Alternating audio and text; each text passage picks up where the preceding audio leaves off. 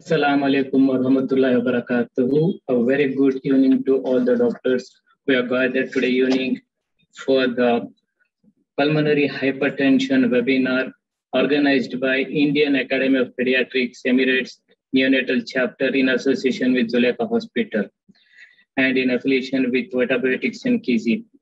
Myself, Tawfiq Ali, Country Business Manager of Vitabiotics Chiesi, would like to go ahead with the program, and to do so, I would like to invite Dr. Rajiv to give the welcome note.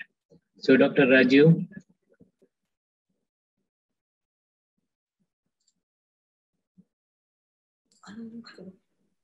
Am I audible, Tawfiq? Yes, doctor, please. I'm clear. So today, friends and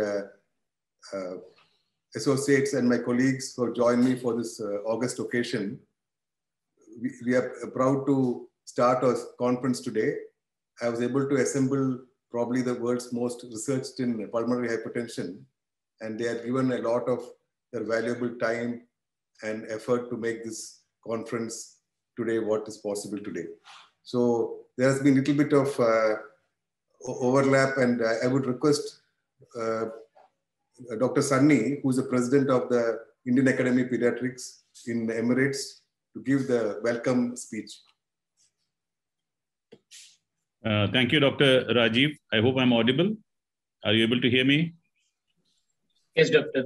Okay. Good evening to all. I know it's good morning in United States and probably late night in India, because the team has managed to assemble almost 1,000. It's 900 plus delegates who have registered for this event. It's a great feat. I think kudos to Rajiv, Dr. Sridhar, and the whole team. I think you all deserve kudos for this particular conference. The topic that you all have chosen is so vital and so crucial that, you know, I was just going through in my postgraduate days when we thought of pulmonary hypertension. It was a matter of months, if not years. It was a matter of months, but science has advanced so much, and there's so much of research gone into it that the diagnostic methods and even the treatment has improved so much that well into second and third decades we can expect people to survive.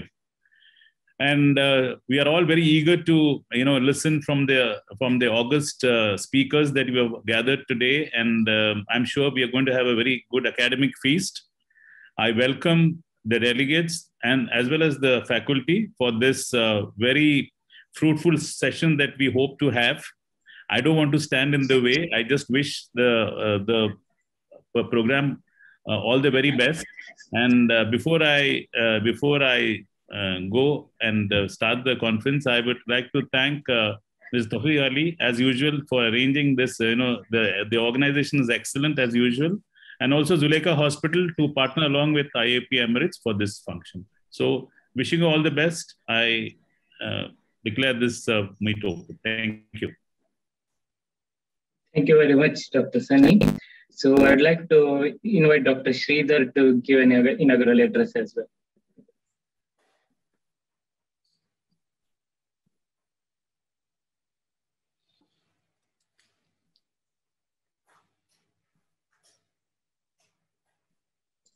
Dr. Sridhar.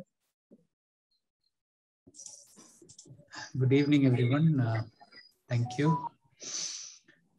First of all, I would like to thank Dr. Rajiv for all the efforts he has put in to maintain the CME and the COVID pandemic. Everyone went into the webinar mode, but he has started this idea a couple of years ago.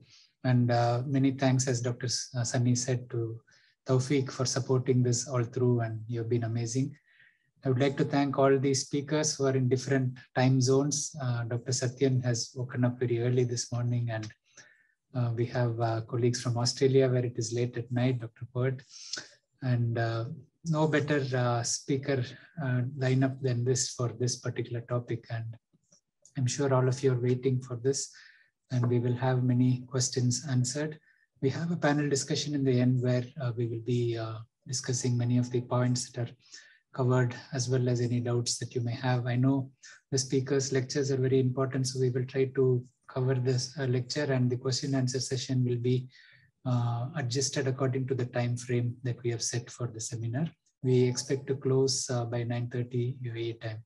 I request all of you to stay through and look forward to an amazing session. Welcome and thanks to all the speakers for accepting the invitation as well. Thank you. Thank you very much, Dr. Sridhar. So, Dr. Rajiv, please, you are mute, Dr. Rajiv. Dr. Rajiv, you are mute. Yes. Can you hear me now? Yes, Doctor, please. Steve Abman will join a little bit later. So Dr. Claude Duvall will start the CME now. Yeah. You can put Claude Duvall as number 1. All right. So, you want me to start, Rajiv? Dr. Khalid, yeah, but Dr. Khalid, if you can just introduce Dr. Claude before he starts.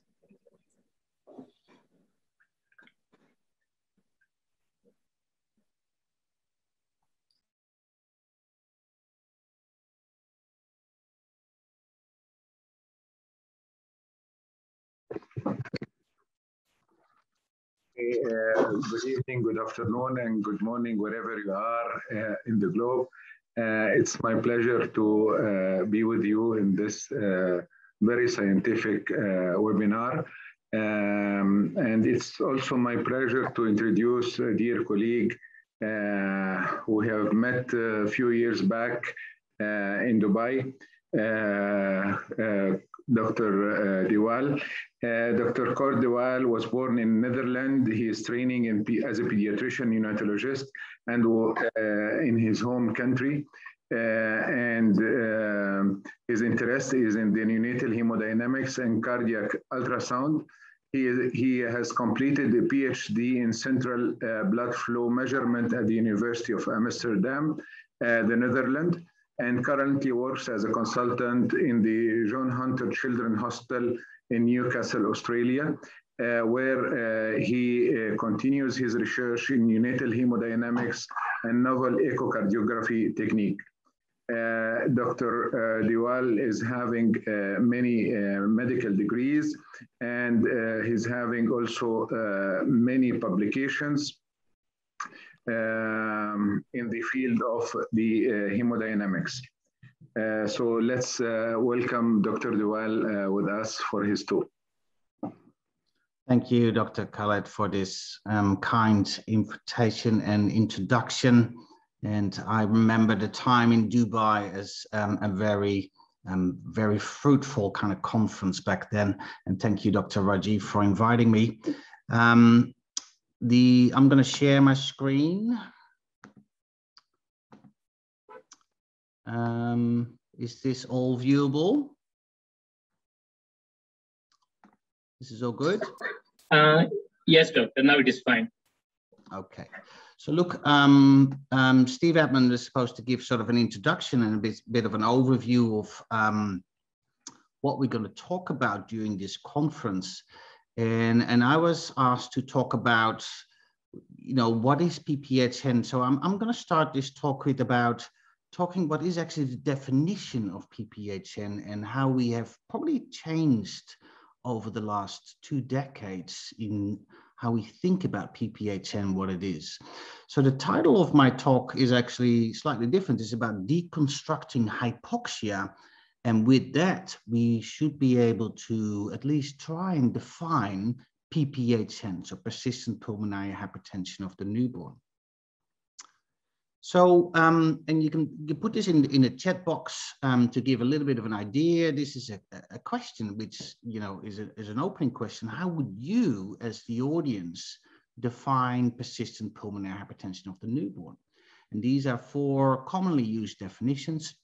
You know, any infant with severe hypoxia, elevated pulmonary arterial pressure, or C, when the normal cardiopulmonary transition fails to occur, or D, a persistent right to left shunt over the patent ductus arteriosus. And if you put some of the answers in your chat box, you can get a little bit of an idea of what people think at the beginning of this presentation of what they think is pulmonary hypertension. We can get back to that in a moment. But I want to illustrate this question because it's a bit of your background where you come from, of what you think about PPHN, and it's based on a case. So this case is, happened a couple of years back. It was actually in Martin Klucko's hospital, one of my colleagues here in Australia. He described a male infant of a reasonable weight, cesarean section at 37+1, poor respiratory effort at birth, had some resuscitation, had some oxygen needs, saturations were a bit marginal, and was transferred to the newborn department with ongoing respiratory distress. A very common story. He got some CPAP, IV fluids, preventive antibiotics were started, and he failed a short trial of high-flow nasal cannula. This was the baby's X-ray, which looked, you know, not very specific either one way or the other. And he was born in a smaller hospital, and because the baby was still on CPAP and in more than 30% oxygen at 4 hours of age, he was transferred by road to a tertiary neonatal intensive care unit. So when he arrived, that took a bit of time. All those transfers in a large country like ours takes a bit of time. He was actually a very labile baby. If you touched him, the saturations would drop, FiO2 increased to 60% persistently, but the blood gas was sort of all right, 736, PCO2 45, PO2 29 is capillary, and a lactate of 3. So the question, I guess, at that point is, does this baby now have PPHN? The baby is hypoxic, that's for sure. He is labile on saturations, on handling, and how can we find this out? And when we talk about PPHN, I think we're not always talking about the same thing. And PPHN or hypoxia, I call this shades of blue, because when we talk about hypoxia, you have hypoxia itself. And the definition of hypoxia is the partial lack of oxygen in blood or tissues. But you also have ischemia, which is actually the reduction or cessation of blood flow to an organ which compromises both oxygen and substrate delivery, which is slightly different than, of course, than hypoxia itself. And when we talk about pulmonary hypertension, there's two forms, particularly in neonatology, where we have pulmonary arterial hypertension, which basically the definition is just an elevated mean pulmonary arterial pressure with a normal pulmonary venous pressure. And you have PPHN, which by most definitions would be described as when the normal cardiopulmonary transition fails to occur. So these kind of different descriptions of hypoxia or PPHN and all that is related to it can make talking about a case sometimes a bit difficult. If you go back to hypoxia itself, or the oxygen balance is, of course, the balance between oxygen consumptions, which you see on the right side of your screen, versus oxygen delivery. Oxygen delivery is the cardiac pump function, gas exchange in your lungs, hemoglobin, which delivers an arterial oxygen content. And then the oxygen consumption is decided by the cells, their demands, disease states, consumption rate, but also the amount of oxygen they can extract, which then at the end delivers a venous oxygen content. So this balance between oxygen consumption, oxygen delivery, and also oxygen extraction is something which we then as clinicians have to define where the problem lies. But the differential diagnosis of hypoxia then thus also includes any component of oxygen delivery, oxygen extraction, or oxygen consumption. And us as clinicians at the bedside, I don't think we have all the tools to evaluate each individual component. And I think that in history has led to sort of a misleading nomenclature or names for newborns with hypoxia. If you look back in the books, you will find the term hypoxic respiratory failure mentioned. And on the other end, you find persistent pulmonary hypertension of the newborn. But I think these two have a large overlap into what they actually describe. All the terms were persistent fetal circulation or pulmonary hypertension. So if you try to define PPHN as what currently is most used, when the normal cardiopulmonary transition fails to occur. Then we first have to start with what is the normal cardiopulmonary transition. Well, normal would mean a significant drop in pulmonary vascular resistance, or PVR, and an increase in pulmonary blood flow. And over the years, I've had sort of a love-hate relationship with this particular definition, but I must admit, in the last couple of years, particularly with more information and more research coming about, I tend to love this one more than I hated it back in the past.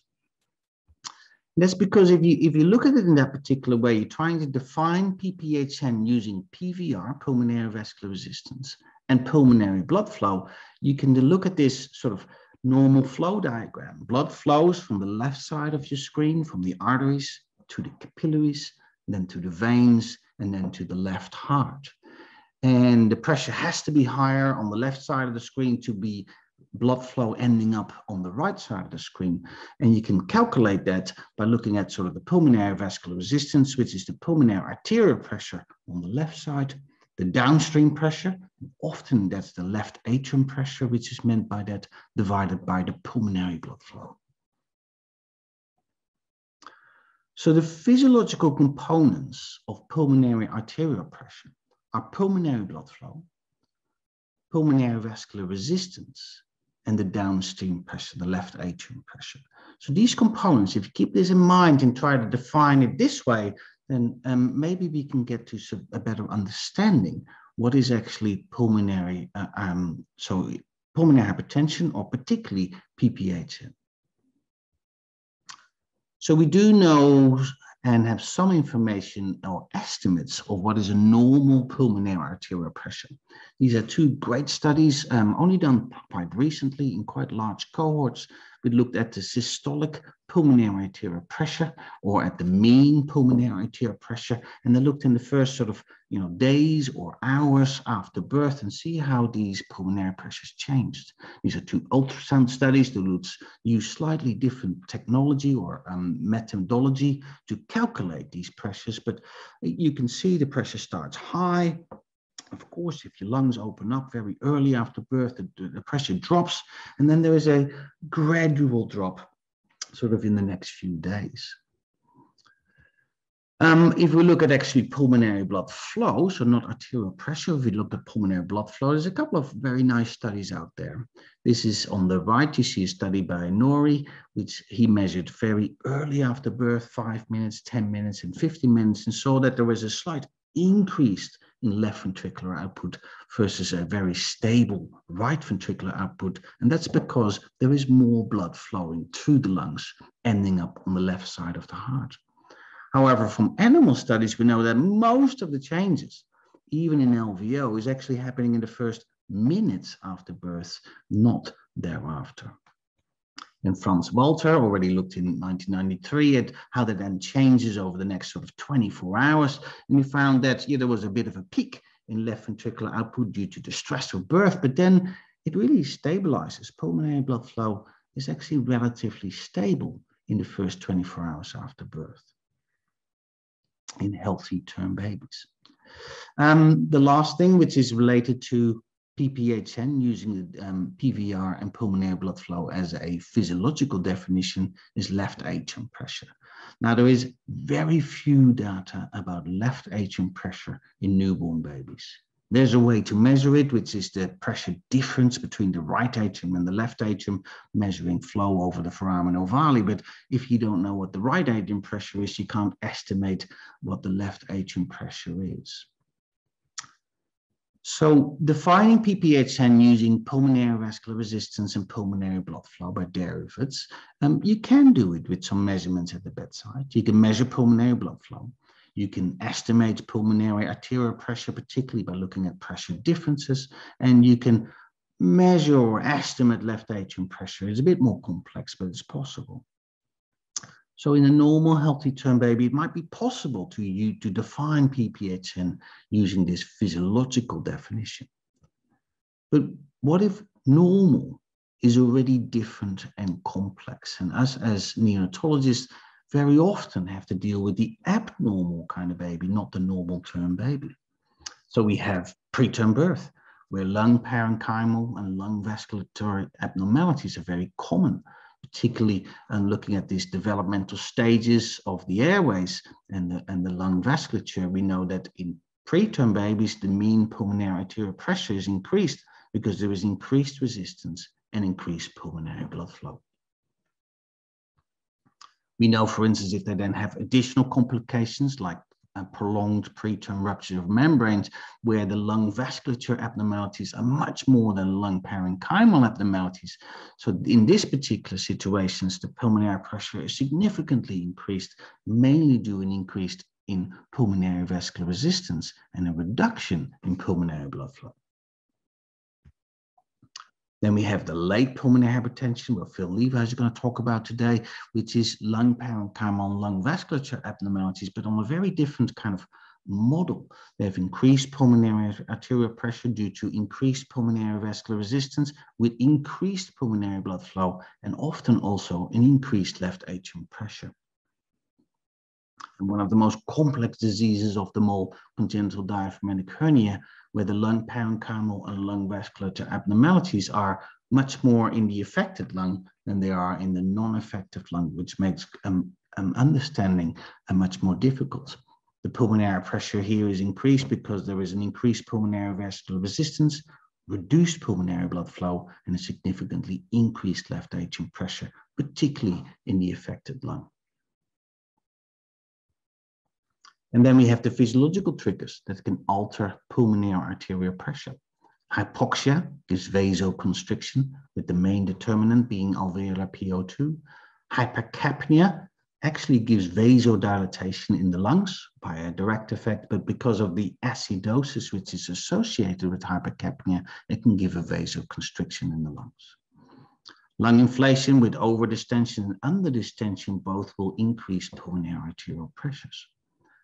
So if we look at PPHN and what can cause PPNNs and how variable it is in our population, I think PPHN is often a mixed bag of different diseases which we try to classify into one category, PPHN, but that might not be the most efficacious way of dealing with this very complex disease. So we know that PPHN is difficult to define. And on top of it, it's a dynamic process because it changes from hour to hour, and it has various underlying causes and contributors.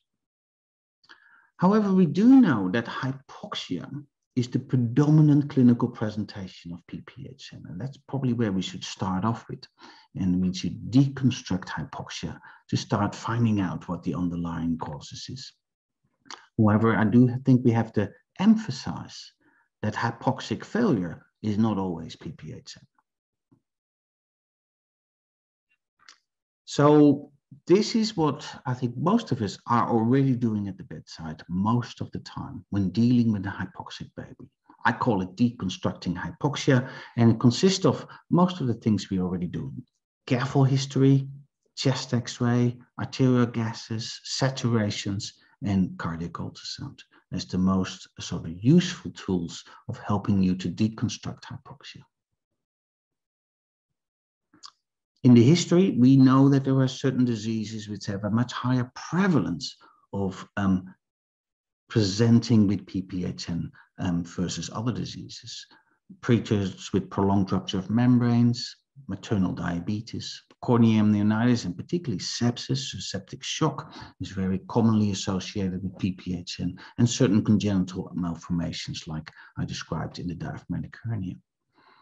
And there are clinical signs like meconium at birth or blood loss, birth asphyxia, but also the disease timeline, which can tell you a bit if this is most likely going to be PPHN versus other diseases which give hypoxia.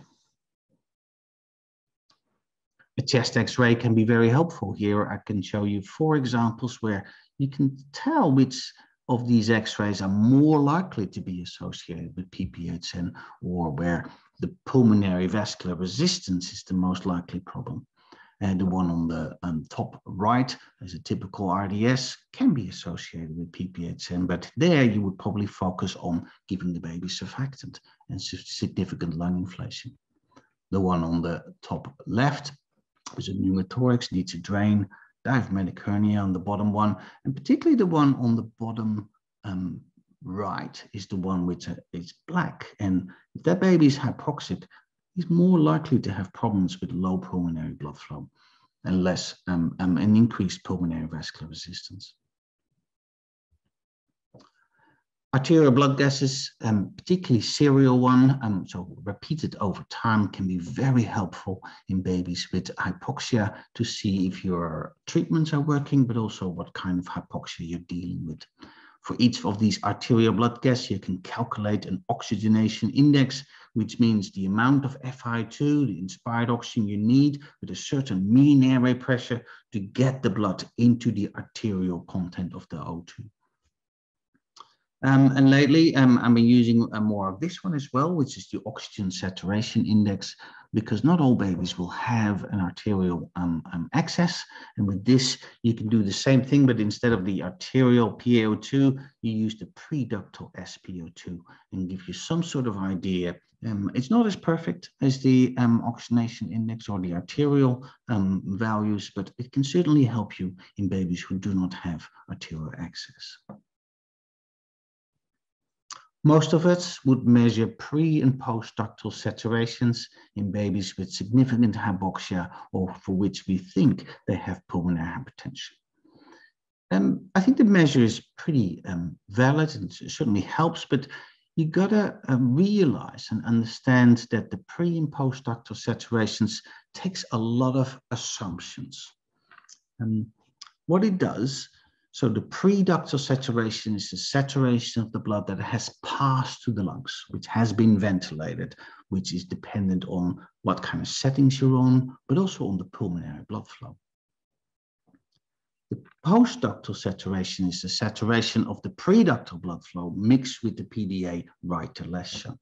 So it depends on shunt size and right ventricular afterload. So I guess couple of important parameters which you can see here, which these measurements sort of assume. It assumes that your right ventricular function is the same as your left ventricular function, which is often not the case in severely hypoxic babies. The second, it assumes that the ductus arteriosus is open. And surprisingly, some of these babies, even within 24 hours, will have a closed ductus arteriosus. So although I think this is a valid parameter, it does take a lot of assumptions in sick babies, which might confuse instead of help you. The most important confusing factor in this one, if you have severe hypotension, systemic hypotension, this parameter will not be helpful at all. The last parameter which has been coming up, and that's why I was teaching that in Dubai on my last visit over there, was about cardiac ultrasound and the use of cardiac ultrasound in babies with hypoxia.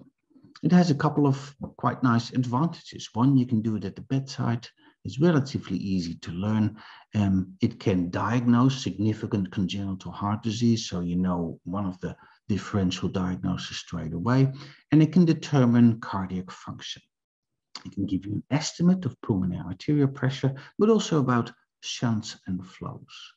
Because I think one of the limitations of cardiac ultrasound, how it used to be used, is only giving you pulmonary arterial pressure. But actually, we need to know much more if you want to understand hypoxia. This is a great slide by Jane from Canada, who showed sort of what PPH10 hemodynamics would look like. It starts with an increased pulmonary vascular resistance, as we had found in the definition. That will have an effect on the right ventricular systolic and diastolic function, and that will then steer the shunts and the direction of the shunts. If there is less blood going to the right ventricular outflow tract, you get less pulmonary blood flow, which means you get less left ventricular preload, which can lead to left ventricular dysfunction and lead to systemic hyperperfusion and shock. So if you look at this slide and you go like, oh, what do I need to know if I want to do an ultrasound to look at PPHN? You actually need to collect quite a lot of information. You need information about pressure. You need information about shunts. You need information about blood flows, right-sided and left-sided, and you need information about function, right ventricular function and left ventricular function. And lately, we have been even separating this between systolic function and diastolic function. These are some of the examples of what kind of parameters you measure. We do estimates of right ventricular pressure, looking at the septum between the left and the right, looking at the TR jet velocity, which is the pressure difference between the right atrium and the right ventricle. Then we look at right and left ventricular flows and volumes, the right ventricular output and the left ventricular output. And in babies where we can look at shunting, particularly ductal shunting, which is the pressure difference between the pulmonary arterial pressure and the systemic arterial pressure. And you can look at the foramen ovale, which is the left atrium pressure and right atrium pressure difference. And lastly, you can look at the function. The two most used parameters and easy to use parameters which look at longitudinal cardiac function is the TAPSE on the right, which is displacement of the annulus from the base towards the apex, or tissue Doppler velocities, again, from the annulus working towards the apex. So once you have collected this information about history, x-rays, blood gases, saturations, and cardiac ultrasound, you can then sort of make up your mind and think, okay, what is the predominant factor in this particular case causing hypoxia? Was it cardiovascular? Was it more lung parenchymal, or is it more lung vascular? Because if you have sort of that in your mind, you can look at a little slide. So this is what a typical RDS would look like. In preterm RDS, most of it is lung function, lung distension. There is increased pulmonary arterial pressure, which is usually a smaller component in most of these babies, and most of them will have a normal or relatively normal cardiovascular function.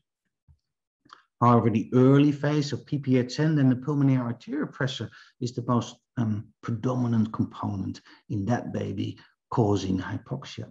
There will also be some lung function, lung distension abnormalities, and more often than not, there will be some cardiovascular dysfunction. So if we go back to the case I presented, there was this male infant, 2,600 grams, 36 weeks, and he was now 18 hours old. He was on CPAP, but with labile, on handling. His FR2 went up to 60, sometimes up to 80%. His repeat X-ray showed some abnormalities, but not that many. And he had a significant, he had not significant work of breathing, and his CO2 was stable. But he was hypoxic with increasing oxygen. So what would be the predominant cause in this particular baby of his hypoxia? We looked at his blood pressure, which was borderline 43 and 25 millimeters mercury for a term baby or a near-term baby with a normal lactate. And we did an ultrasound. Well, with ultrasound, there was a raised pulmonary arterial pressure of 48. There was significant shunting taking place over the ductus arteriosus with 70% right to left shunting. But his cardiac function, right and left, was reasonable with also low to normal blood flows. So if you then think about this case and think about what will be the predominant factor causing hypoxia in this case: lung parenchymal, lung vasculature or pulmonary arterial pressure, or cardiovascular function. And in this particular case, if you want to make that little pie I made, then you have to think about the pulmonary arterial pressure probably as the predominant case. So go post in the chat if you would like. If you think about this case, and you think about what the predominant factor is, how would you then treat hypoxia in this particular case? And we generally have a couple of tools in our at our disposal to treat babies with hypoxia. One and the A is first mechanical ventilation, start some nitric oxide, and then give some ionotropes or vasopressor. And B, start nitric oxide first, then ionotropes, and then mechanical ventilation. On C, mechanical ventilation first, then ionotropes, then nitric oxide. On D, ionotropes first, then mechanical ventilation and nitric oxide. So type into what you would most likely start in this particular baby. Let me have a look at the chat. Not sure if I can see the chat or the post into the chats, but I'll give it a little bit of time. Maybe it's in Q&A. Not sure. All right, I will continue on this case. Because if I look at this case, then I think this is a typical case of pulmonary hypertension, where the pulmonary arterial pressure is the predominant cause of this baby having hypoxia. Cardiovascular function was reasonable, and even the blood pressure was a little bit low, and lung function probably could use some support as well. But if this is the case, I would start nitric oxide first before I would focus on inotropes, vasopressors, or mechanical ventilation. So I think it's an important aspect, which also has changed over time, that we should start the treatments which we think will most benefit the baby, not necessarily start a treatment to deliver the other treatments. Because if you think about this timing, I think the early diagnosis and treatment of hypoxia, which is predominantly caused by lung vascular components, may reduce the likelihood of escalating treatment for lung parenchymal diseases. And what I'm saying here is that when I was trained, it was actually quite common to start mechanical ventilation for pre-PHN and then increase the amount of support you give if the baby remained hypoxic. So you would actually increase your respiratory support, even though the underlying cause was an increased pulmonary vascular resistance. And I think mechanical ventilation, although very suitable for a lot of our babies, mechanical ventilation is a package of care. It gives positive intrathoracic pressure, which reduces venous return. It reduces the systemic vascular resistance. You often start it with sedation. It often comes with umbilical lines. It's a whole package instead of just giving positive pressure ventilation.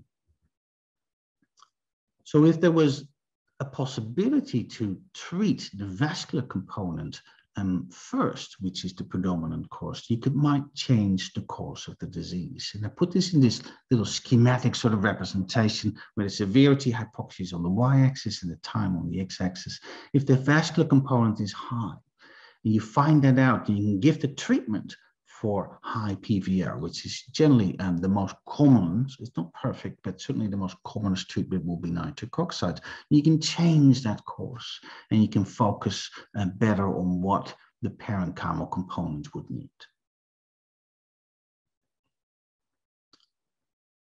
So what I'm describing is that you should choose the right treatment for the predominant pathophysiology. I do think that timing of that treatment or when you find it is essential. If you wait way too long, if you look at the old trials on nitric oxide, for the average time they started it was day 2 or day 3 sometimes, and it wasn't always that effective if you started it that late. However, I do want you to realize that most of the pathology with hypoxia we treat is dynamic.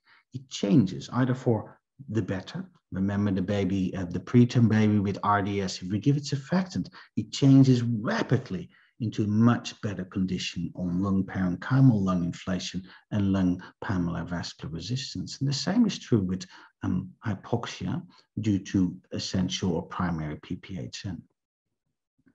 And secondly, you have to consider the sequence of the treatments and adjust to the changes. And I will show you some examples how I think about that. So for instance, in hypoxia and RDS, where lung function, lung distension is the most important parameter causing the hypoxia, I would start lung inflation and lung distension, surfactant, and treat the lungs first. And then if you still have hypoxia with increased pulmonary arterial pressure, consider using nitric oxide. In babies with hypoxia and birth asphyxia, and there's a group in Canada who did extensive research on this and found that these groups have a very high rate of cardiovascular dysfunction, not only on the left side, but predominantly also on the right side, which then contributes together with the acidosis to pulmonary arterial pressure raises, or PPHN. So in these particular situations, you first need to treat the cardiovascular dysfunctions before you consider treating high pulmonary vascular resistance. And the last and the more difficult kind of disease, this is a slide by Nair, which I think describes the hemodynamics and the dynamic nature of babies with congenital diaphragmatic hernia very well, that the initial phase of left ventricular dysfunction and pulmonary venous hypertension can be treated with cardiovascular medications first before you should consider nitric oxide. So what I'm suggesting and what I'm proposing, and hope will be a nice starting point towards the rest of this seminar of looking at pathophysiological treatment. So I showed you that the pulmonary pressure, the mean PIP, can be raised due to different components. It could be raised resistance, the raised pulmonary vascular resistance. If you have raised pulmonary vascular resistance, that's the main cause for your increased pulmonary arterial pressure. That responds mostly to nitric oxide and other medications. However, if you have an increased left atrium pressure, which could be due to left atrium problems itself, but mostly due to left ventricular dysfunction, you're probably better off treating that particular aspect first with medications or vasoactive medication. If your pulmonary pressure is raised due to increased pulmonary blood flow, I'm actually not too sure what the treatment is. This is what we often see in sepsis with warm shock, where there is increased pulmonary blood flow as the main cause for the PPHN or the raised pulmonary arterial pressure. I actually think that probably mechanical ventilation might be a very good solution for that one. So I'm going to close with a couple more slides. So what we're doing is we start with diagnosing the physiology in babies with hypoxia. After you find the predominant pathophysiology, you target your treatment that way. And then, of course, you have to monitor the response. After monitoring response, you can adjust your treatments and you go sort of around and round in this particular process. And we found that babies, sick babies with hypoxia often get this assessment and changing in treatments quite a couple of times in the first few days of life. So this is my last slide. Deconstructing hypoxia, defining PPHN. Well, defining PPHN, what we're going to talk about in the rest of this seminar, can still be difficult. You'll probably hear different people giving different ideas of how they want to address the term PPHN. However, I do think that deconstructing the main feature of PPHN, which is hypoxia, using history, clinical, cardiac ultrasound parameters, that can help target treatments to the actual pathophysiology and maybe and hopefully modify the expected disease course. Well, thank you so much for your attention. I think we have some time for some discussion.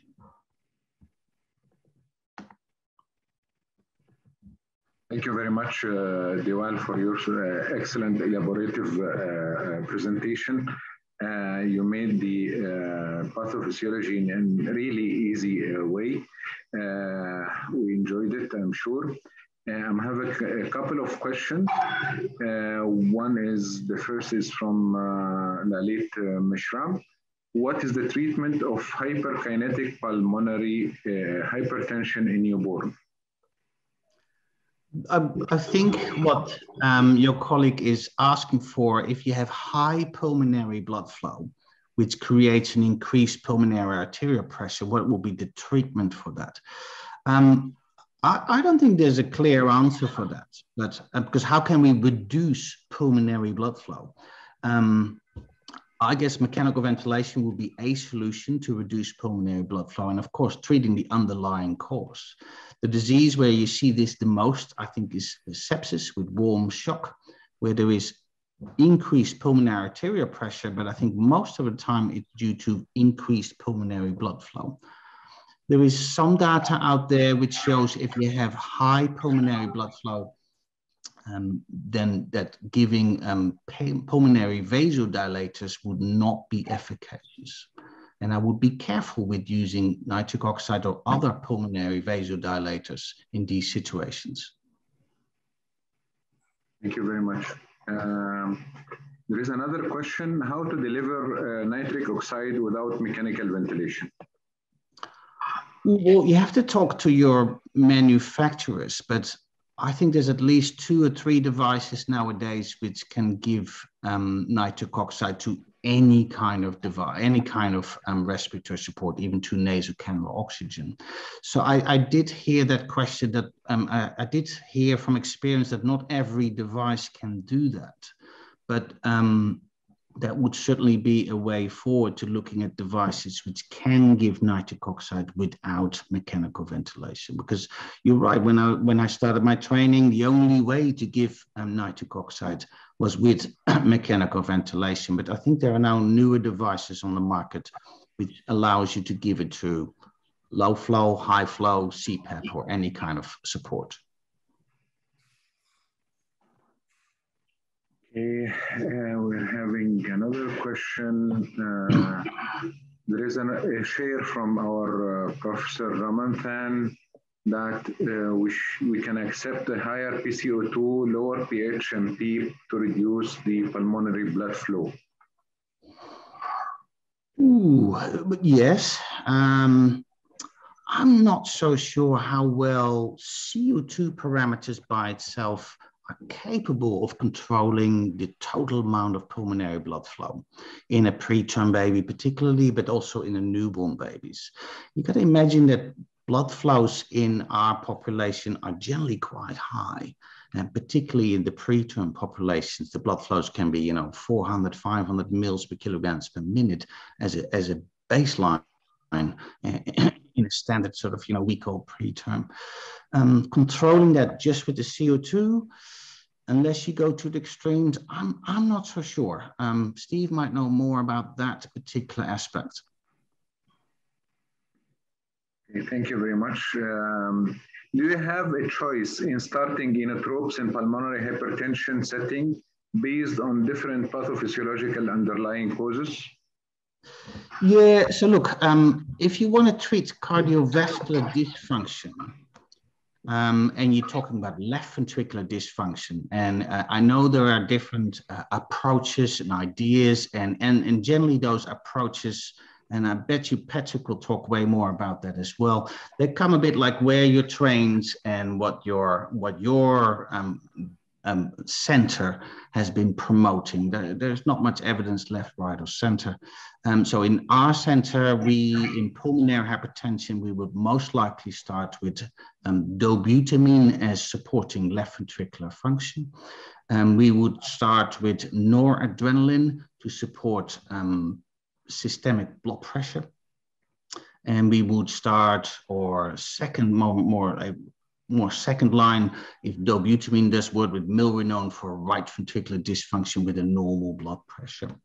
We have a little bit less experience with vasopressin. I know the Canadian groups have, and Patrick has much more experience with vasopressin, and I've been playing around it lately a little bit more. I think it is certainly a drug which can be used under certain conditions. I guess maybe it's not the drug which is the most important part. Maybe it's what you're trying to achieve.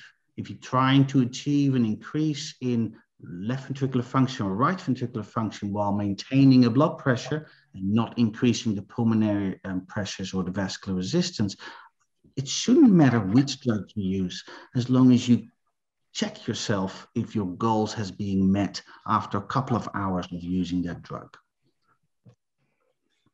Thank you very much. There is more questions are coming. This shows that the session is really high standard. There is excellent, sir. What should be the target pre-ductal and post-ductal saturation in pulmonary hypertension? Ooh. That is not an easy question, I think. We tend to still use the same saturations as we do in any baby, which is between 90 and 95. We don't have any particular values like higher or lower. I do pay special attention to the arterial O2s if those are available to us, to not go too high. I think that's important, to not go too high with your PaO2s. Okay, thanks, Aline. And with such a dynamic situation, such pulmonary hypertension, it is better to initiate mechanical ventilation as early as possible. The situation later may become irretrievable.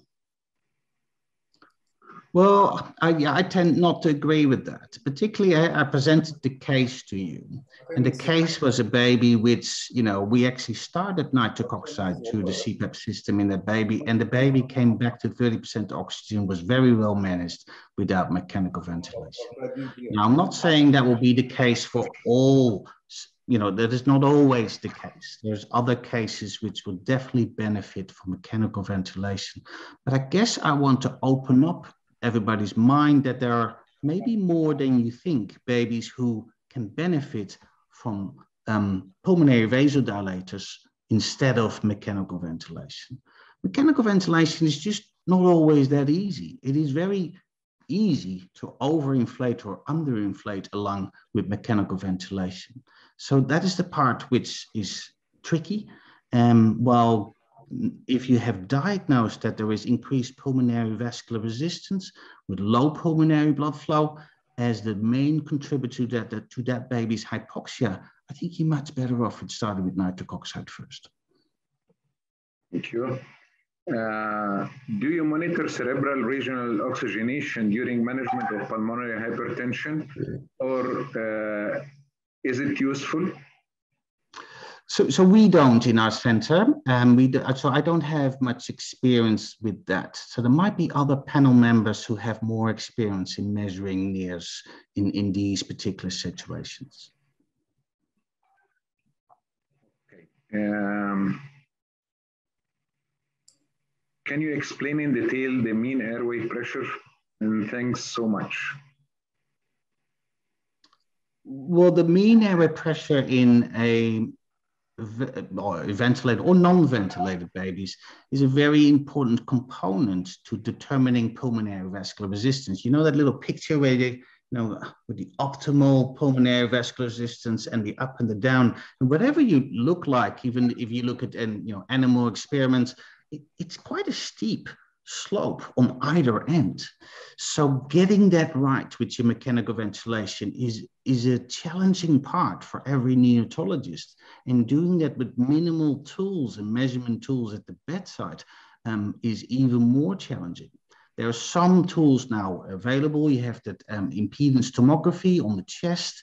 You have the RIP bands, which measure the chest distension. And although they are, I think they're still in the experimental phase in newborns. They're coming along in adults much more. I think you can buy a machine which measures the electrical impedance and shows you which areas are at least having more gas than fluid. But I think we're not there yet of doing that well in our newborns. Thank you. Last question from here. Any role for selection? Yeah. We are ahead of it. Time is up, Dr. So I think we have to move on to the next lecture. Sorry to interrupt.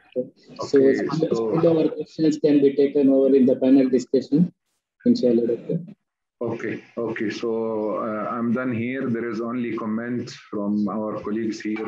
Thank you very much for the very informative presentation, especially the analytic way of diagnosing the problem. This is from our colleague, Dr. Mahmoud Al-Khaliq. Others are telling excellent class, and thank you very much, Kurt Dewal. Thank you.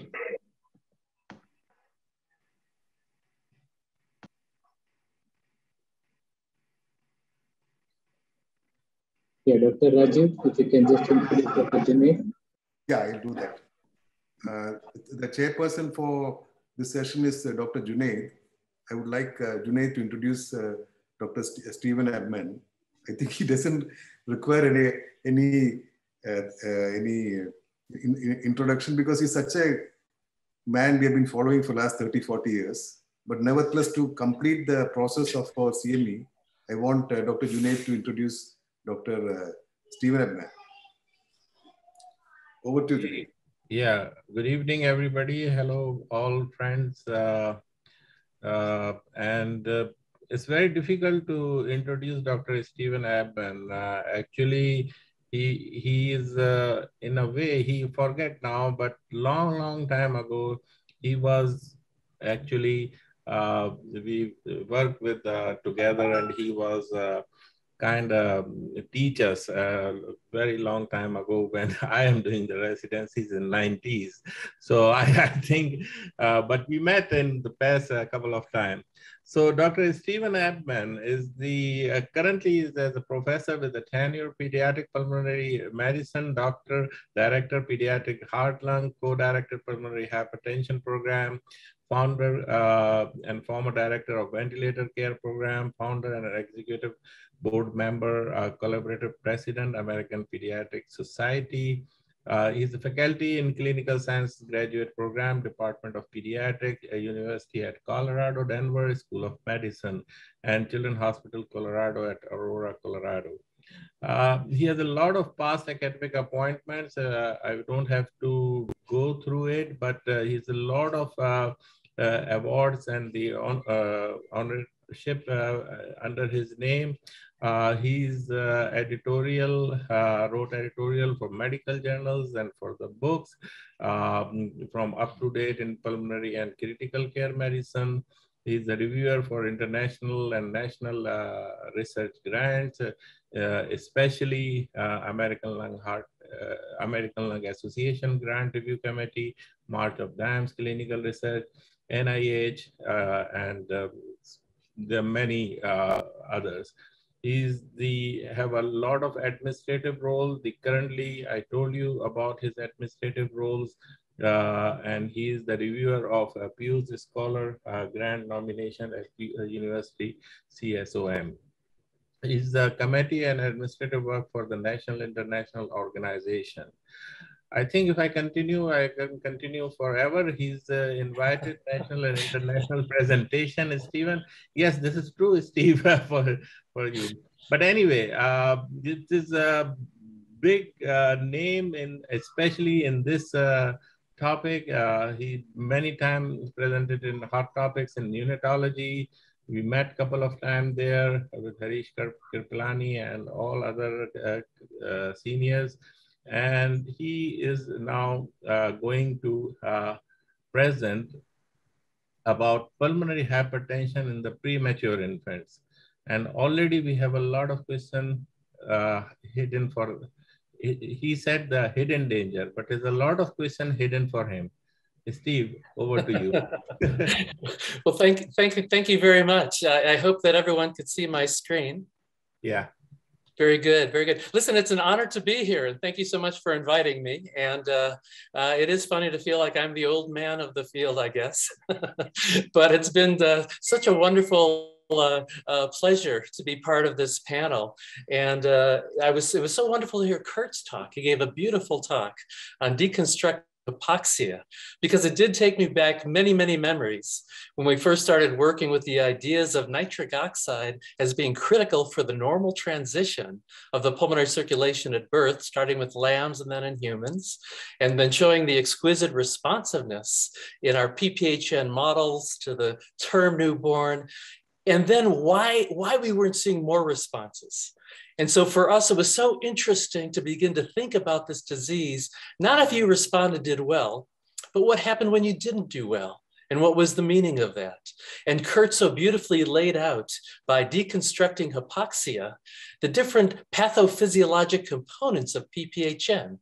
We call them the three spheres, you know, the heart, the lungs, and the vessels, and how management of each of those is so important in terms of understanding them.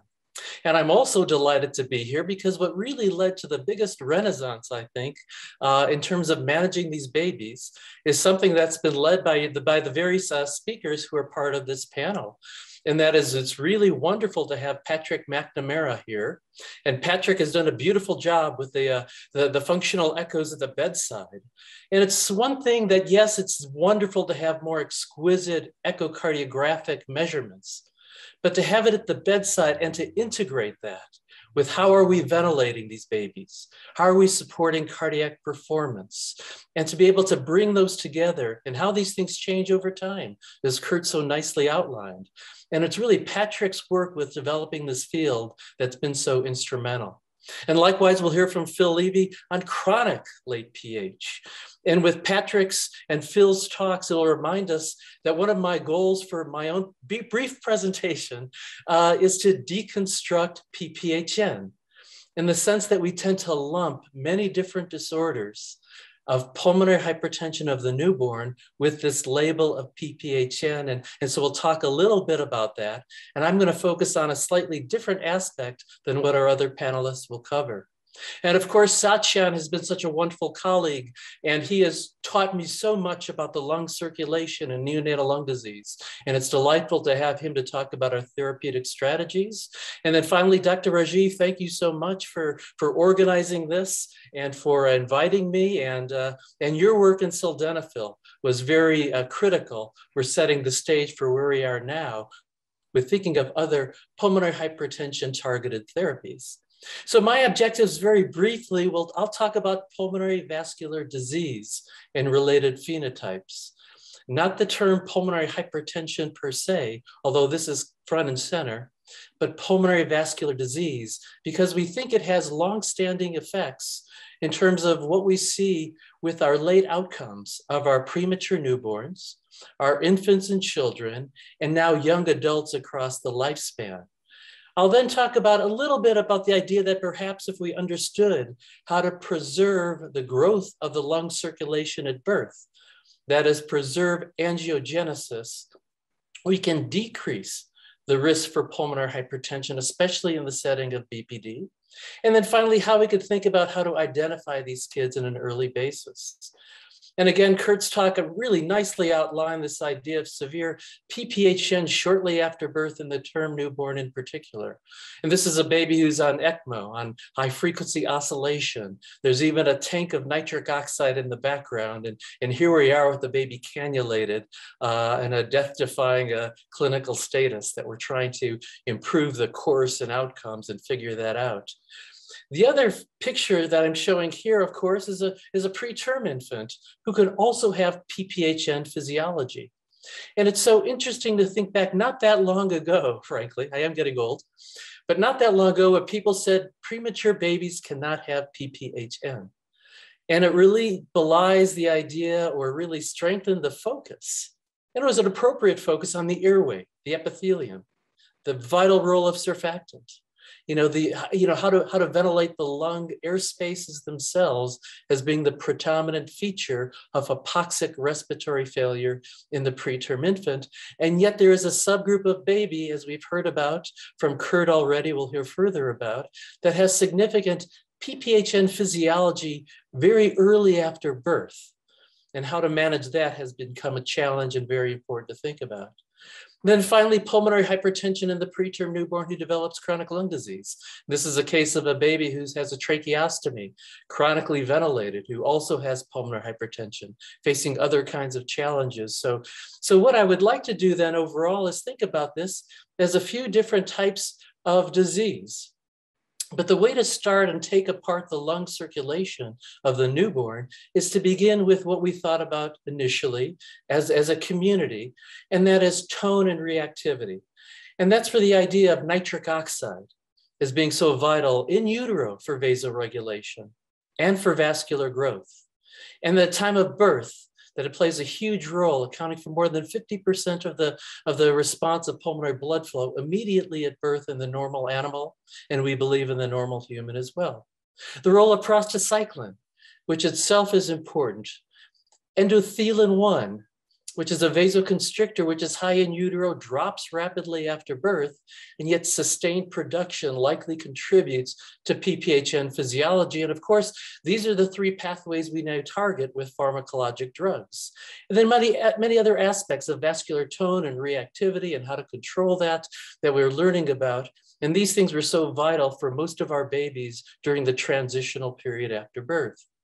We also know that vascular remodeling could be there. And it can be there early, not simply in the term newborn with severe PPHN, but even in the preterm infant.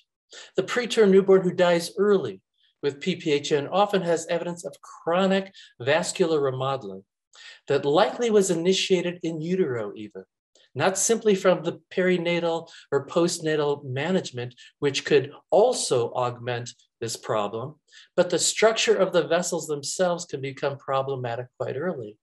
And then finally, the idea of growth, vasculogenesis and angiogenesis, has been increasingly recognized as being diminished with preterm birth itself, because remember, in late gestation, that's when the vessels grow and proliferate, even before or with the alveoli, and we'll talk a little bit about that.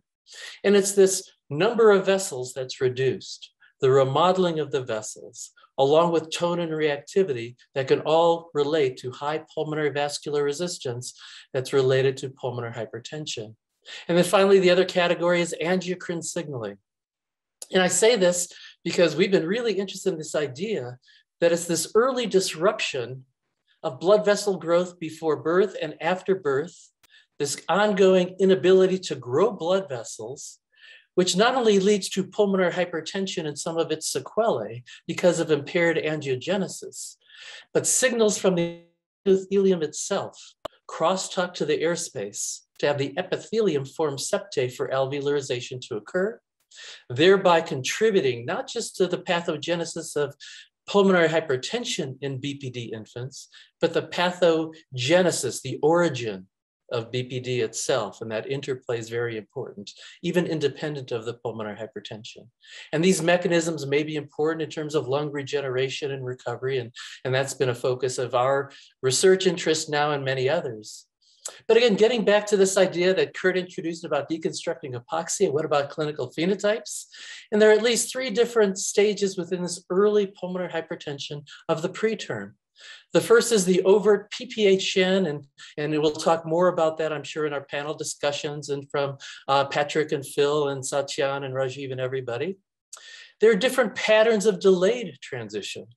That is, even if there isn't significant extrapulmonary shunt causing hypoxia, Husnan Mirza, for example, and others have shown that by echocardiogram, there's this stuttering drop in pulmonary artery pressure and resistance that occurs at different rates and sequelae, and that those speak to risk for late pH, poor outcomes, and other problems as well, even as readily as PPHN causing hypoxia. And so it's an important concept. And then finally, some other work in which the early echo findings of an abnormal estimated pulmonary artery pressure by echocardiogram is a biomarker predicting late outcomes. In other words, even if it's a modest change by echocardiogram, if you did research and got an echo at day 7, I'll show a little data, this predated and predicted those infants who would be at most risk for severe BPD, late pulmonary hypertension, and even respiratory symptoms in childhood. So at least 3 different aspects to think about when we think about what the pulmonary circulation is undergoing during this window. Late pulmonary hypertension, we'll hear much about this, that is evolving BPD or established BPD, where you have persistent high levels of respiratory support and supplemental oxygen. Is there a pulmonary hypertension problem contributing to this? Recurrent cyanotic spells, or an echo that's abnormal at 36 weeks corrected age when we make the diagnosis of BPD, and we find something by echo that has implications, and what should we do about it? And then finally, after NICU discharge, we sometimes see these babies during our follow-up clinics or with a viral illness and they're readmitted to the hospital. And finally, work that I call sustained pulmonary vascular disease, or PVD, across the lifespan. And we'll hear a little bit, I hope, from Phil about this, because he set the stage for many of these concepts. Phil and Kara Goss and Adam Lewandowski and others have shown that older children and young adults have pulmonary vascular findings that are leading to pulmonary hypertension early and may lead to adult disease that's under the radar. Likewise, the cardiac structure and function is altered by premature birth. And Phil will talk more about this, and he's done a beautiful job in this field.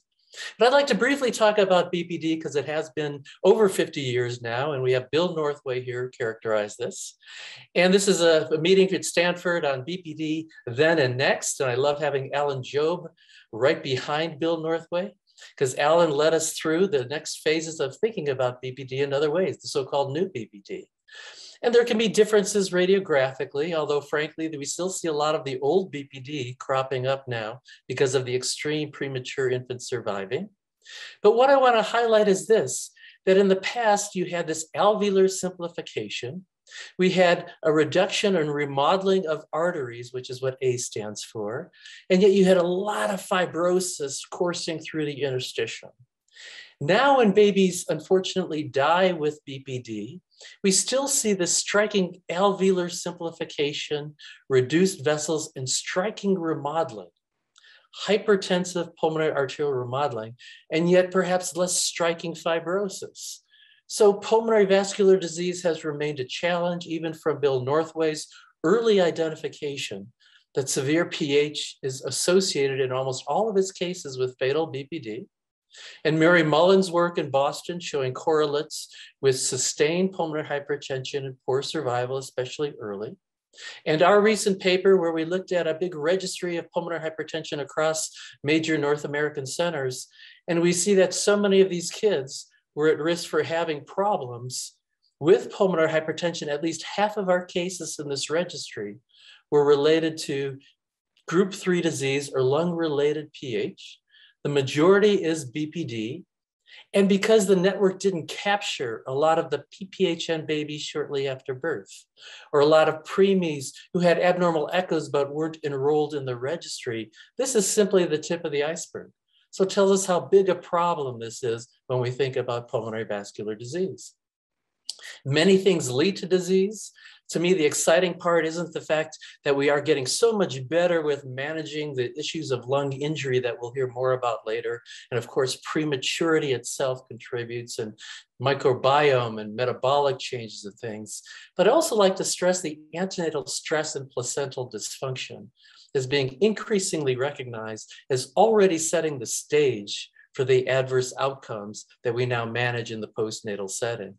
And that these things affect the lung circulation by leading to changes in vascular function, meaning tone and reactivity, structure, meaning the remodeling I spoke of, and decreased growth, meaning the impaired angiogenesis. And very briefly, clinically, we did a prospective study getting echoes on a cohort of prematurely born babies. And at day 7 of life, when we got an echo for the research study, not because they necessarily needed it clinically or anything like that, abnormalities as subtle as septal flattening at day 7 of life were strongly associated with risk for BPD severity, as well as risks for late PH at 36 weeks, meaning weeks later, we could find that this simple finding co-traveled with risks for having late PH, severe BPD, and late respiratory outcomes during the first 2 years of life. That as we squabble over what we should define BPD as, and we could talk more about that, but certainly if you have more ER visits, higher asthma admissions, respiratory hospitalizations for any reason, certainly having signs of pulmonary vascular disease early was associated with that risk. So early PH has been associated by others as well with having higher mortality in preterm infants who then went on to have BPD, longer ventilation, and this is work from Rob Simkin. Similarly, the Children's Hospital Neonatal Consortium found something similar.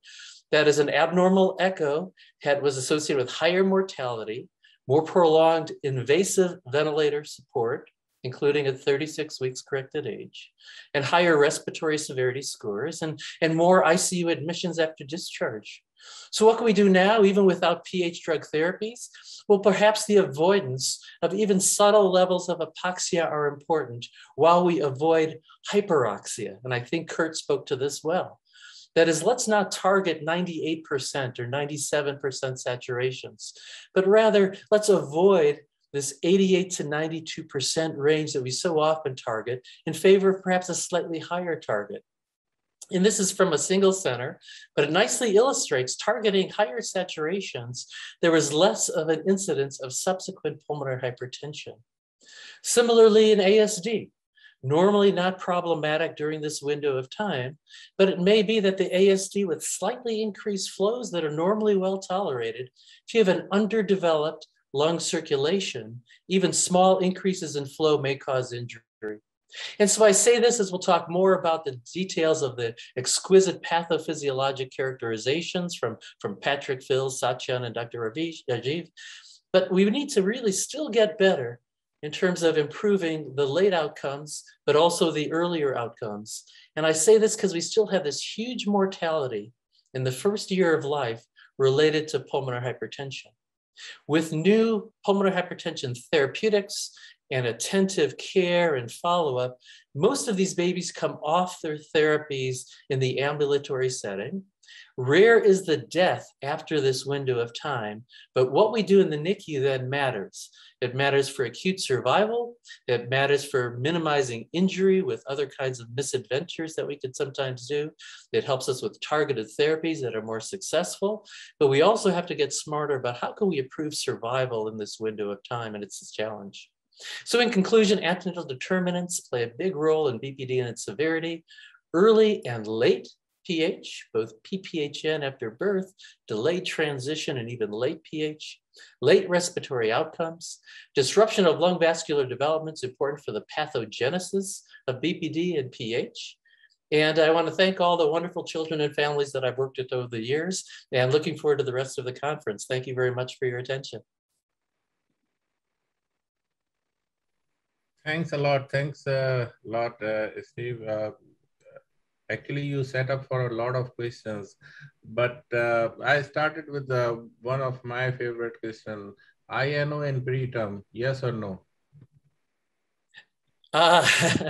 Again, here's where phenotyping makes a difference. Yeah. And here's where, and we'll hear more about this, physiologic phenotyping, partly what Kurt said, what we're going to hear from Patrick.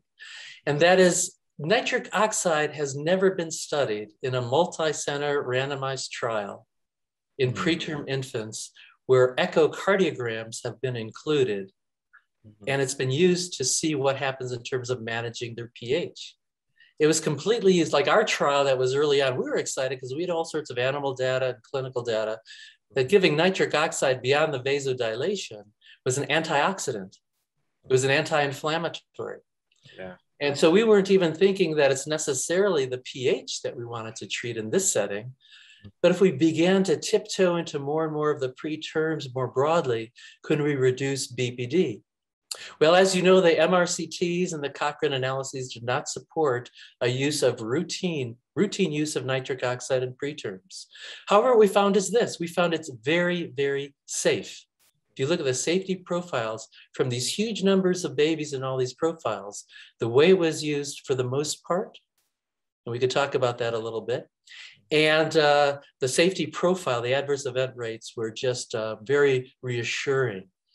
What we found in our own study is if you pre-assigned preterm babies according to gestational age, we actually saw a 50% reduction in BPD if you took the bigger baby, the 1,000 to 1,250 gram baby. Now, this is a while ago. Things have changed, of course. Yeah. Roberta Ballard did a study where she took babies who were a little bit older. And she saw some remarkable findings. But those things really just highlighted the need to focus on subgroups of babies. And the final piece of this is a more recent work from the Pediatrics Network. And these are data that was put in a data set based on diagnostic codes. They did not require echoes. They did not require pre-post ductal saturations or anything to any degree. But were you labeled as having lung hypoplasia, being premature? Were you labeled as having PPHN? And if you took the babies who had both of those elements, the ones who were treated with nitric oxide, there was a signal suggesting a 30% improvement in survival. Yeah. The numbers were too small to reach statistical significance. Yeah. But rather than saying nitric oxide failed in PPHN management in the preterm, I would say, wow, this is a hopeful sign. And if we had the ability to do a study with an open mind. We all have religion now, right? About who gets nitric and who doesn't. And so I don't know if we could do a randomized trial with placebo anymore.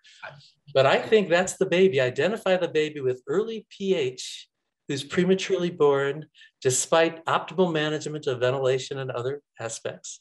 Randomize those babies and see.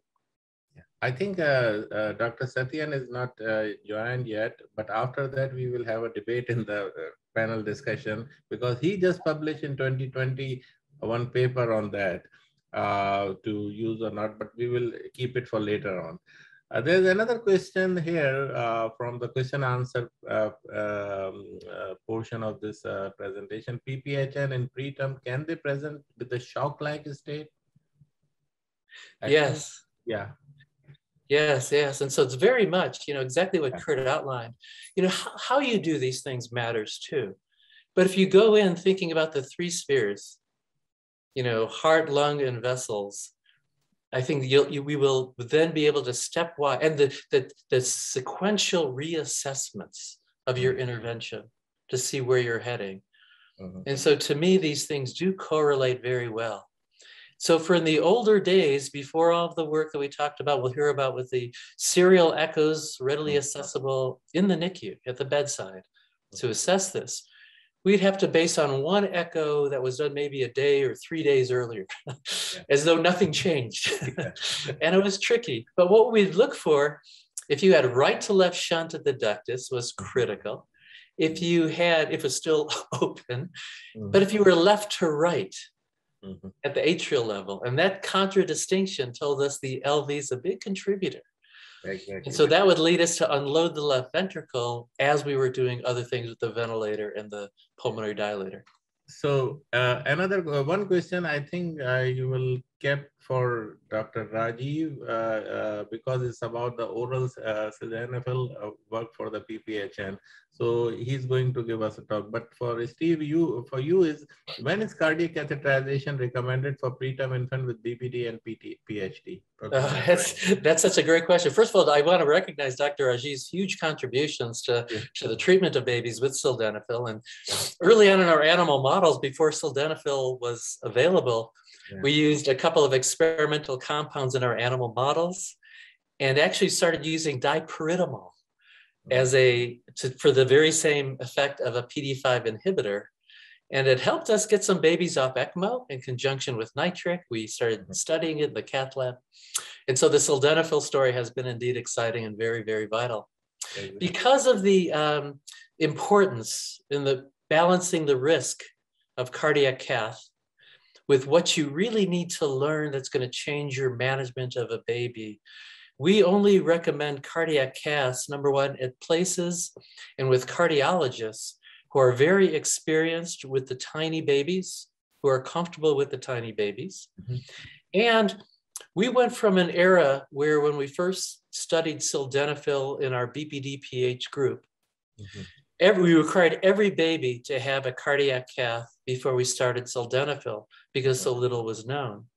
100% of our babies. They had wonderful responses to sildenafil. They had great clinical outcomes. We only had a couple of deaths in those babies, and they were from respiratory failure and one from severe sepsis, but not from pulmonary hypertension progressing. But then when I look at the most recent series on sildenafil from Columbia University in New York, Usha Krishnan did a beautiful job with that. And what Usha shows is, again, wonderful responsiveness to sildenafil, very few adverse events, but they only cath 15% of their babies at any time in their course.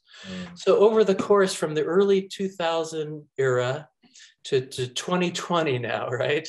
This philosophy has changed because of our comfort with sildenafil, our experience with sildenafil. So we don't feel you should do a cardiac cath to initiate therapy, but the echo, if it tells you there's certain harbingers, predictors, a sick left ventricle, or if you give it empirically and see edema or no response, you worry about LV dysfunction or pulmonary venous disease or other kinds of things. Pulmonary vein stenosis comes up later in the course, of course. So I think one has to worry about it, but save it for those babies with specific reasons to figure out how much of their pH is from high flow, How much is from LV dysfunction? How much is from pulmonary venous disease? And that's who we select this the cath for now. So, Steve, we are running short, but one is very interesting question I have to ask you. And this is really, people are thinking so far, does the anti-VEGF treatment for ROP prevent angiogenesis in the lung?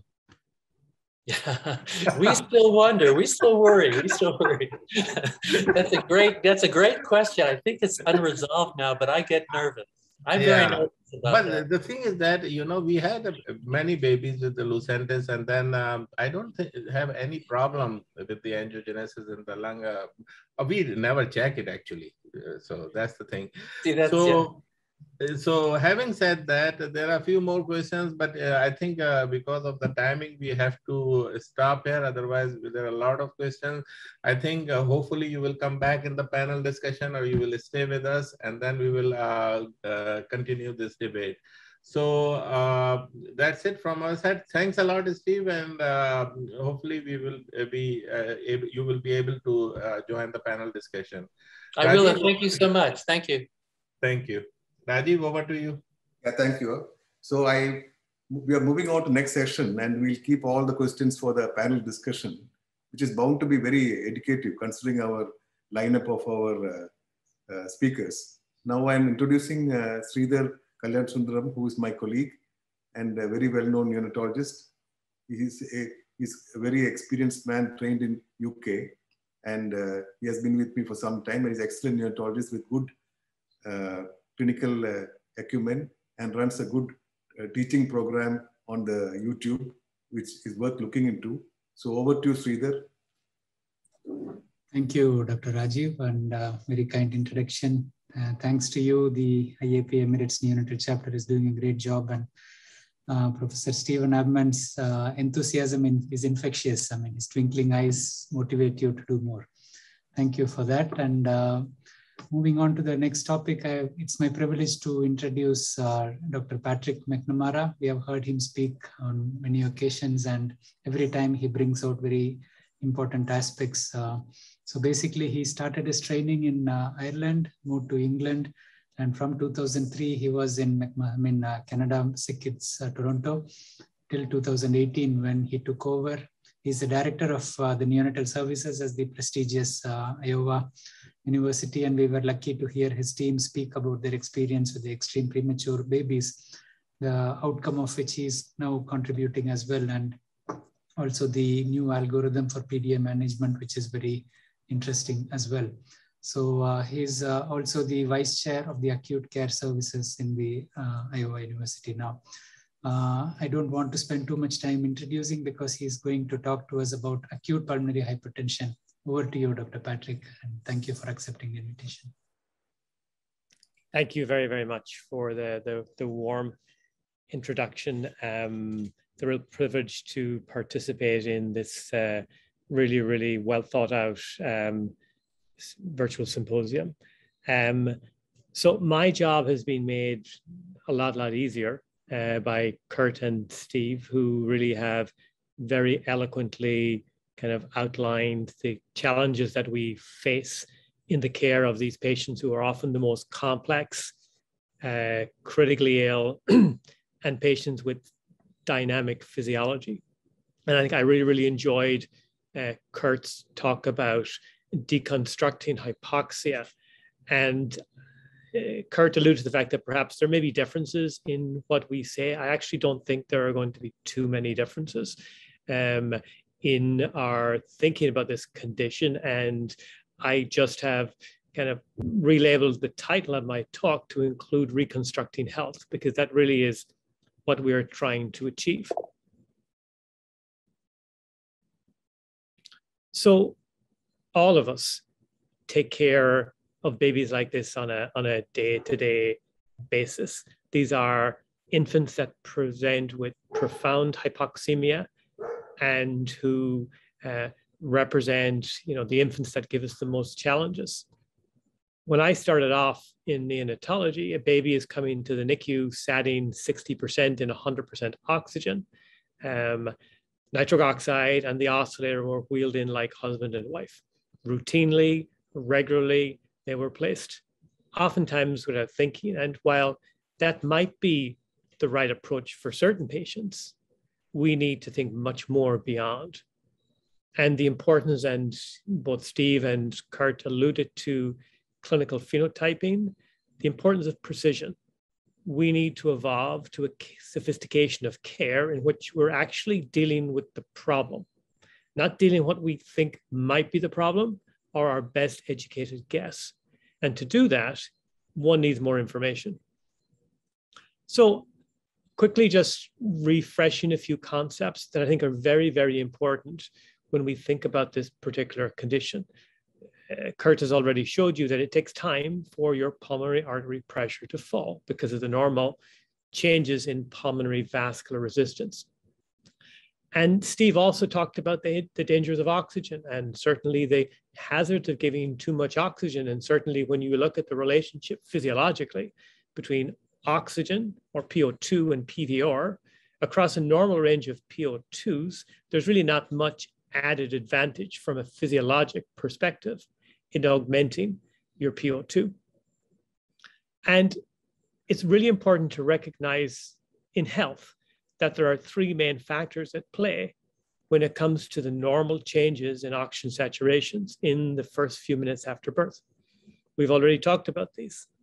We oftentimes focus on lung recruitment as the most important thing, and it's important, but changes in pulmonary vascular resistance and the adaptive response of the right ventricle to these changes are also incredibly important determinants of the normal changes in pulmonary blood flow. And oftentimes we forget about this. And I think you're going to hear this over and over again. There are situations in which the problem may be the lung. There are situations in which the problem may be the heart.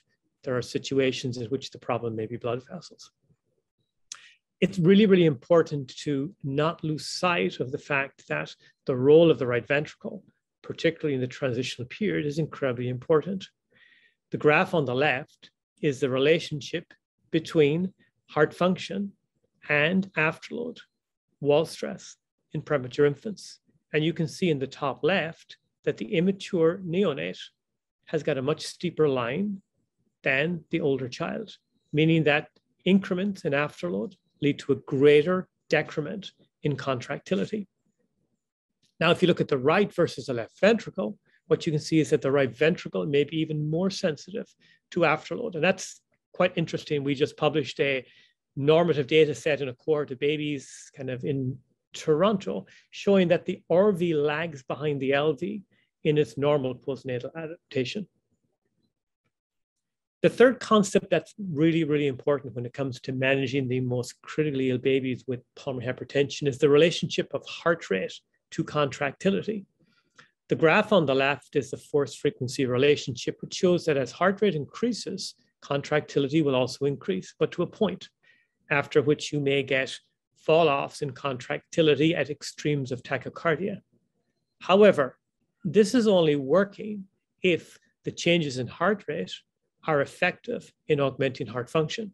And if you have an infant with a profoundly dysfunctional right ventricle, which we oftentimes see, particularly in cases in which the ductus is restrictive, you have a blunted force frequency relationship in which tachycardia causes tachycardia and not a lot else. And what you end up then further compromising is diastolic perfusion, as coronary arteries are only perfused during diastole.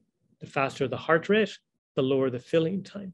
So you may end up making a bad situation even worse.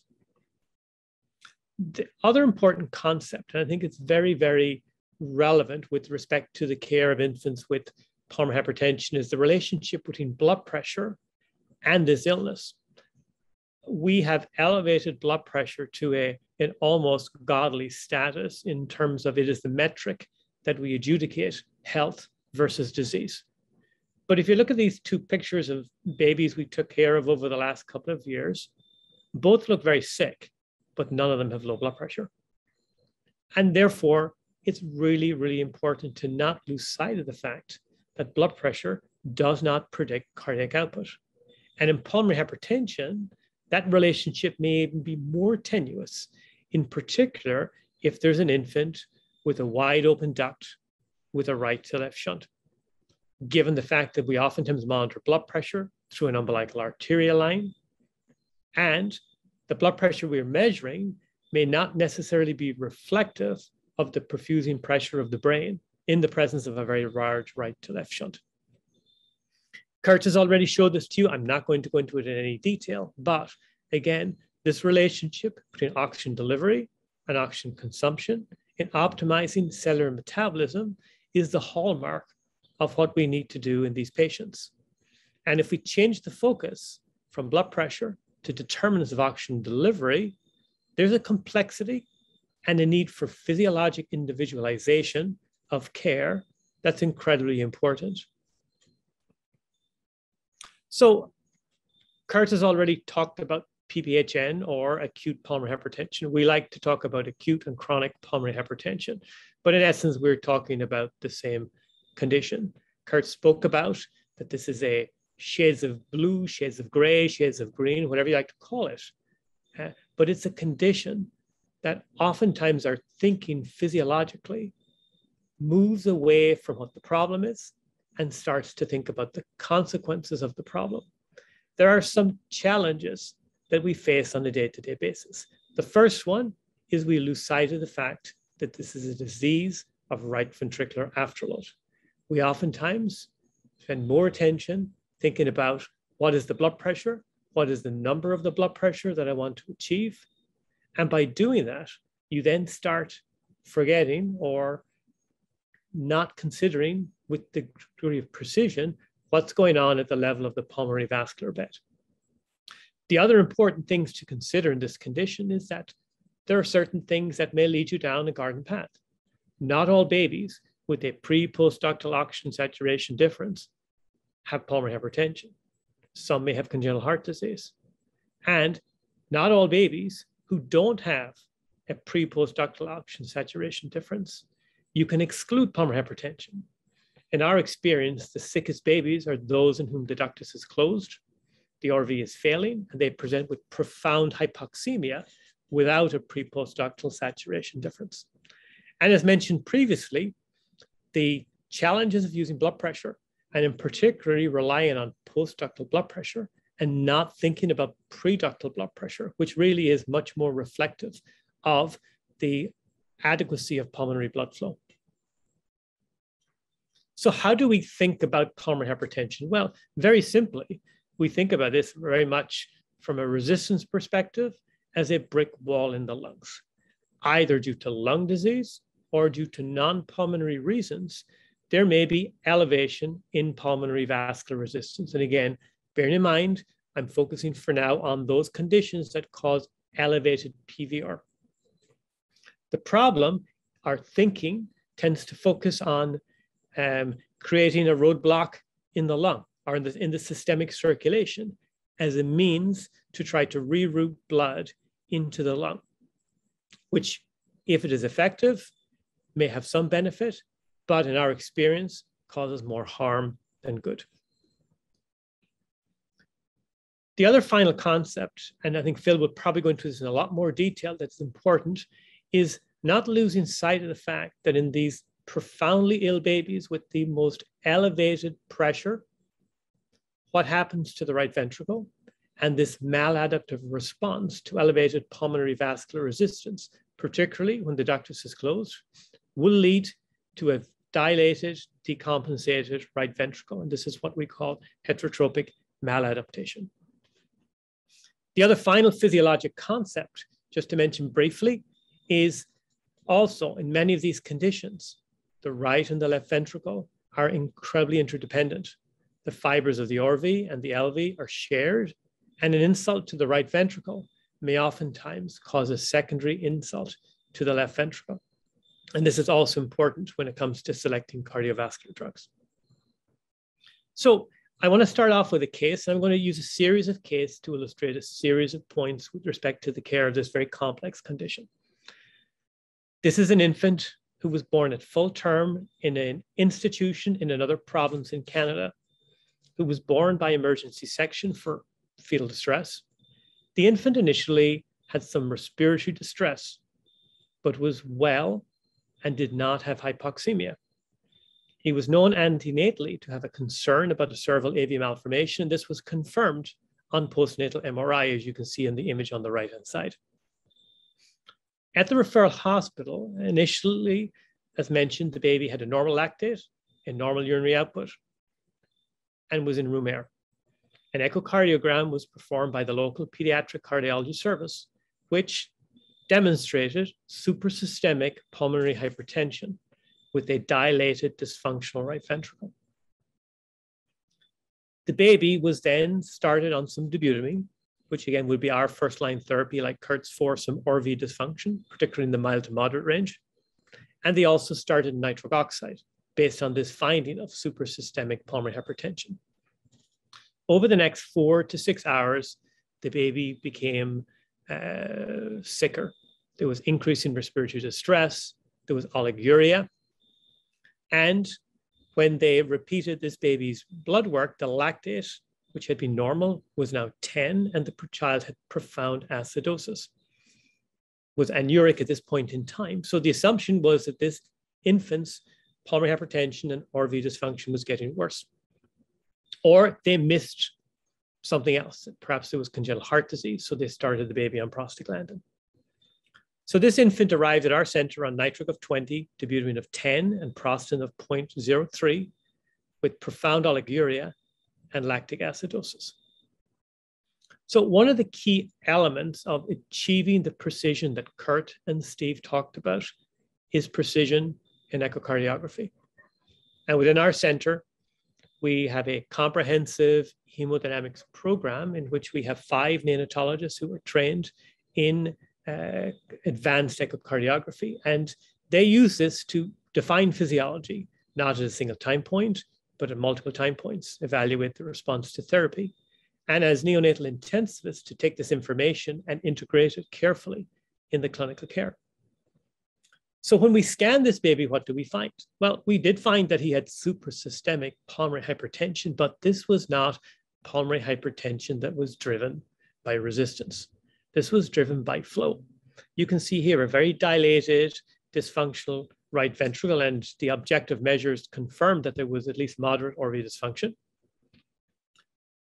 But when you look at his other kind of images, you can see the significant retrograde flow in the postductal arch and this very dilated torrential SVC. So what did we do? We recommended to the team to stop the nitric oxide, to switch him from dobutamine to low-dose epinephrine. And within several hours, this infant improved, the lactate normalized, his urinary output also normalized. So this gets back to something that was asked to Kurt. What about flow? There are some conditions that by their pathological nature do lead to an increase in flow. This infant did not need nitric oxide. This infant needed his AV malformation to be managed. And if you now think of the physiology of this particular infant here, we have this giant vacuum cleaner in the brain that is sucking all this blood from the postductal circulation. If we give this infant nitric oxide, we then in essence are potentially going to further limit the amount of postductal blood.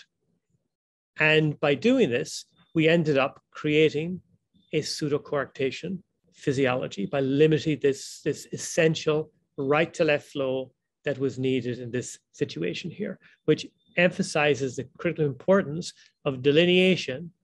What is the determinant of pressure? Is it flow or is it resistance? Or as Kurt pointed out, there are some situations, this may be a left heart disease. So for this reason, our approach to pulmonary hypertension is a multi-parametric approach. This is based on the fact that all echo measurements have their individual variance.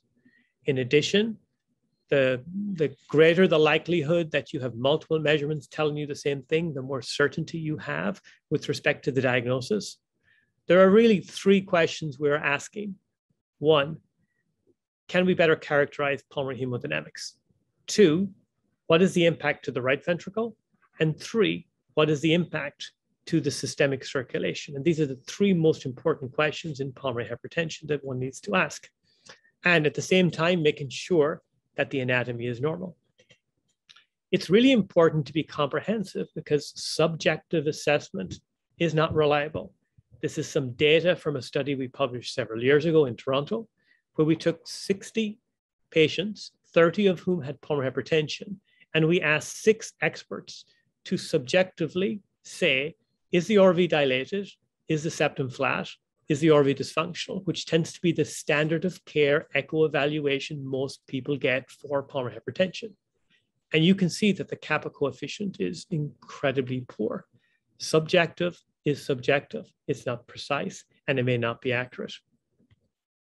Just to further emphasize the point, even with objective measures, these vignettes here that you can see in front of you, this is the same baby with a series of images taken 2 to 3 minutes apart.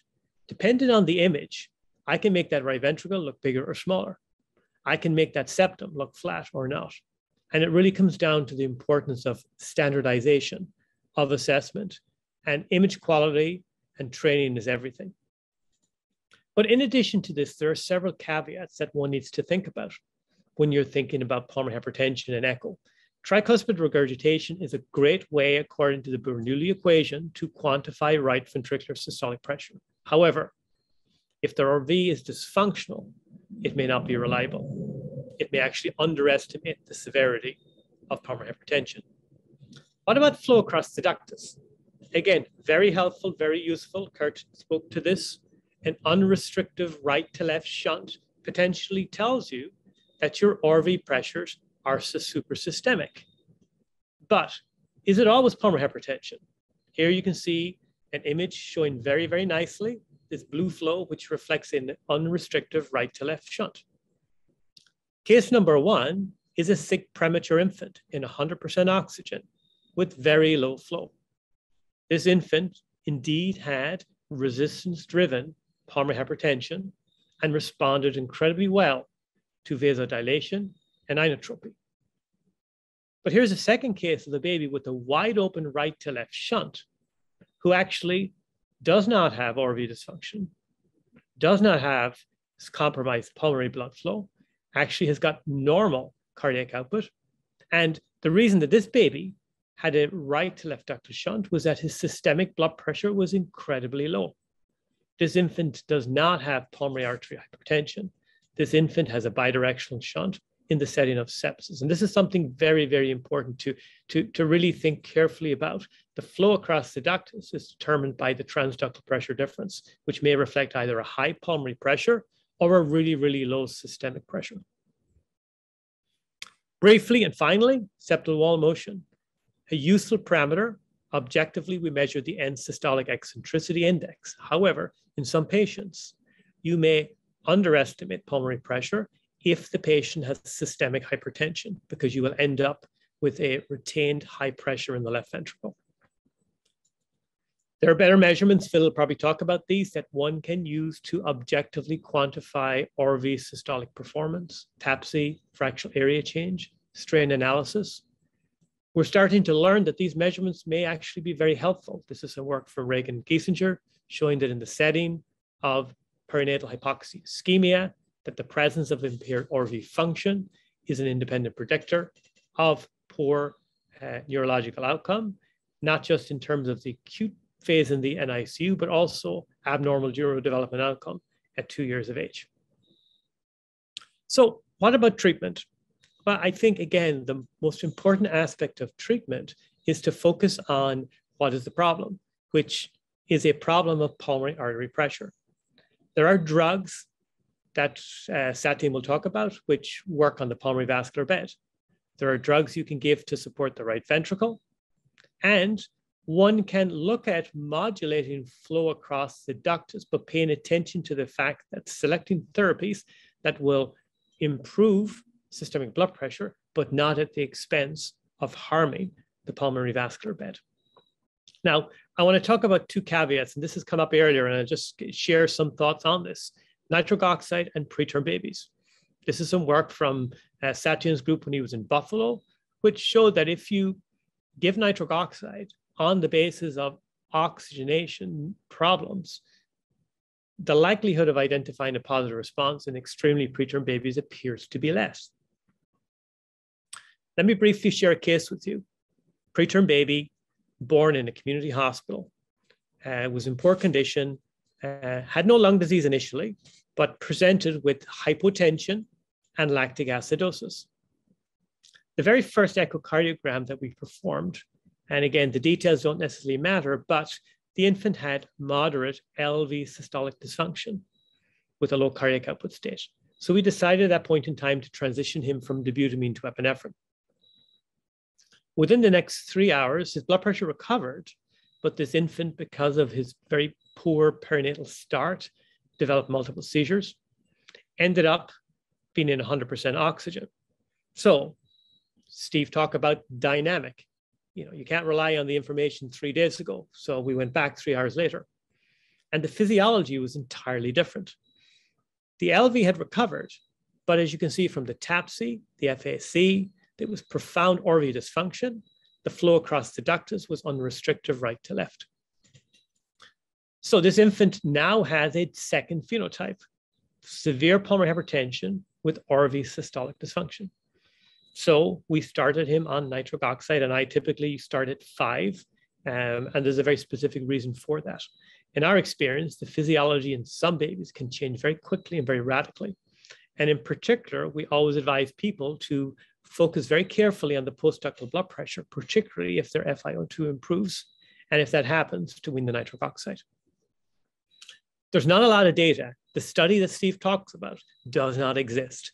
A randomized trial based on echo-confirmed pulmonary hypertension, but there is some data, this is our Toronto experience, showing that if you have echo-confirmed pulmonary hypertension, babies, particularly in the transitional period, independent of gestational age, if they have confirmed pulmonary hypertension on echo, may respond.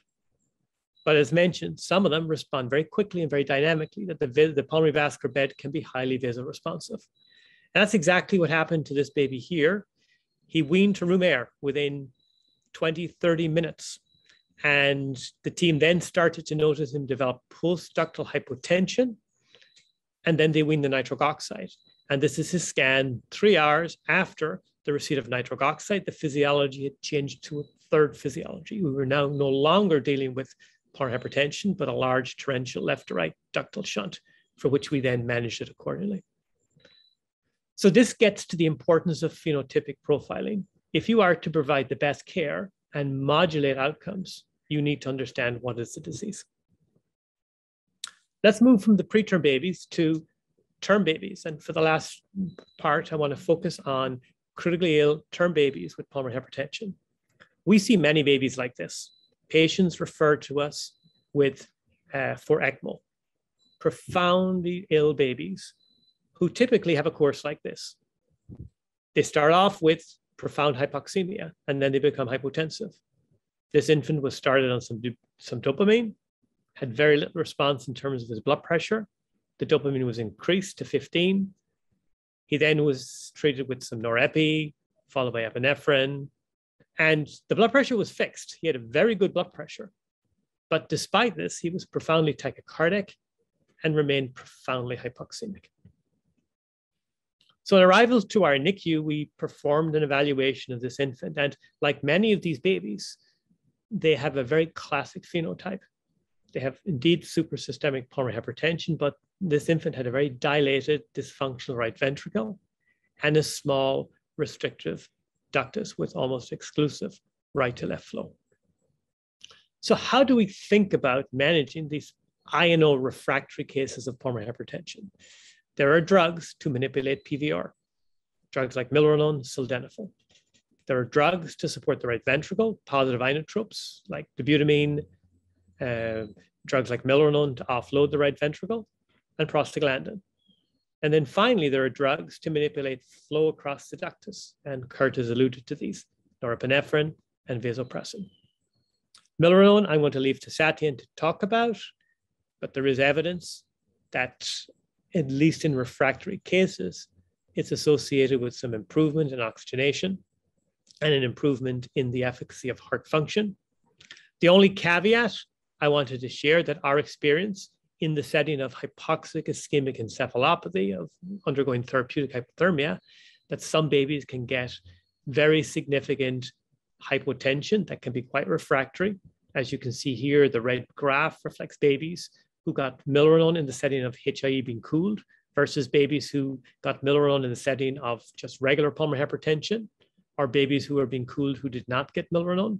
And you can see this drop off in systolic and diastolic pressure with a significant increase in the modified inotrope score.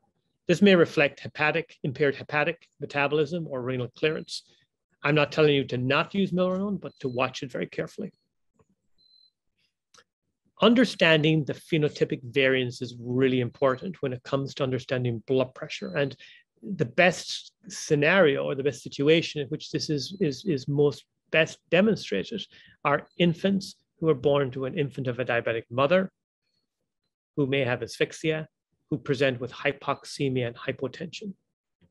These three vignettes are three cases of infants who presented in an almost identical position. And you can see that their echo phenotype is entirely different, ranging from, on the left, a profoundly underfilled left ventricle from a significant increased mean airway pressure and intrathoracic pressure, to RV dysfunction, to on the right-hand side, this is an infant with a profoundly hypertrophic heart. It's really important to differentiate these situations here because the approach to care is completely different. And particularly the case on the right-hand side, any drugs that increase heart rate are likely to harm this physiology, which is very much dependent on filling. So why is it important to think about your selection of vasopressors? Well, our standard of care tends to be dopamine because that's what we use and that's what most people do. Yet, what is the evidence that dopamine actually does something of benefit? And I could not find a single paper showing any benefit in pulmonary hypertension. All we have is potential animal data suggesting concern. This is Keith Barrington's very nice piglet study, which shows on the left-hand side, increasing doses of dopamine really didn't lead to any benefit in terms of cardiac output, but were associated with a progressive increase in pulmonary pressure. Epi led to a benefit in increasing cardiac output, but it also was associated with an increase in pulmonary pressure. This is not just a single study. This is some work recently in the piglet model from Manucheri, who basically showed that whether you use high-dose dopamine or lower-dose dopamine with epinephrine, the increase you get in systemic blood pressure is less the increase in pulmonary pressure. So that if you're trying to change the systemic to pulmonary artery pressure gradient, you're not likely to do this with these particular conditions. What about norepinephrine? We use norepi occasionally, but we are concerned based on this data about its use in the most critically ill babies in 100% oxygen. This is some work from Satyan's group when he was back in Buffalo, showing that in a hyperoxic environment that norepi may actually have a vasoconstricting effect in the lung. Now, this was the only data that we had until this very recent, very elegant cath lab study that was just published about 2 years ago. I think this reveals some very interesting points. They took two groups of children. They gave them milrinone, and you can see after milrinone, systemic and pulmonary vascular resistance fell. They then randomized them to norepi or terlipressin, which is a vasopressin analog. And what you can see is that in the systemic circulation, both norepi and terlipressin led to a recovery in systemic vascular resistance, which would be a desirable thing in the setting of pulmonary hypertension. But if you look at the effect on PVR, you can see that with norepi, the PVR went back up, whereas only in the vasopressin analog did it stay low. So it's for this reason that we like to think about vasopressin in these patients. Why vaso? Well, it's a drug with a dichotomous type of properties. In most of the systemic vascular bed, the V1 receptors act through calcium channels to cause vasoconstriction. But in the pulmonary, coronary, and cerebral, it actually works through enos channels to cause vasodilation. I don't have a randomized controlled trial to show you, but there are observational data that show in critically ill babies, both term and preterm babies, that it leads to an increase in blood pressure. And this is associated with a reduction in oxygenation index. Dr. Patrick, sorry to interrupt. Can you wind up in 5 minutes or so? Yeah, we're wrapping up now. So how did this baby do? So what you can see here is that we switched the baby from dopamine to norepinephrine to vasopressin. You can see that following that, his blood pressure remained stable, but his heart rate came down very nicely. Once we had a stable blood pressure and a stable heart rate, we then added in some milrinone, and we avoided ECMO in this situation. This baby did incredibly well. So you've seen this in 2 previous presentations, and you're hearing it again. It's about phenotypic profiling. Pressure is the product of flow times resistance. In providing the best care, it's important to differentiate these particular situations and provide a therapy specific to the underlying problem. So pulmonary hypertension is a physiologic spectrum. Shunts may have a vital role in offloading the right ventricle and the role of prostaglandin. I think it's something important we need to think about. Comprehensive echo helps provide enhanced diagnostic precision, but it needs to be done frequently and longitudinally, and care needs to be individualized to the ambient physiology. Thank you very much. Thank you, Dr. Patrick. Excellent talk, and very, good continuation from what got presented in the beginning for everyone to understand how the pathophysiology works, so you can make the decision. So there is one question by Dr. Ahmad. Beta-2 stimulation results in pulmonary vasodilation. So have we tried it for this purpose? Sorry, I didn't hear the question. What was the question? The beta-2 stimulation also results in pulmonary vasodilation. So is it possible to try it in situations with pulmonary vasoconstriction? I'm not sure what type of drugs that they're thinking about. Obviously, dobutamine is a drug that kind of acts through the beta-2 receptors. I think we don't necessarily know the magnitude of the vasodilator effects in terms of theoretically, may it have some benefit? Possibly. I'm not aware of any data. Clarified salbutamol. Excuse me? Yes, suggested salbutamol.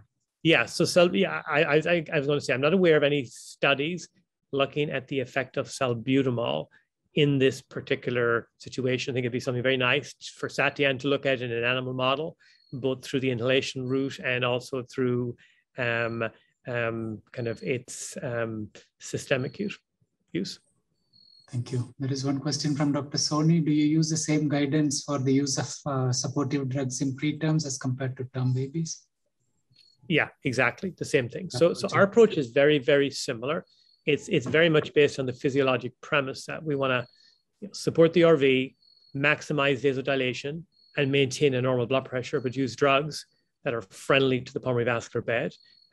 One word of caution is that vasopressin is a drug that should not be used without the appropriate expertise. It's something that can get you into a lot of trouble, particularly with salt balance. We tend to increase sodium content once we see the sodium approach 135.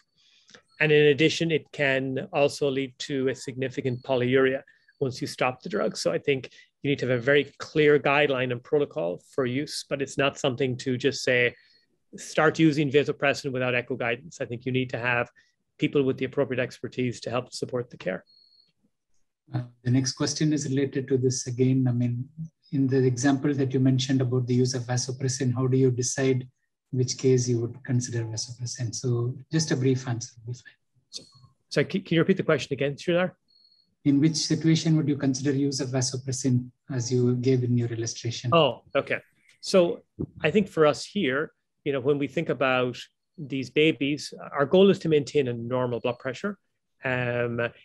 We would typically select vasopressin for those infants who have hypotension. Okay, hypotension with pulmonary hypertension. We would not use it for normotensive babies. It's our preferred agent for hypotension. Okay, thank you so much. I think due to shortage of time, we'll have to stop the session here, but I hope you'll be there for the panel discussion when you would be continuing to contribute. Thank you for the excellent talk. Thanks, Sridhar. Well moderated. Thank you so much.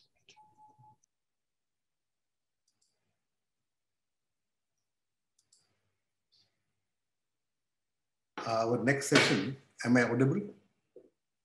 Yes, Dr. Rajiv. Yeah, I think the next session is by Dr. Philip Levy. The chairperson can, who's the chairperson will be allotted? Is it Deepu? Yes, Dr. Deepu. Deepu, please introduce the speaker, and we are honored to have Philip Levy with us with his wide and terrific presentations on late pulmonary hypertension. I am unable to, okay.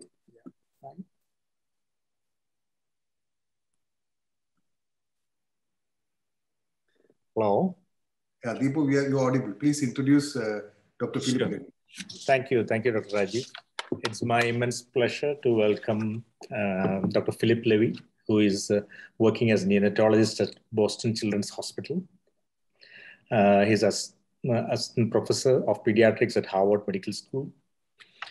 He's member of multiple international and national committees of Pan American Hemodynamics Collaborative, the European Special Interest Group for neonatologists performing echocardiography. He is the editorial board member of Journal of Perinatology, and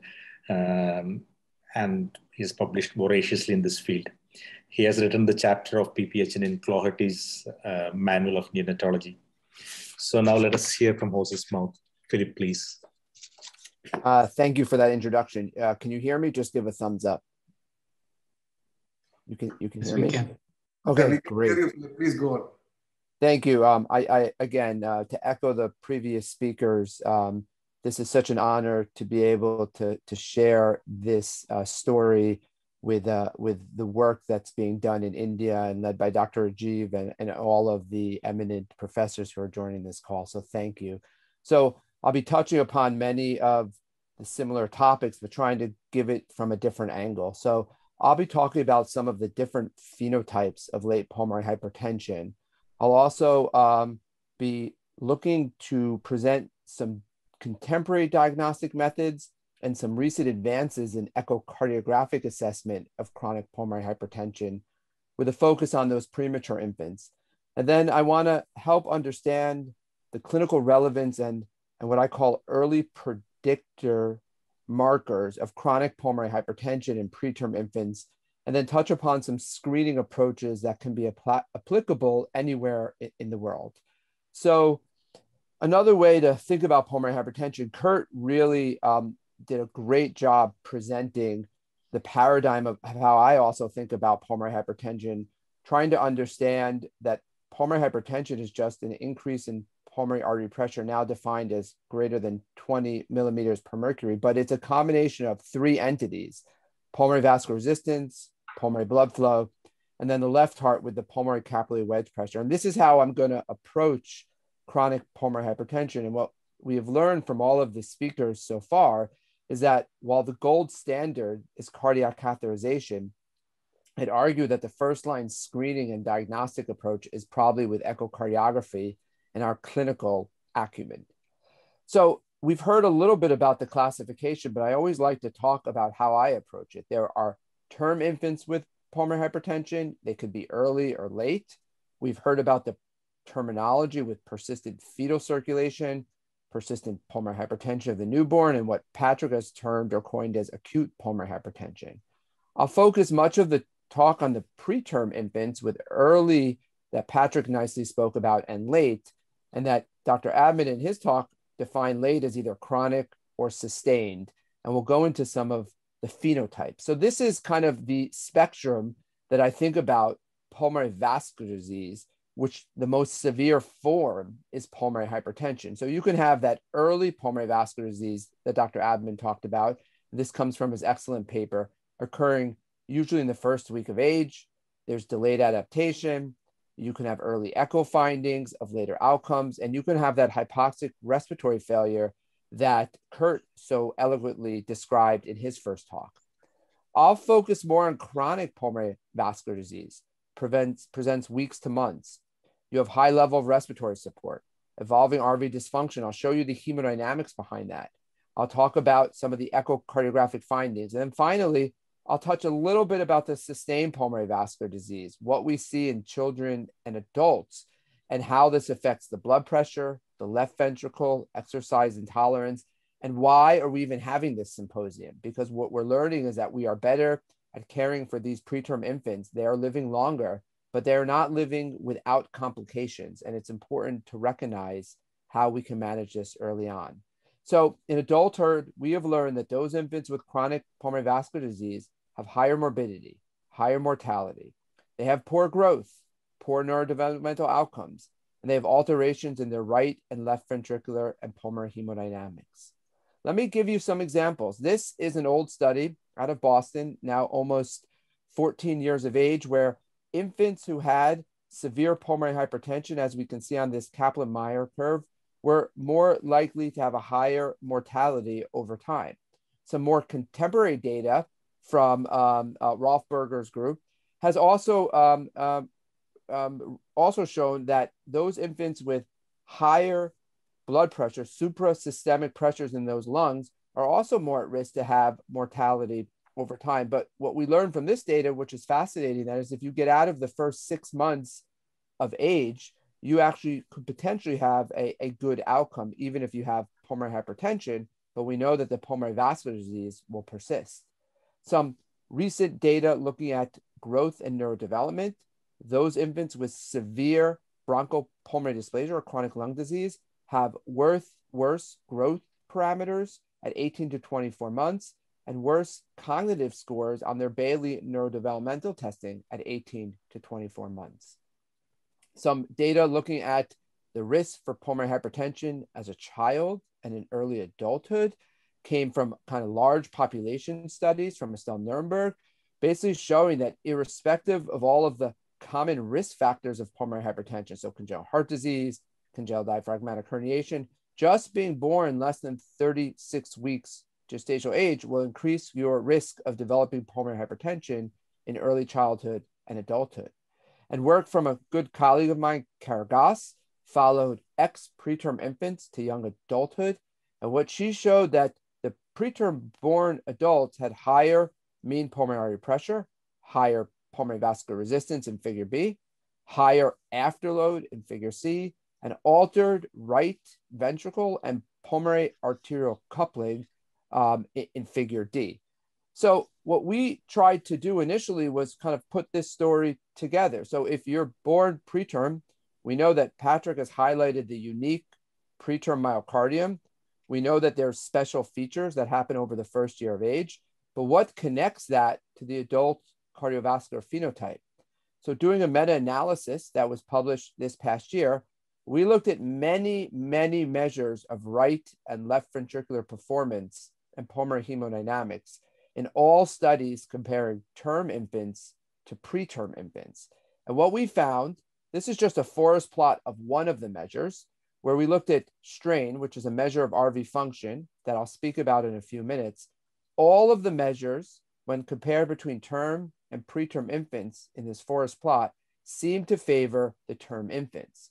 And what we were able to conclude from this large meta-analysis is that preterm infants over time, from birth through adulthood, have altered RV and LV systolic and diastolic function, have altered right ventricle pulmonary arterial coupling and evidence of persistent pulmonary vascular disease, and they have smaller and thicker right and left ventricles.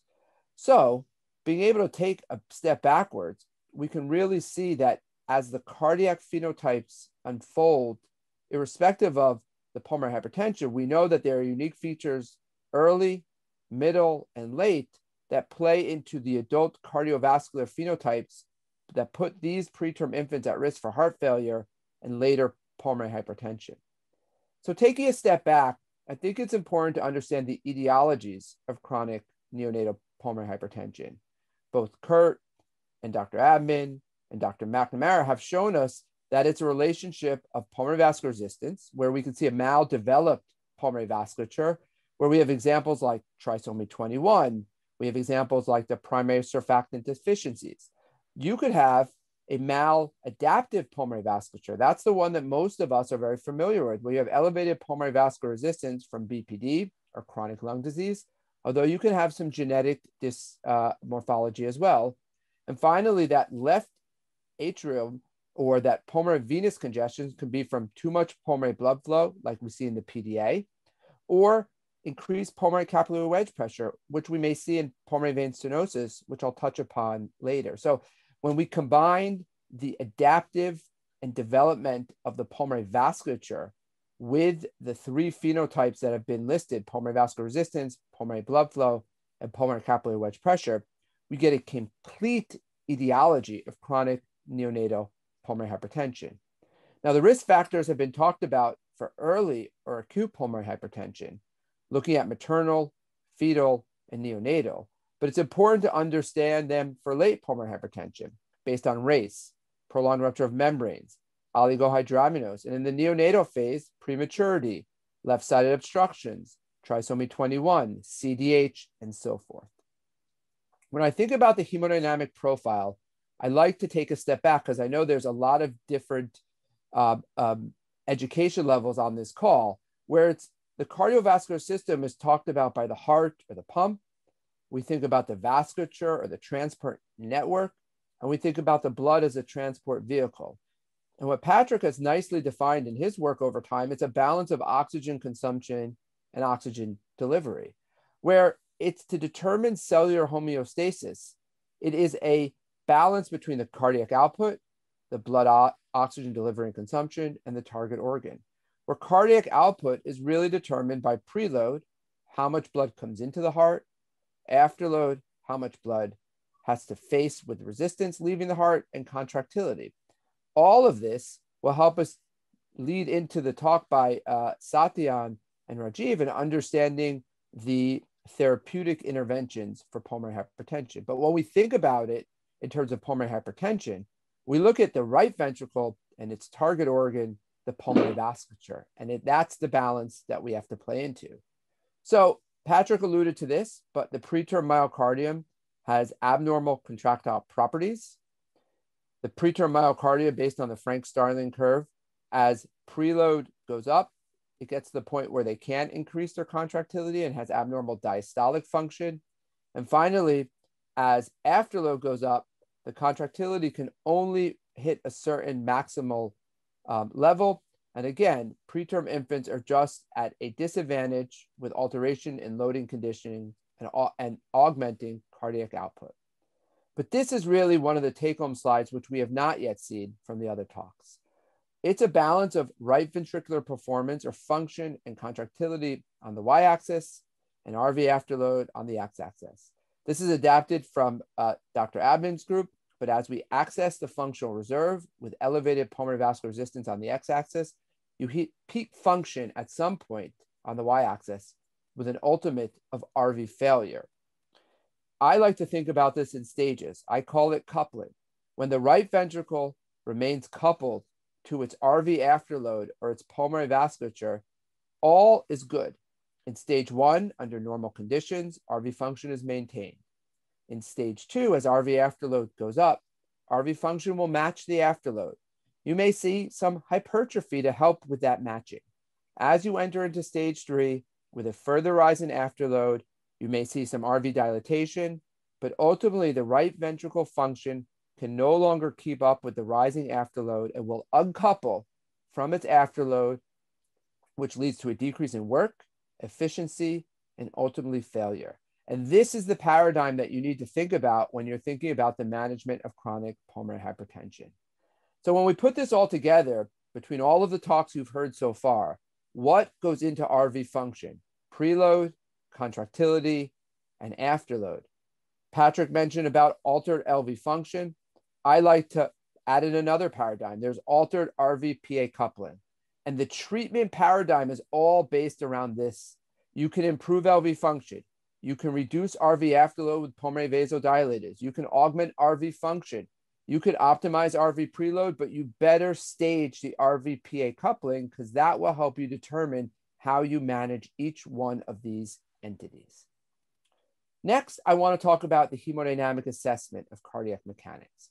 We all often think about echocardiography, cardiac catheterization, cardiac CT, and cardiac MR.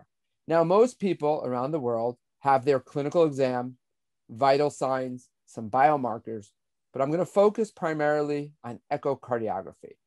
And when I think about echocardiography, I go back to this paradigm. I think about it in terms of the assessment of preload, afterload, contractility, and morphology. All of this has been nicely summarized by my good friend Afif El-Kufash and Patrick McNamara, and I'll give just a brief overview of some of the evolving measures and the conventional measures to assess pulmonary hypertension. Keeping in mind that there is no ideal measure.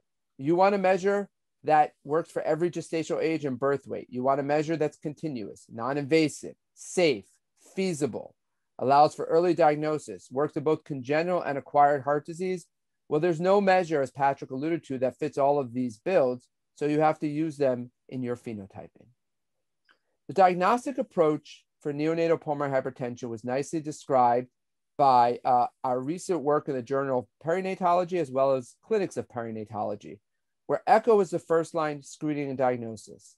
Cardiac cath in the right center and the right time can confirm diagnosis or assess severity.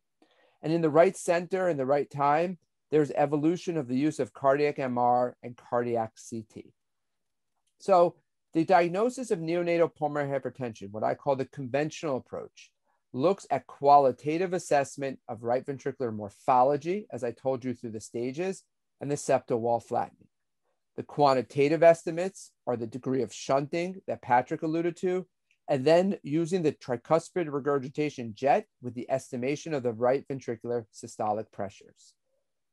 So let's look at RV morphology. It's complex. It's a tripartite structure. There's an inlet component, there's an apical trabecular component, and there's an outlet component. It's very challenging to measure with 2D, but with some novel approaches by Patrick's group and our own group, you can use a 4-chamber view. You can even use a 3-chamber view.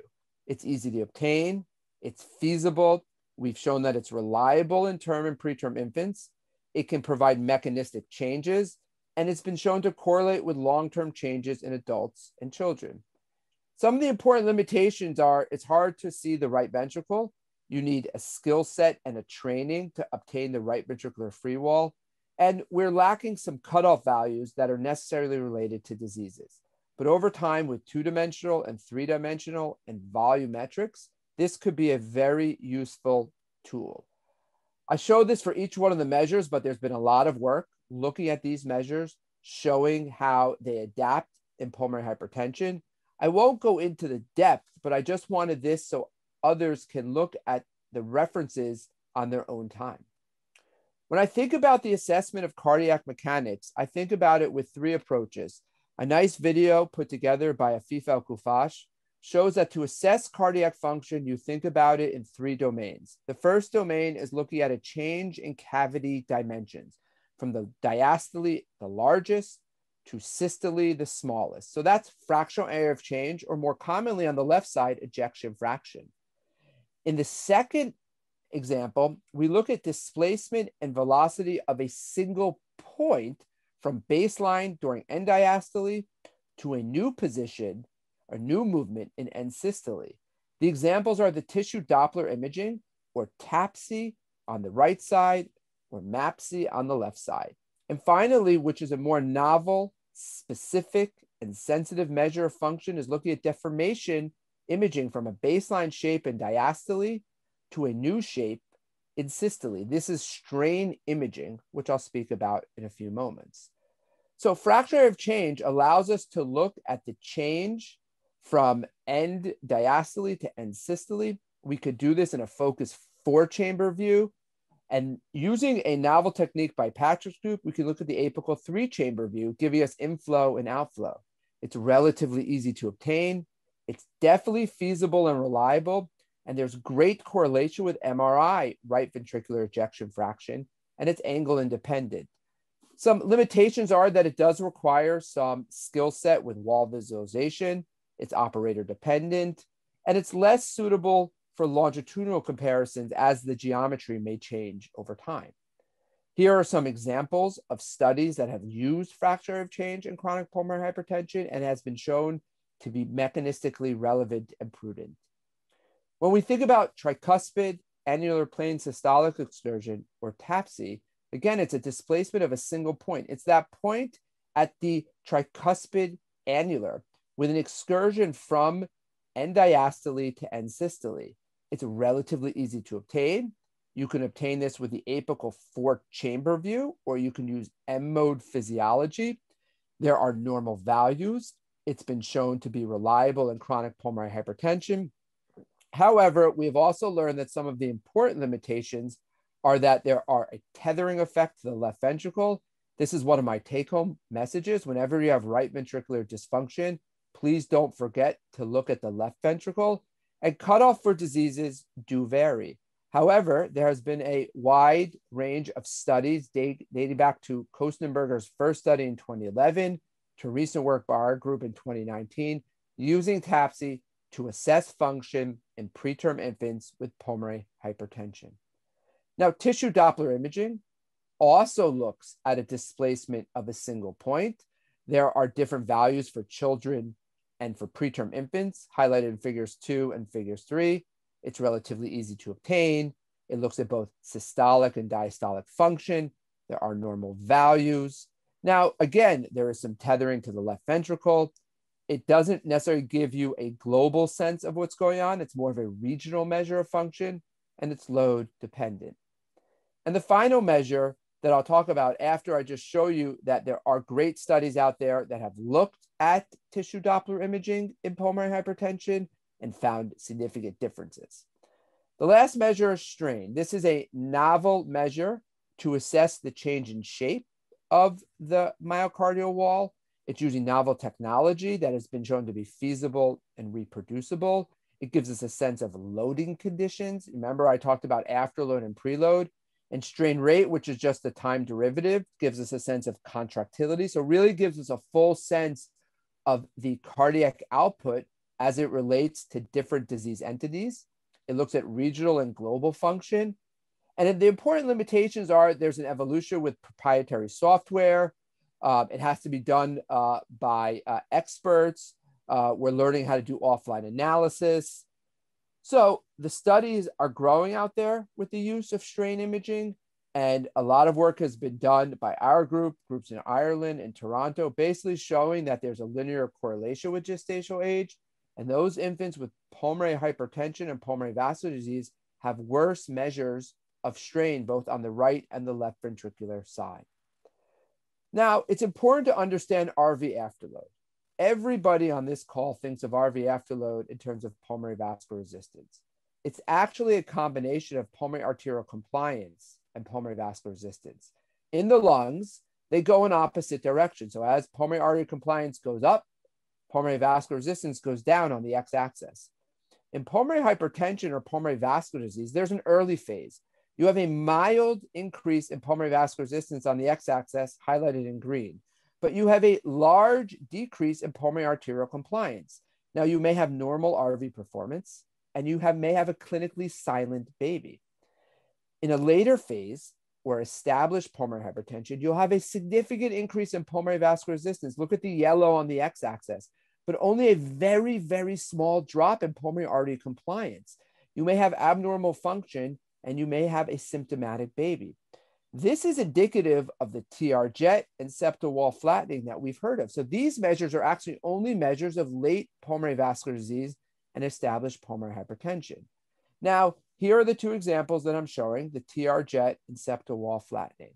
Now, briefly, the stories of the TR jet is phenomenal. I mean, it goes back to 1983 and work from Boston Children's, where they looked at the TR jet and they compared it, they looked at septal wall configuration and they compared it to the flattening of the septum.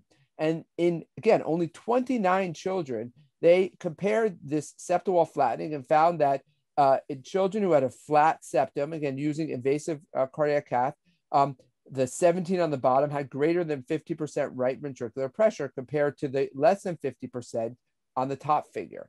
So this dogma persisted for many, many years. It still persists to this day. It does provide a quantitative assessment to a degree of right ventricular pressure. It gives us a sense of greater or less than 50%. That's really all. And it gives us a sense of the right ventricle to left ventricle pressures. But as Patrick has mentioned, it doesn't really capture early changes in RV afterload. And it's really less reliable in children with higher pressures. So the story of the TR jet is not so dissimilar. This comes from work in the 1980s comparing simultaneous echo on the x-axis and cath on the y-axis, showing somewhat of a nice correlation between echo and cath, giving us a sense that you could use the TR jet with some manipulation through the Bernoulli equation to give us an assessment of right ventricular afterload. Recent data from our group and data from Steve Abman's group show that actually there are some limitations. And as you go up to higher pressures, the TR jet is not as reliable, which is shown by the red dots from the Grow article back in 2013.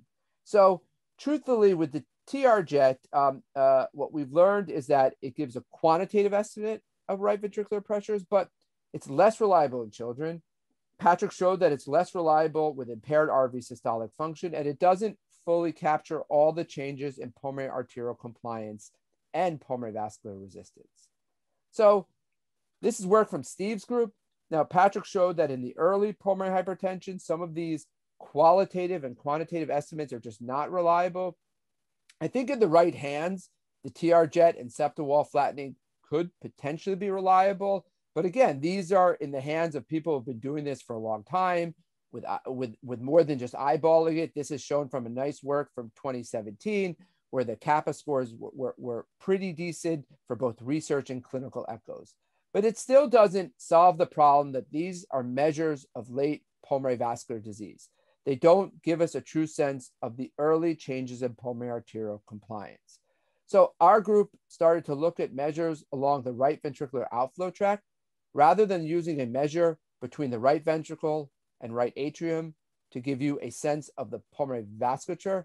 Why not use a direct measure between the right ventricle and the pulmonary system?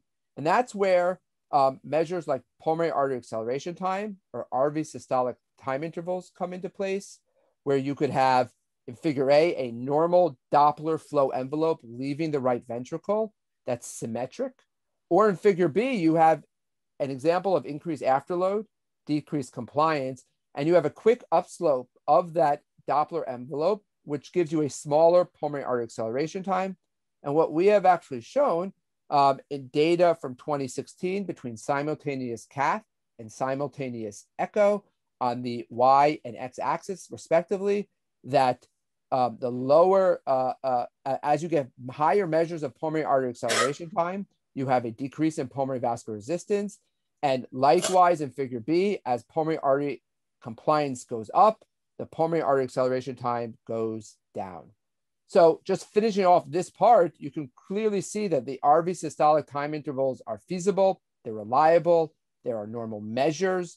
This has been shown to be very good in children and infants.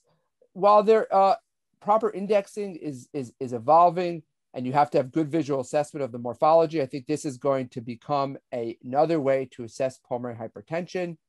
This figure shows all the studies that are evolving in the world of neonatology that have used this measure to assess pulmonary vascular disease in children. So another measure, and this is the last of the measures I'll speak about, is the eccentricity index, which is just a quantitative way to look at the septal wall flattening. Steve Abman has spoken about this in many of his talks, but we can clearly see that with a flat septum, the eccentricity index will be greater than 1. And there are many evolving studies using eccentricity index. And there's even data showing that there are cutoff points greater than 1.3 to highlight those children who have elevated pressures and pulmonary hypertension. And again, there's a tremendous benefit in using this quantitative measure to augment and complement the septal wall flattening by qualitative visualization. So we've summarized all of this in a recent publication in the Journal of Pediatrics, looking at measures of systolic function, TAPSE, strain, fracture of change, measures of diastolic function, measures of RV afterload, combining both the TR jet with the quantitative measures of eccentricity index and RV systolic time intervals. We've looked at RV morphology. We have looked at the left heart. And of course, we've looked at shunts, and finally, the systemic perfusion. We have summarized what we believe and experts believe are what are the class 1 recommended measures: the TR jet, systolic time intervals, septal configuration, eccentricity index. And we've provided other measures that could be suggested and then some research measures that in the hopeful next couple of years will evolve into the suggested and recommended. We've even published some normal cutoff values for early hemodynamic predictors, looking at all of these measures from eccentricity index to factor of change to strain measures. And this hopefully will provide a guide for the field throughout the world to help us better characterize the different phenotypes of pulmonary hypertension.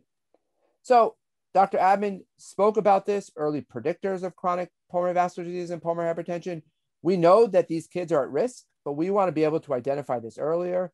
So in nice studies that he presented, I won't go into depth, as early as 1 week of age, you can use septal wall flattening potentially to identify those children with later chronic pulmonary hypertension. We also use strain imaging. We found on the x-axis that those asymptomatic infants had a left ventricular pattern, but the pulmonary hypertension children at 36 weeks and beyond had a right ventricular pattern that was evident at 1 week of age, almost as if the PVR had not dropped, and it was indicative of later chronic pulmonary hypertension.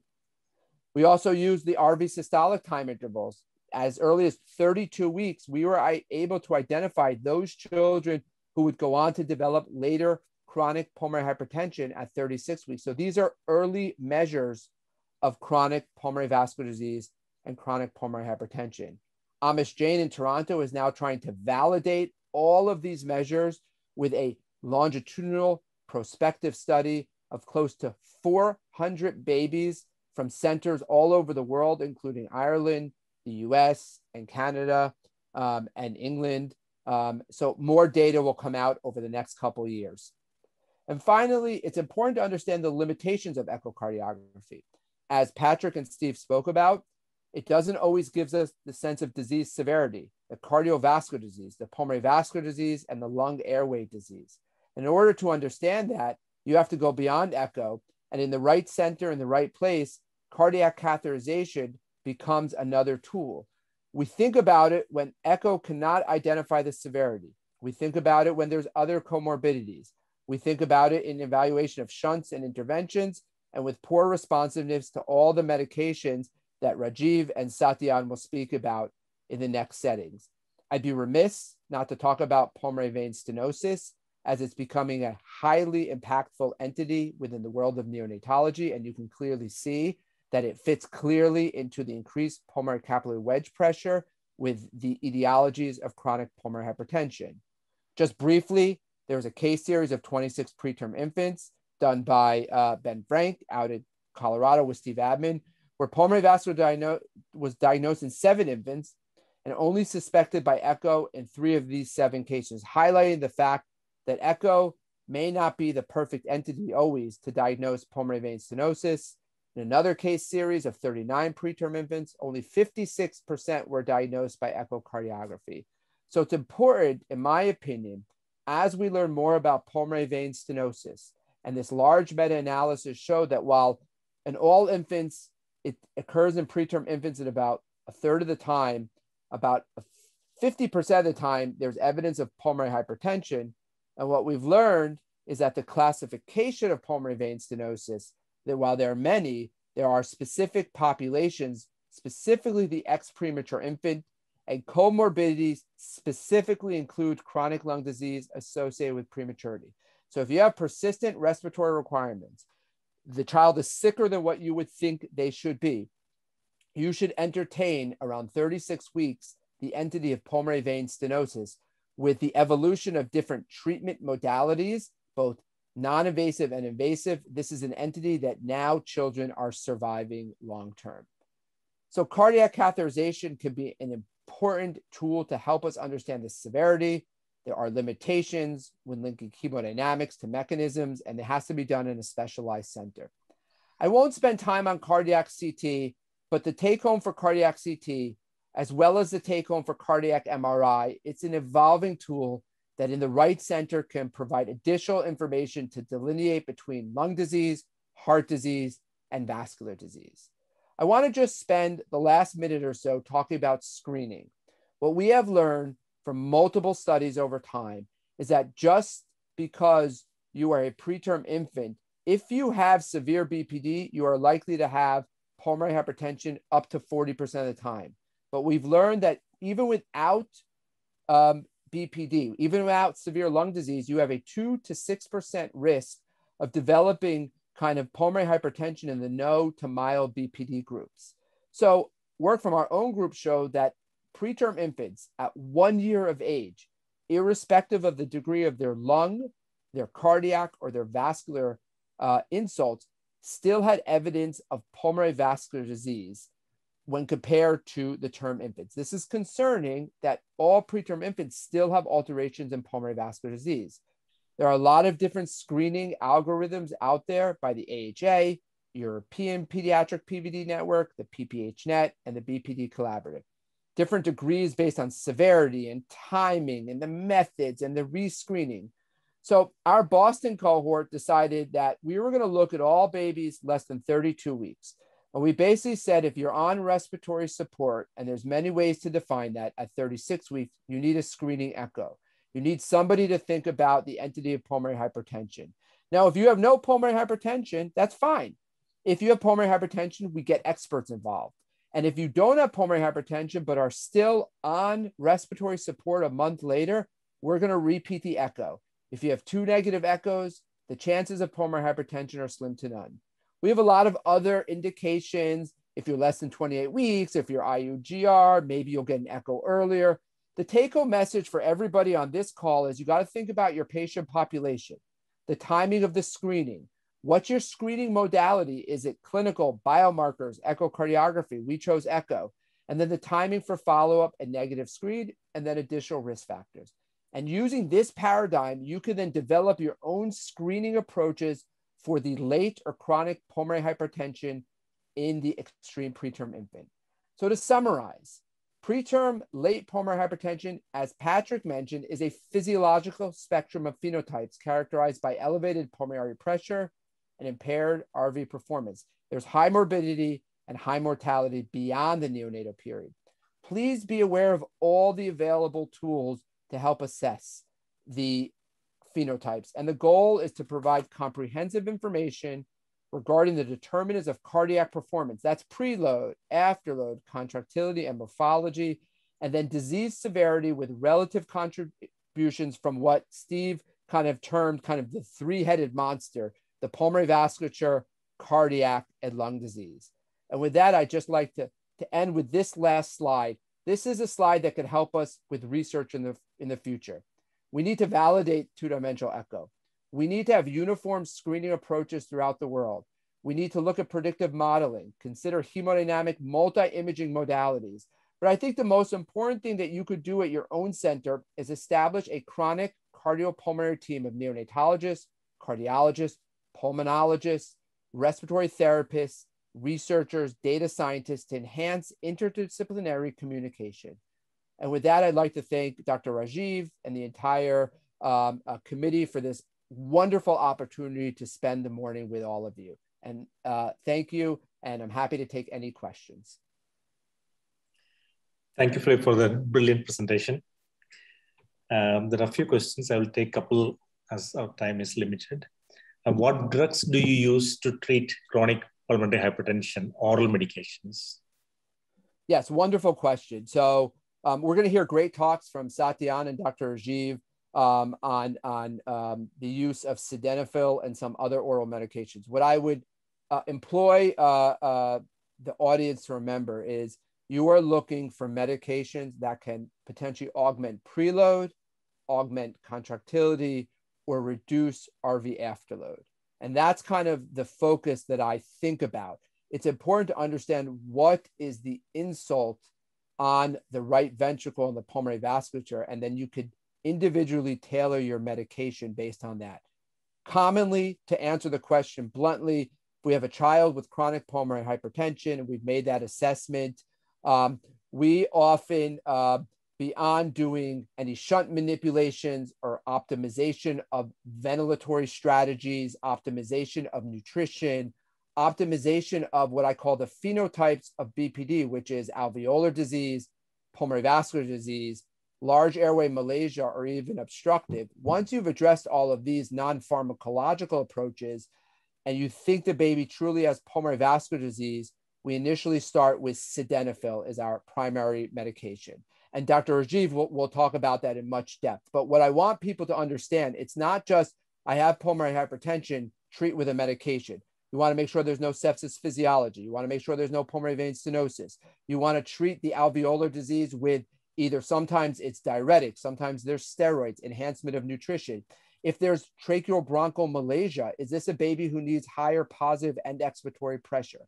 It's not just about treating with a drug. It's doing the whole cocktail to understand the phenotypes. Again, the phenotypes are alveolar, pulmonary vascular disease, large airway, or malaise, as well as sometimes the puffy baby or genetic etiologies. Philip, one question to you. What is your protocol for sildenafil in your center?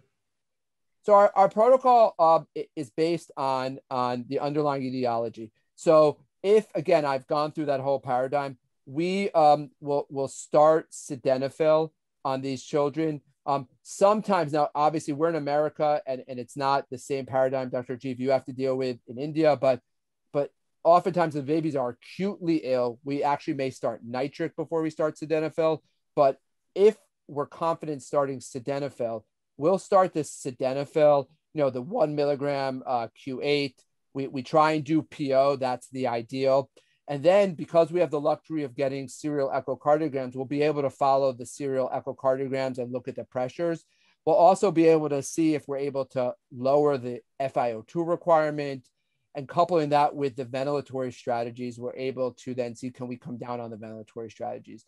We try and do the least invasive before progressing to the most invasive. There's different theories. We also are in a center where we can do cardiac catheterization like they can do in Colorado and Iowa very easily.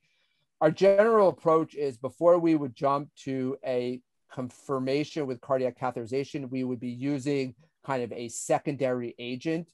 Or if we would start sildenafil and not have a response to it, we might use cardiac catheterization. But I implore you that you need to be in a center that can handle that. So that's the approach to sildenafil. Thank you. Thank you very much. Shall we move on to the next session by Dr. Satyan? Satyan, has he come? Yes. I would like to introduce my chairperson, Dr. Esin. Welcome. Dr. Esin is my counterpart in the European network. We're honored to have her here. She has almost 150 publications. She's very active in the European network and is a board member of UNEPC. So Esin, kindly introduce Dr. Satyan. Thank you, Dr. Rajiv, for the introduction and also for inviting me to such a wonderful webinar with excellent speakers. Management of pulmonary hypertension still remains a challenge, both in developed but especially in developing countries. And vasodilator therapy is one of the main points. So now we have a very well-known and distinguished speaker who will talk on this topic, Professor Satyan Lakshmirusima. He is a professor of pediatrics, clinical neonatologist, physician, scientist, and mentor with many grants and researches. He's currently chair of pediatrics and pediatrician-in-chief in UC Davis Children's Hospital. He is co-chair of Clinical Funds Flow Committee for UC Davis Health, and he is the member of several committees and boards, including American Academy of Pediatrics and so on. He is interested in neonatal transition and resuscitation, and he's also the PI of a multi-center trial evaluating milrinone in congenital diaphragmatic hernia with oxygenation as the primary outcome. I can talk a lot about him, but I don't want to steal his time. So now it's my great honor and pleasure to invite him to speak on the topic vasodilator therapy. So the floor is yours, Dr. Satyan. Listen, thank you so much for the kind introduction. It's an honor to be introduced by you, and it's great to be here this morning. Rajiv and colleagues, thank you for the invitation. learned a lot listening to my colleagues this morning, and I hope to address some of the questions that were put in the chat earlier. So I added a few slides, so I will probably go 5 minutes over my allotted time. So here are my disclosures. The main thing I want to show you here is this wonderful guideline that was written by Steve Abman and his colleagues. That it's a small booklet that's often available through circulation, which has a lot of information, very useful information in the management of pulmonary hypertension in various situations in pediatrics. So today I will talk about pulmonary vasodilators, and I will focus on a bunch of specific pulmonary vasodilators, oxygen being the main one, nitric oxide, surfactant, prostaglandins, and a touch of discussion about hydrocortisone. Rajiv will mainly lead the discussion on sildenafil, and I'll briefly mention about milrinone and bosentan. So let's talk about a case. It's a 41-week, 4-day gestation infant born to a primate by C-section for non-reassuring fetal heart rate. Mom's a smoker, meconium-stained amniotic fluid at delivery. Infant is floppy and apneic, and obviously no suction was done based on current guidelines. And the baby comes to us, and the question is, how much oxygen do we use in these infants? We have been in a situation in neonatology where we have used a lot of oxygen, and thankfully, thanks to a lot of work done by my colleagues on this panel, the use of oxygen has been a little bit curtailed for the good. We are avoiding hyperoxia nowadays. And it's important to realize that oxygen is good, but giving a lot of oxygen will not cause additional pulmonary vasodilation or less PPHN. So this is clearly illustrated by this study, which we did with in Buffalo maybe 15 years ago. And here is what you see during fetal life in lambs with pulmonary hypertension and lambs that don't have pulmonary hypertension. And the 3 lines here represent 21%, 50%, and 100% O2 resuscitation respectively. So as you can imagine, lambs that have pulmonary hypertension have rip-roaring high pulmonary vascular resistance. And interestingly, by 30 minutes, the degree of fall in pulmonary vascular resistance, irrespective of the O2 you use, is fairly similar, suggesting that ventilation of the lung with adequate alveolar oxygen is the mainstay of reducing PVR soon after birth. So following the NRP guidelines and maintaining targeted O2 sat based on these numbers that you see in this table is probably what's really important. And blind use of 100% O2 for every single baby where you suspect pulmonary hypertension in the delivery room is not warranted. This is really important because in the same study among the lambs that received 100% O2 as shown by red here, 90 minutes after resuscitation, when they were given inhaled nitric oxide, the response to inhaled nitric oxide was much better when the lambs had received 21% O2 for initial resuscitation at birth compared to 50% O2 for initial resuscitation. So giving 21% O2, targeting your oxygen saturation and adjusting FiO2 in the delivery room plays an important role by avoiding oxygen toxicity, leading to better response to inhaled nitric oxide and intrapulmonary arterial infusion of acetylcholine in this particular instance. So why does this happen? So here is the graphic that we have seen many often. Here is the endothelial cell. Here is the smooth muscle cell. Inhaled nitric oxide is released by the endothelial cell by the endothelial nitric oxide synthase, traverses to the smooth muscle cell, stimulates soluble guanylyl cyclase, and produces cyclic GMP. Cyclic GMP reduces the ionic calcium concentration in the cell, and then thereby causing pulmonary vasodilation. When we think of nitric oxide as clinicians, we often think of nitric oxide being scavenged by hemoglobin to form methemoglobin. What is important to realize that endogenous nitric oxide is mainly inactivated by local concentrations of superoxide dismutase, and this is the primary determinant of how long or how effective nitric oxide can be. And it's important to realize that when these two compounds combine, they form a toxic substance called peroxynitrite, which can destroy surfactant and cause pulmonary vasoconstriction. So really important to avoid high levels of superoxide anions and peroxynitrite in pulmonary vasculature. So it's important to remember that the marriage between nitric oxide and oxygen can be made in heaven if you reduce the levels of superoxide anions. It can also be made in hell if you have hyperoxia leading on to formation of too many superoxide anions. So this is also important not only from the lung perspective, but also from the brain perspective. Remember, we were discussing about PPHN, but the main organ that we are really worried about is oxygen delivery to the brain. That's what we really need to look into. So here is a small study done by Vishal Kapadia, where he looked at the first PO2 after resuscitation of these infants on admission to the NICU and found that the percentage of infants who had perinatal distress, but later on went on to have HIE, was much higher if the first PO2 had a high PaO2 of 115 millimeters of mercury or higher. In other words, you bring the baby to the NICU and get an arterial gas, and if that gas has a PO2 of more than 115, there's an association with higher incidence of HIE, showing that perinatal asphyxia with postnatal hyperoxia can lead to increased incidence of HIE. This is just an association and not causative, but still you should consider limiting PO2 values below 100 millimeters of mercury if possible in the immediate postnatal period. So this is the same baby that I talked to you earlier. Here is the X-ray, lots of parenchymal lung disease. Here is the endotracheal tube. And obviously baby has significant meconium aspiration syndrome and is on decent settings on the conventional ventilator.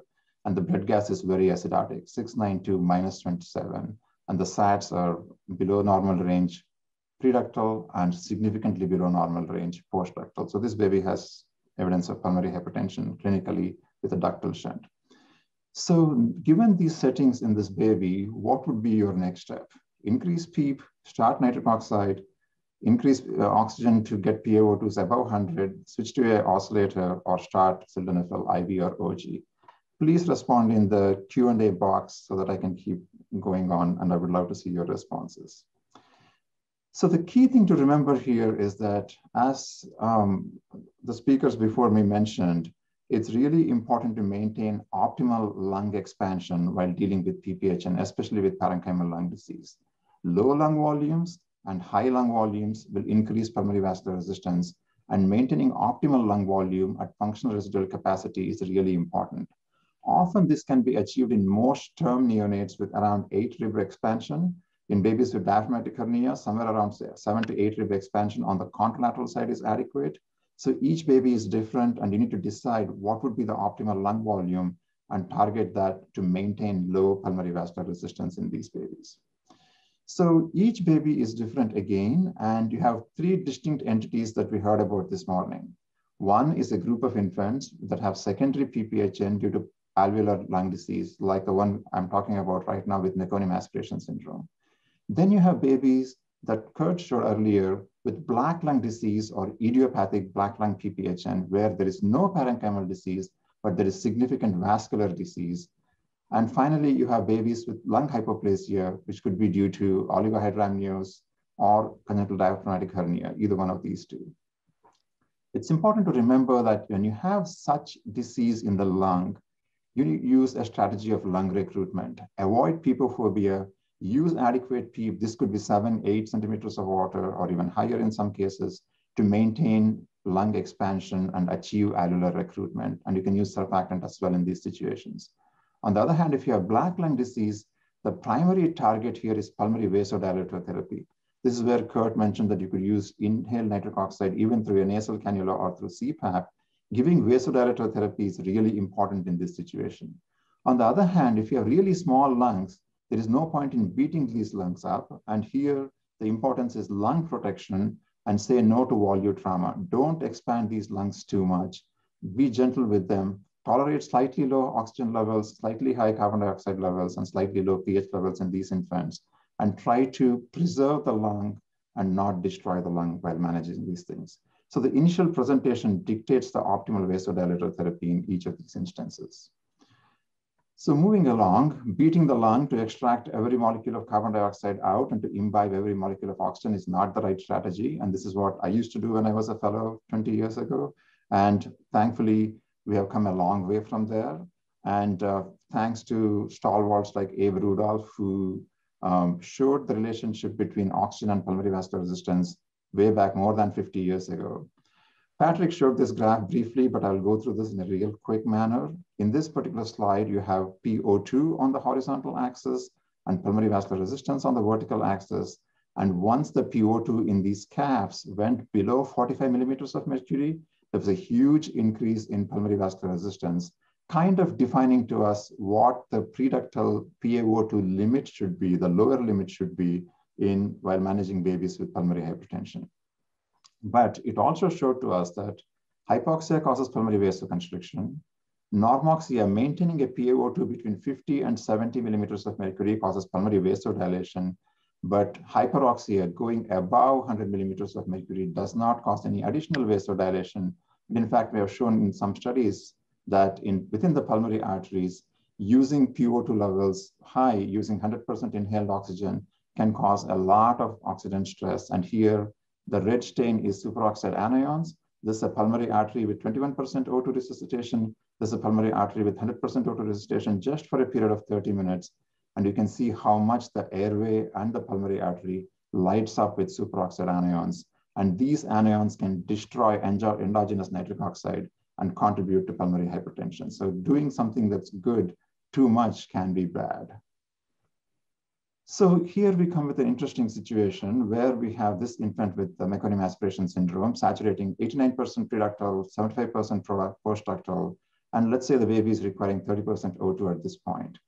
As Steve mentioned, it's really important in these patients to avoid saturations in the 80s.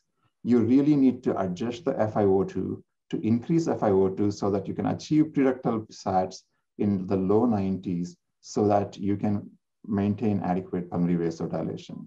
In fact, the recommendation from the European Pulmonary Vascular Disease Network suggest preductal SpO2 between 91 and 95 while managing these patients, and to avoid desaturations below 85% or hyperoxia above 97%.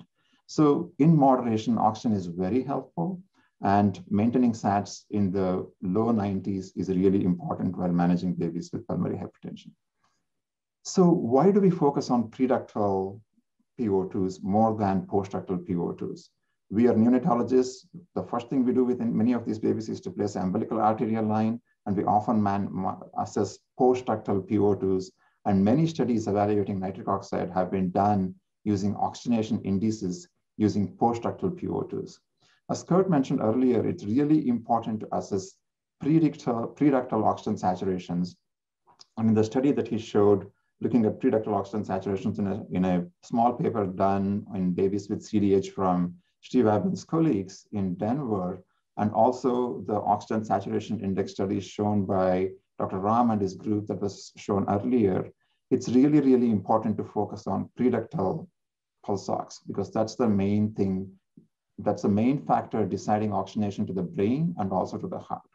So if you think of this particular cartoon where here is the heart, here is the pulmonary artery, here is the alveolus, and here is the pulmonary vein, what exactly is dictating pulmonary vascular resistance in this picture? The main site where pulmonary vascular resistance is dictated is the precapillary pulmonary arteriole. Although the veins appear to contribute a bit as well in newborn babies, this particular arteriole is the site of pulmonary vascular resistance for the most part in humans. And the main factor that determines oxygen tension surrounding this arteriole is the alveolar P uppercase AO2 for the most part. And this number reasonably well correlates with pulmonary venous PO2 and preductal PO2. And that's the reason why preductal PO2 is more important than postductal PO2 when you are monitoring for pulmonary vascular resistance. The second factor that determines oxygenation here is the pulmonary arterial PVO2, and this also plays a role, but to a much minor extent compared to alveolar PO2. So giving adequate alveolar PO2 is really important while managing babies with PPHN. So if you have a baby, a fetus, remember the fetus maintains reasonably well oxygenation in the preductal area, but doesn't really care about postductal oxygenation. Similarly, while managing babies with PPHN, we should really focus on preductal oxygenation more than postductal oxygenation. So some guidelines, especially for diaphragmatic hernia management, suggest preductal sats between 85 to 95 and postductal over 70, as long as the baby's lactate is normal and urine output is adequate. But I personally, especially in acute PPHN, tend to use slightly lower numbers, around 90 to 97 for preductal saturations and slightly more than 80% postductal. But if the baby's lactate is going up and is showing signs of tissue hypoxia, then you need to provide adequate circulation and adequate oxygenation. And so you may have to adjust your settings based on that. So one way of doing that is to use NIRS. And one of the persons had asked about use of NIRS in babies with PPHN. If you have a baby with severe PPHN, especially if you're managing a baby with hypoxic ischemic encephalopathy and pulmonary hypertension, it's beneficial to monitor NIRS, both cerebral and somatic, and look at the trends to see which way the baby is going. If the baby is showing significant changes in either the cerebral or somatic RSO2 numbers, it's important to adjust your oxygenation and perfusion based on these numbers as well.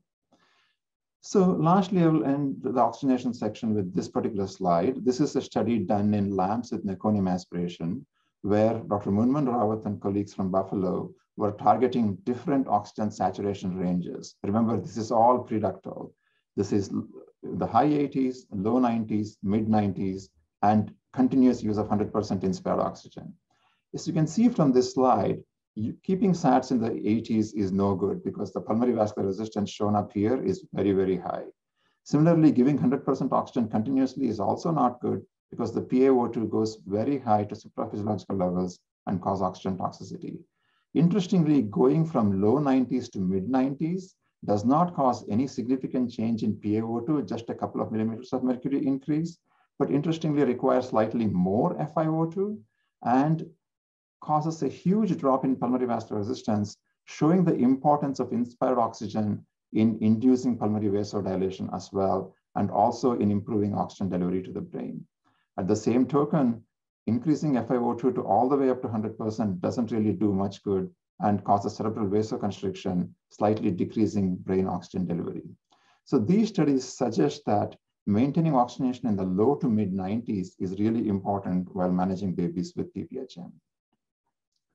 One condition where this rule may or may not apply is therapeutic hypothermia. If you're doing whole body hypothermia, babies with fetal hemoglobin, which is predominantly all newborn babies, tend to shift their hemoglobin oxygen dissociation curve to the left, causing some discrepancy between arterial oxygenation, PaO2, and pulse oximetry. So in this particular study, Bushra and colleagues showed that when you are normothermic, the curve is over here, and an acceptable range of 50 to 70 millimeters of mercury leads to saturations in the low 90s. On the other hand, when you have whole body hypothermia, the hemoglobin oxygen dissociation curve shifts to the left. So to achieve the same PaO2 range, you may have to maintain your PaO2 in the mid 90s and not the low 90s in these situations. So in the presence of hypothermia, with dissociation curve being shifted to the left, you may have to target slightly high saturations in the mid 90s rather than in low 90s. And you should periodically check your PaO2 to make sure it's in the 50 to 70 millimeters of mercury range. So presence of significant acidosis, hypothermia, all these conditions are important to think about these conditions where you may need to adjust your SpO2 to a slightly higher target than low 90s to maintain adequate PaO2 levels. So what do we do? If you have a normal baby with normal pH and normothermic, maintaining preductal SATs in the 91 to 95 range is absolutely fine. On the other hand, if you have somebody with profound acidosis or whole body hypothermia, we have to target mid to high 90s. Somewhere SATs in the 92 to 98 range is probably appropriate in these situations. So here is a table. I'll show you a bunch of tables as we go along in this talk. These are from a recent chapter that I wrote with Marty Kessler for the upcoming edition of the assisted ventilation of the neonate.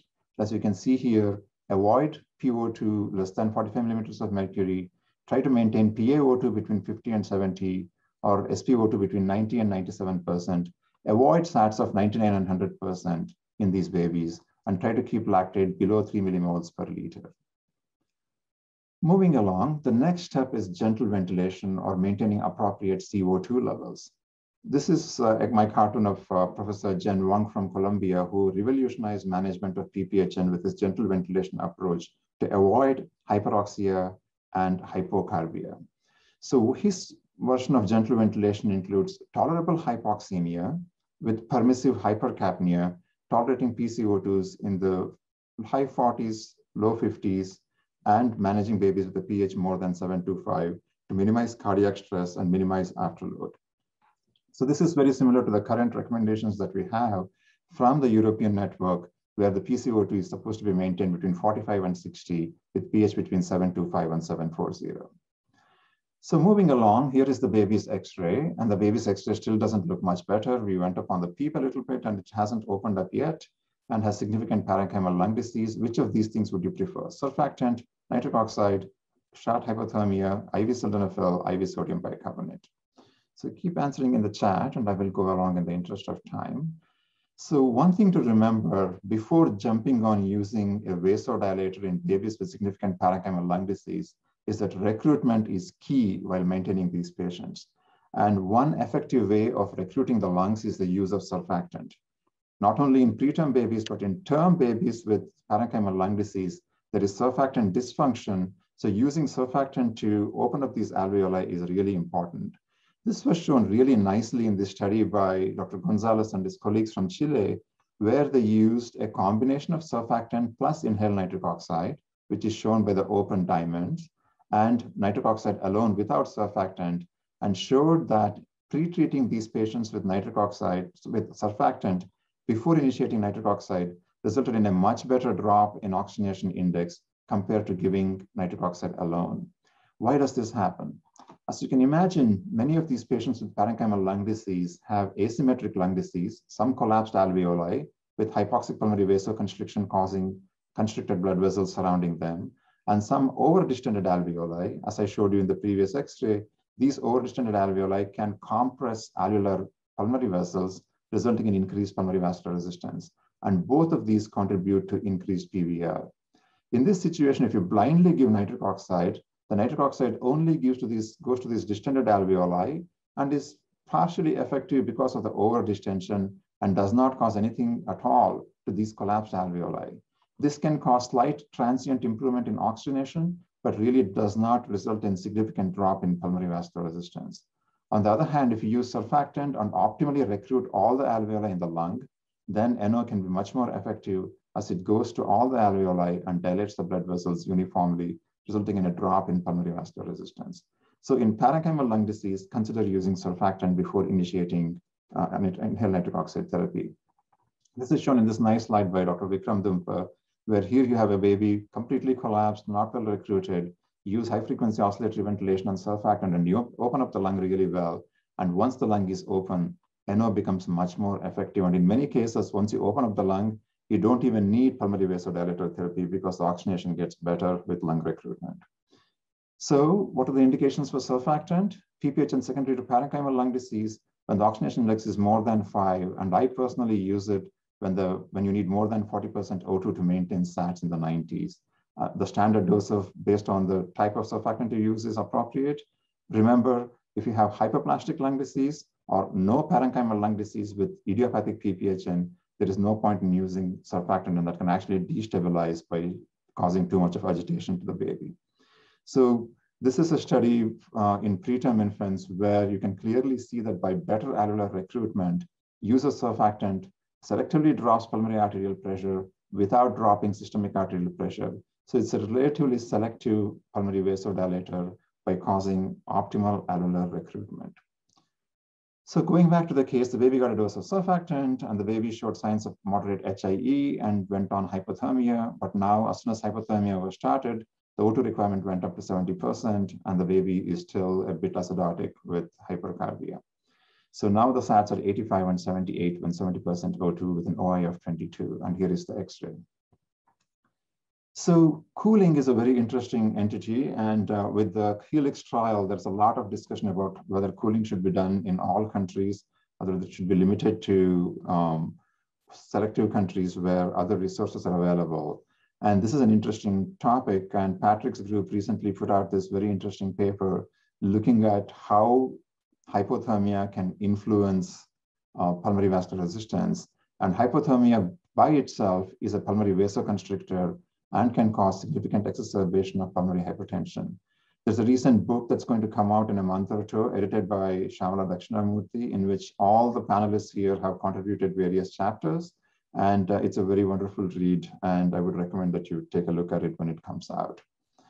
So we are here in a situation where the baby's pulse oximetry is low, requiring a lot of oxygen. And in many of these situations, it's often the indication for using inhaled nitric oxide. So typically, I initiate inhaled nitric oxide when the oxygenation index exceeds 15 to 20 with PPH and physiology, usually preferably confirmed by echocardiography. So how does nitric oxide act? We already looked at this. Nitric oxide acts through this particular pathway by increasing cyclic GMP. It can work in conjunction with many other medications such as sildenafil, which acts by blocking PDE5, or agents that increase cyclic AMP, either the prostacyclin or alprostadil or PGE2 or milrinone that inhibits PDE3A. So all these agents act either by increasing cyclic GMP or cyclic AMP. The third class of drugs is bosentan, which inhibits ET endothelin blockers, thereby reducing the vasoconstrictive effects of endothelin. And you have selective endothelin A blockers or non-selective endothelin A and endothelin B blockers. But for the most part, the only drug that we have reasonable experience in neonatal pulmonary hypertension is bosentan. So what does inhaled nitric oxide do? Inhaled nitric oxide has two very important effects. The first is what I call a selective effect to the pulmonary circulation. So when you give inhaled nitric oxide, it goes to the alveolus, opens up the blood vessels in the lung, but does not cause any systemic vasodilation. And that's called as the selective effect of inhaled nitric oxide.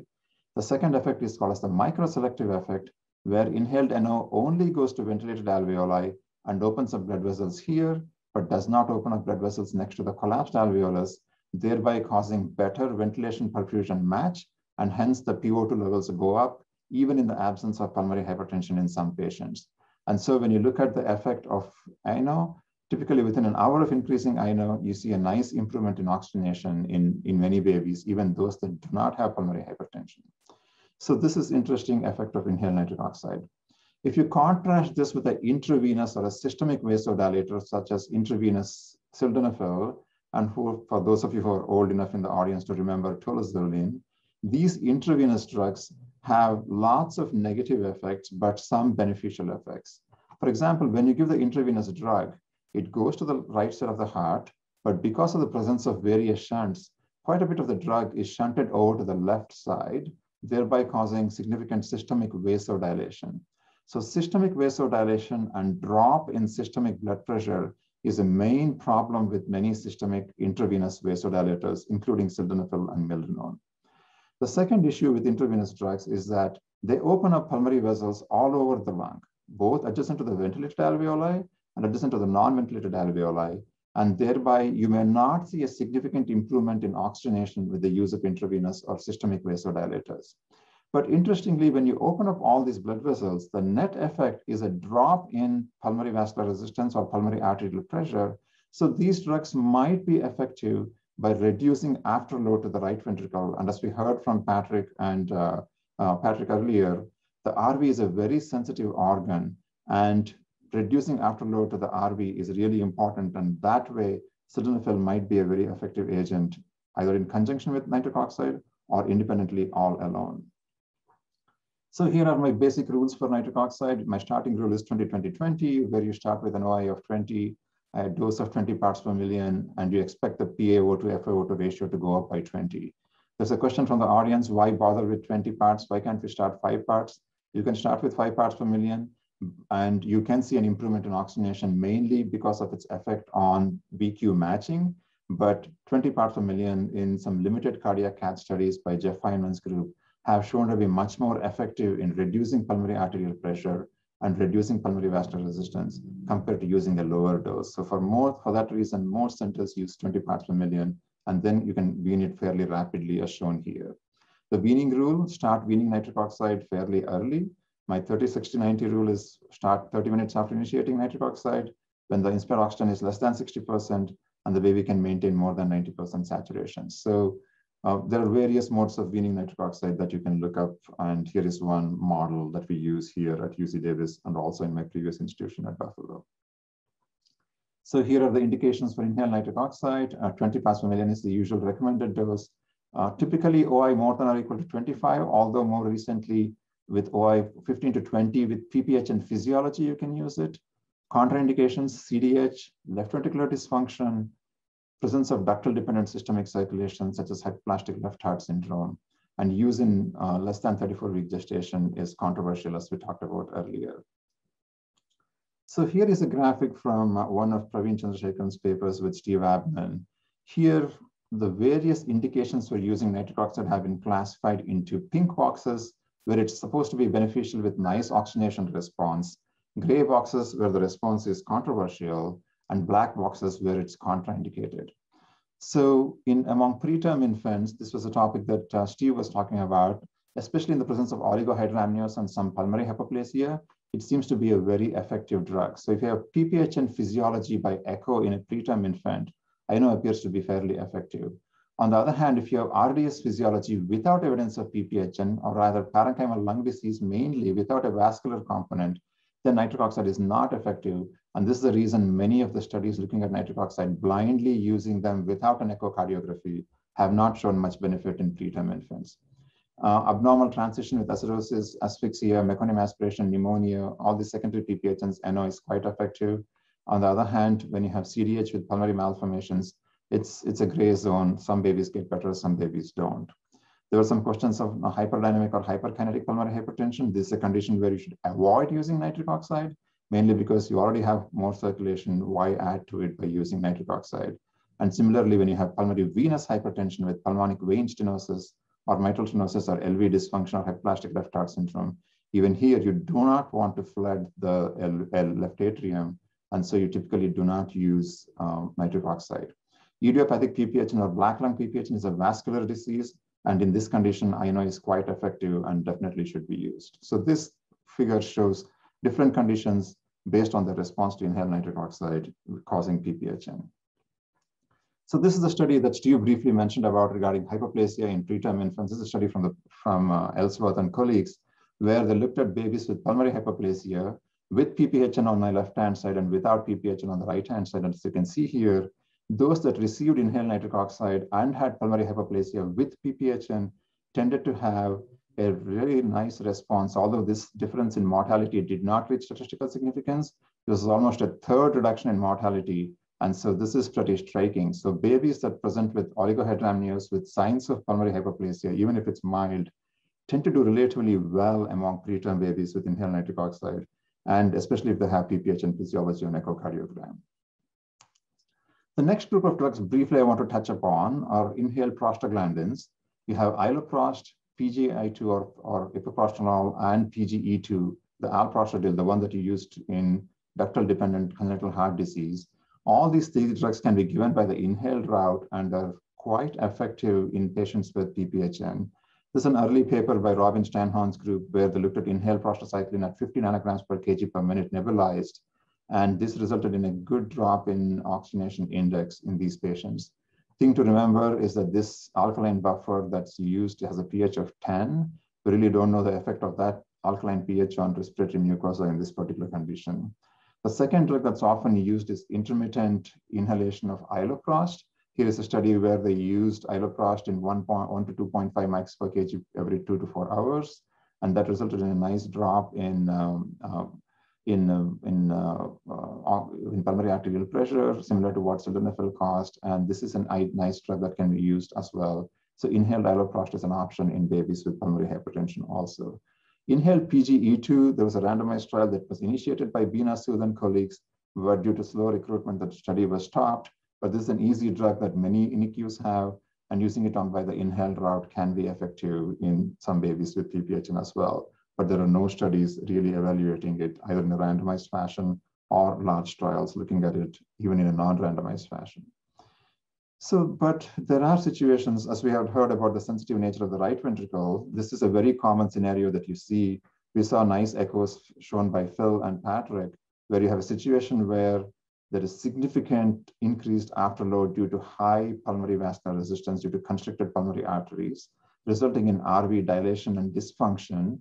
And this in turn can be further aggravated by a closing ductus arteriosus because the pop-off from the right ventricle is lost here. The pressure in the RV even further goes up, causing significantly more dysfunction. This is the uncoupling that Phil was talking about earlier. So in these situations, a combination of IV milrinone to enhance ventricular function inhaled nitric oxide to reduce afterload, and IV PGE1 to keep the ductus open is really, really important in reducing RV afterload. The second advantage here is that in many of these conditions, because of the interrelation between the LV and the RV, the LV output is significantly compromised, and this right to left shunt across the ductus is often supplying and maintaining the systemic circulation. Remember, having any blood is really important than not having no blood at all. Even if it's a little hypoxemic, having adequate circulation and blood flow is really important to the systemic circulation. So these babies have a ductal dependent systemic circulation as well, and IV PGE1 might be effective in enhancing blood flow to the rest of the body in these patients. So IV PGE1 is recommended in these patients, and the usual dose is used that you use for maintaining ductal patency in congenital heart disease. Again, you need to monitor systemic blood pressure with any of these medications because hypotension is a common side effect. And in fact, with PGE1, you need to worry about apnea and temperature elevation as well. So then moving on to left ventricular dysfunction, this is a condition where inhaled nitric oxide should be used with caution. The reason for that is shown in this particular cartoon. When you have left ventricular dysfunction in the presence of PPHN, interestingly, the shunt across the ductus remains right to left. On the other hand, the shunt across the oval foramen is in the opposite direction, left to right, mainly because of significant LV dysfunction causing elevated LA pressure and back pressure in the pulmonary vein. This combination can lead to pulmonary edema, and in this situation, if you use inhaled nitric oxide, that can lead to worsening of pulmonary edema. And this is shown by a cartoon here. If you consider the toilet to be the lung, and there is LV dysfunction where this toilet is blocked, keeping on flushing this toilet, as most of your teenage kids do, will lead to MS, which is pulmonary edema. On the other hand, the effective drug here is an agent such as milrinone, which should be used to relieve the obstruction. And once you relieve the obstruction, then you can start using inhaled nitric oxide. So as Kurt pointed out earlier, treat the LV dysfunction first, and once that's better, consider using nitric oxide in these patients. But thing of caution here is that milrinone is excreted by the kidneys. If your renal function is poor, as you can commonly see in patients with hypoxic ischemic encephalopathy on therapeutic hypothermia, that can lead to pretty high milrinone levels, causing significant systemic hypotension, as was shown by Patrick earlier. So here is the range of that you can use milrinone. Main thing, watch for systemic blood pressure because systemic hypotension is common. A mean drop of 9 millimeters of mercury in mean blood pressure can be expected with milrinone. So be prepared for that. You may need to use a secondary drug or give a fluid bolus to correct that when you're using milrinone. So watch out for systemic hypotension. Do not use it in renal dysfunction. And that's a condition where you should be very careful, or severe hypotension because it can further drop systemic blood pressure. And here is the graph that... Doctor, we are up with the time. Okay, I'll finish in 2 minutes. And here is the graph that Patrick showed showing systemic hypotension, and that's often due to increased level of sildenafil and milrinone due to hepatic and renal dysfunction. So the next drug is sildenafil, and I will not talk too much about it because Rajiv is going to discuss it, and I'll briefly touch upon bosentan. Bosentan is the other oral drug that's available, typically used in 2 milligrams per kg BID. Hepatotoxicity is a major problem with this agent, so carefully monitor for liver enzymes. Unfortunately, the one study that Robin Steinhorn led, the Future 4 study, did not show any significant improvement with bosentan compared to placebo, so we really do not have any randomized trials comparing this here. A brief report on hydrocortisone. Many of us land up using stress dose hydrocortisone in babies with PPHN, especially if they have hypotension. There's a single paper from Buffalo which showed improvement in systemic blood pressure, improvement in inotropic score, improvement in oxygenation, and PaO2 to FiO2 with the use of hydrocortisone. But you should be very careful when using hydrocortisone. Watch out for infections, especially occult fungal and viral infections such as herpes simplex and CMV, because those can be exacerbated by hydrocortisone. To conclude, PPHN, as we all heard this morning, is a dynamic disease, and management changes with baby's physiology and with time. It's not like answering a multiple choice question where you have a given answer at the same time all the time. Every minute, the physiology changes, and so does management of PPHN. Thank you for your attention on the time, and we will go on to the next talk and take questions at the end. Thank you. Thank you for the very informative presentation with analytic approach to pulmonary hypertension, Dr. Satyan. It was really excellent. There are some questions, but we can get it at the end. Okay, great. Thanks. Thank you so much. Thanks a lot. Satyan, can I make a comment? Satyan? Sure, go ahead.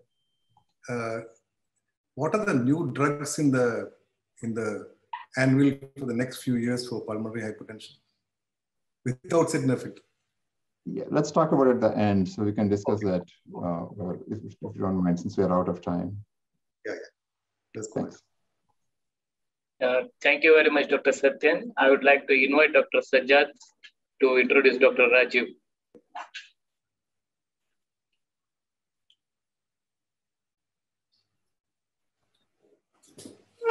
Good evening.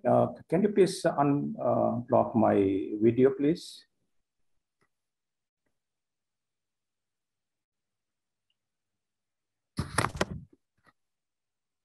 Hello, good evening, everybody. I think it was a very marathon session and very academic presentations, and we're at the end now. And it's my great pleasure to introduce Dr. P.K. Rajiv. He has started his career as a neonatologist in 1991 in India. And to his credit, he was the first one to save a 500-gram 22-weeker baby in India in 1997 with intact survival. And he was the first one to start high-frequency oscillation in India in 1997. And he also started the hands-on ventilatory care fellowship in India in 1993. So ultimately, he became the professor of neonatology in Amrita Institute of Medical Sciences in Kerala, India. He moved to UAE in 2010, and he has been a lead neonatal academician in Middle East and South Asia. He has organized wonderful seminars and conferences. As one of his, it is today, it's very reflective of his hard work he is doing to promote the academics in neonatology in the region. He has been the key author and editor of many books, including Neonatal Ventilation. Neonatal PPHN is his very special area of interest, and he is very keen to see sildenafil as an alternative to inhaled nitric oxide because he understands very well the economic constraints of newborn care in low and middle income countries. He will present his excellent analytic review on sildenafil for PPHN today, and let's learn from Dr. Rajiv. So Rajiv, the floor is yours, and we are looking forward to your excellent talk. Thank you, Sajjad. Can you put my slides? Doctor, you will be sharing the slide or shall I share for you? If I'm sharing, then you have to tell me like every time next. Can you just try to share from your side? I think we will save time. You okay.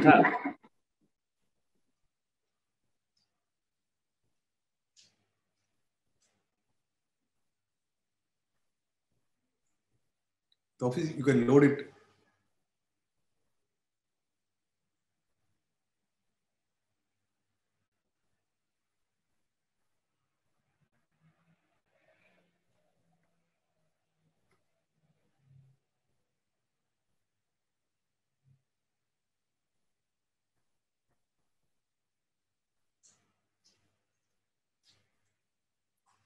Am I clear now to everybody?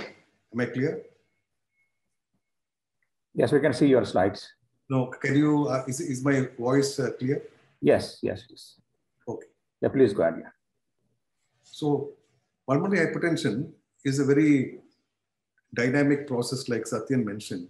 And I've been at the center point of this disease for last almost 30 years. So it is a passion to discuss this thing. And can I have the first slide? First slide.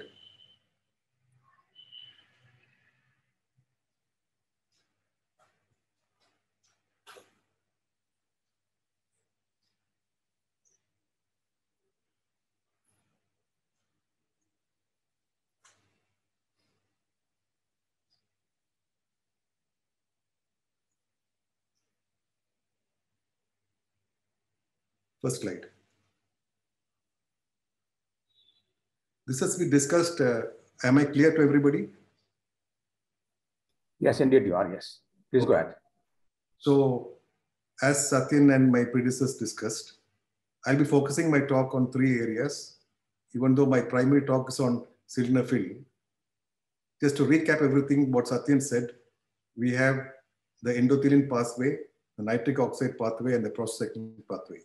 So bosentan and products are available in this limb of the activity, whereas my area of research, sildenafil, is a phosphorase 5 enzyme, will be in this area, and complementing me in the same pathway will be milrinone, which is phosphodiesterase E3 pathway. So this is going to be the area for sildenafil and milrinone. Endothelin takes another pathway, which Satyan already discussed. Bosentan comes here. And in the actinic prostacyclin pathway, you have eprostinone and iloprost, all which has been discussed by Satyan. Next slide. Next slide.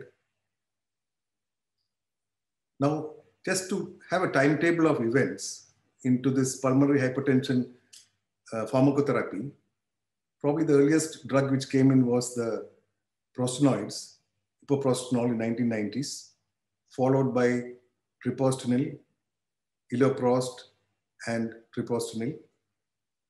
Next, somewhere here, no. Next, please go back 1 minute. In 2002, which is almost 20 years back, it was my invention and research with sildenafil, after which a lot of other pulmonary vasodilators came in, which were analogs of bosentan, and lately the IP receptor organisms like selexipig. So my topic will be basically on sildenafil and how I came across all those impressions which are translated into research. Next slide.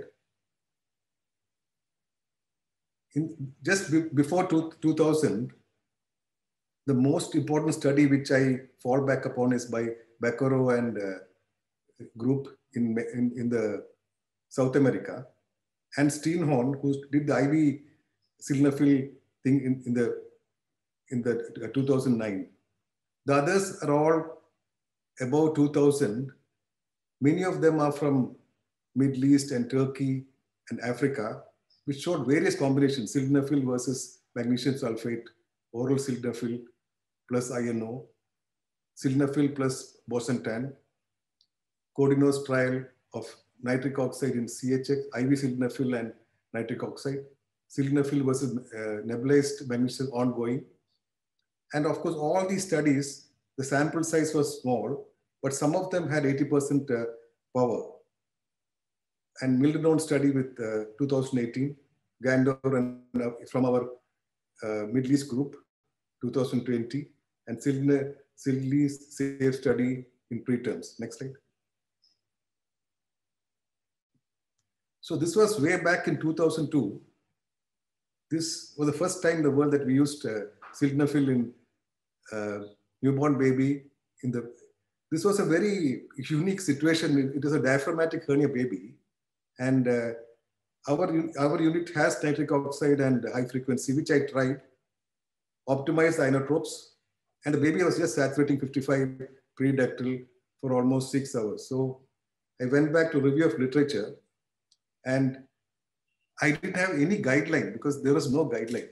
So I indirectly used 1 milligram per kilo, but I became the constant that whenever sildenafil is used, I used to sleep in the hospital and make sure that that error of judgment of hemodynamics or ventilation, naming myself as the most expert man at any point in time during this process. Next slide.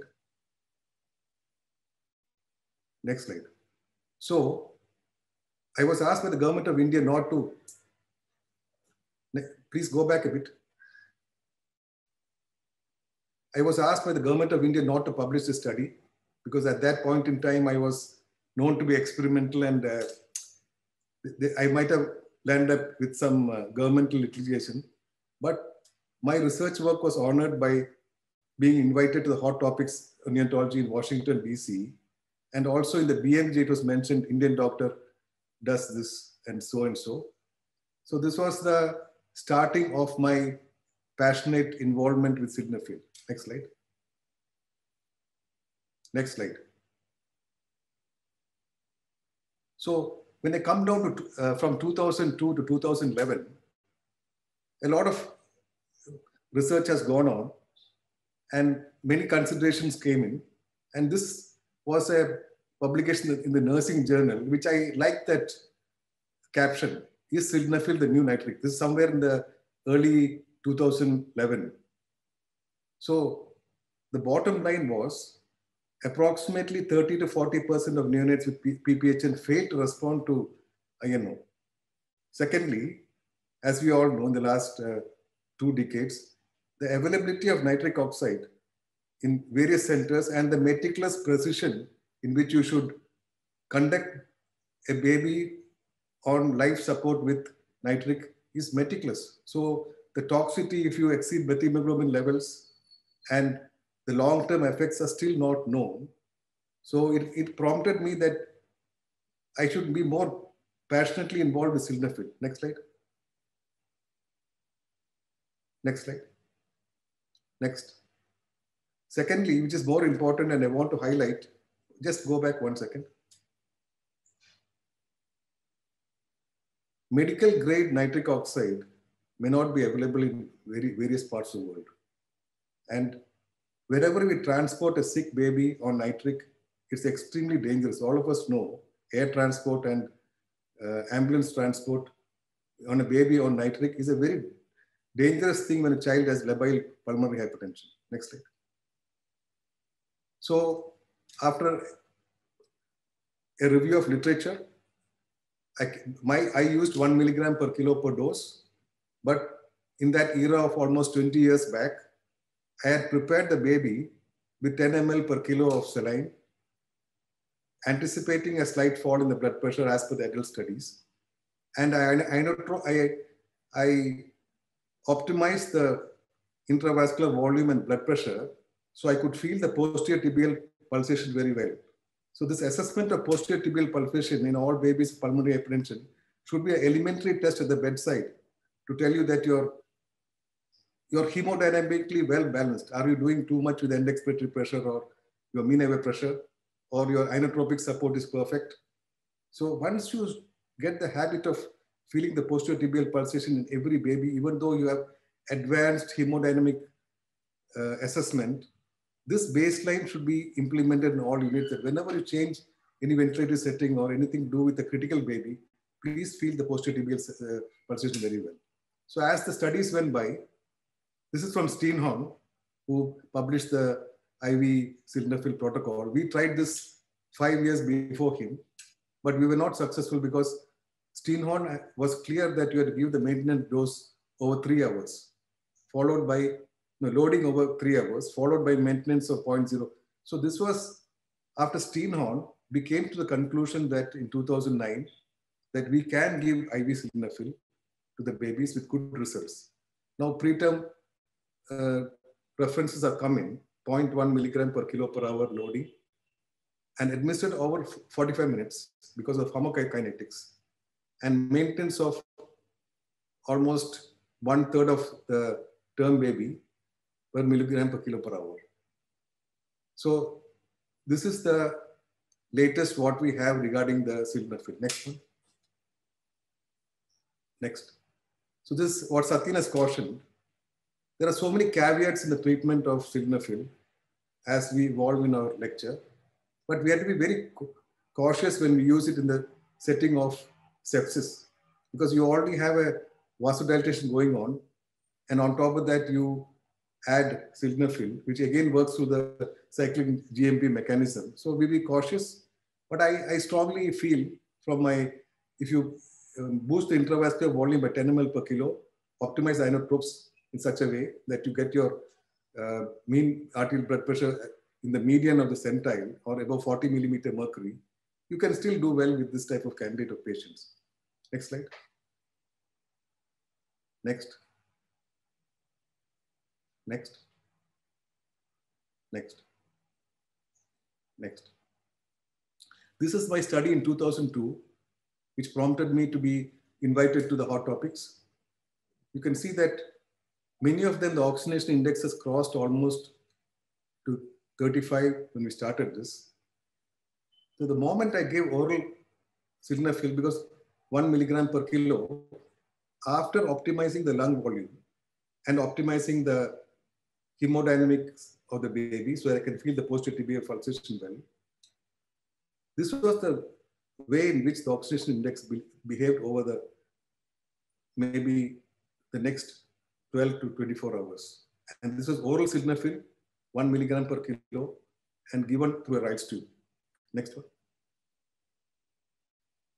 This is the first study, randomized study done by my colleague Baccaro and Augusto Sola, on which I fall back upon to say that this may be the future nitric. He did a good control study of almost 25 patients in each limb. But because deaths occurred due to some other reason, this study had to be halted. But you can see very obviously that the oxygenation index was very close to ECMO zone. It was above 40s and 60. I mean, the child was pretty sick with a FiO2 of 1 and oxygenation index of 40. But over a period of time with oral sildenafil, it came down to an oxygenation index nearing 20. And once you're crossing near 10, we plan to wean down. But what has to be remembered is the effects of the sildenafil continued for 72 hours. And after 72 hours, the kid was quite steady, which was, I'll tell you what happened to the cases later. Next one. Next. So this was another study by Steenhorn. Go back one bit. 2009. He did the first pioneering study on IV sildenafil.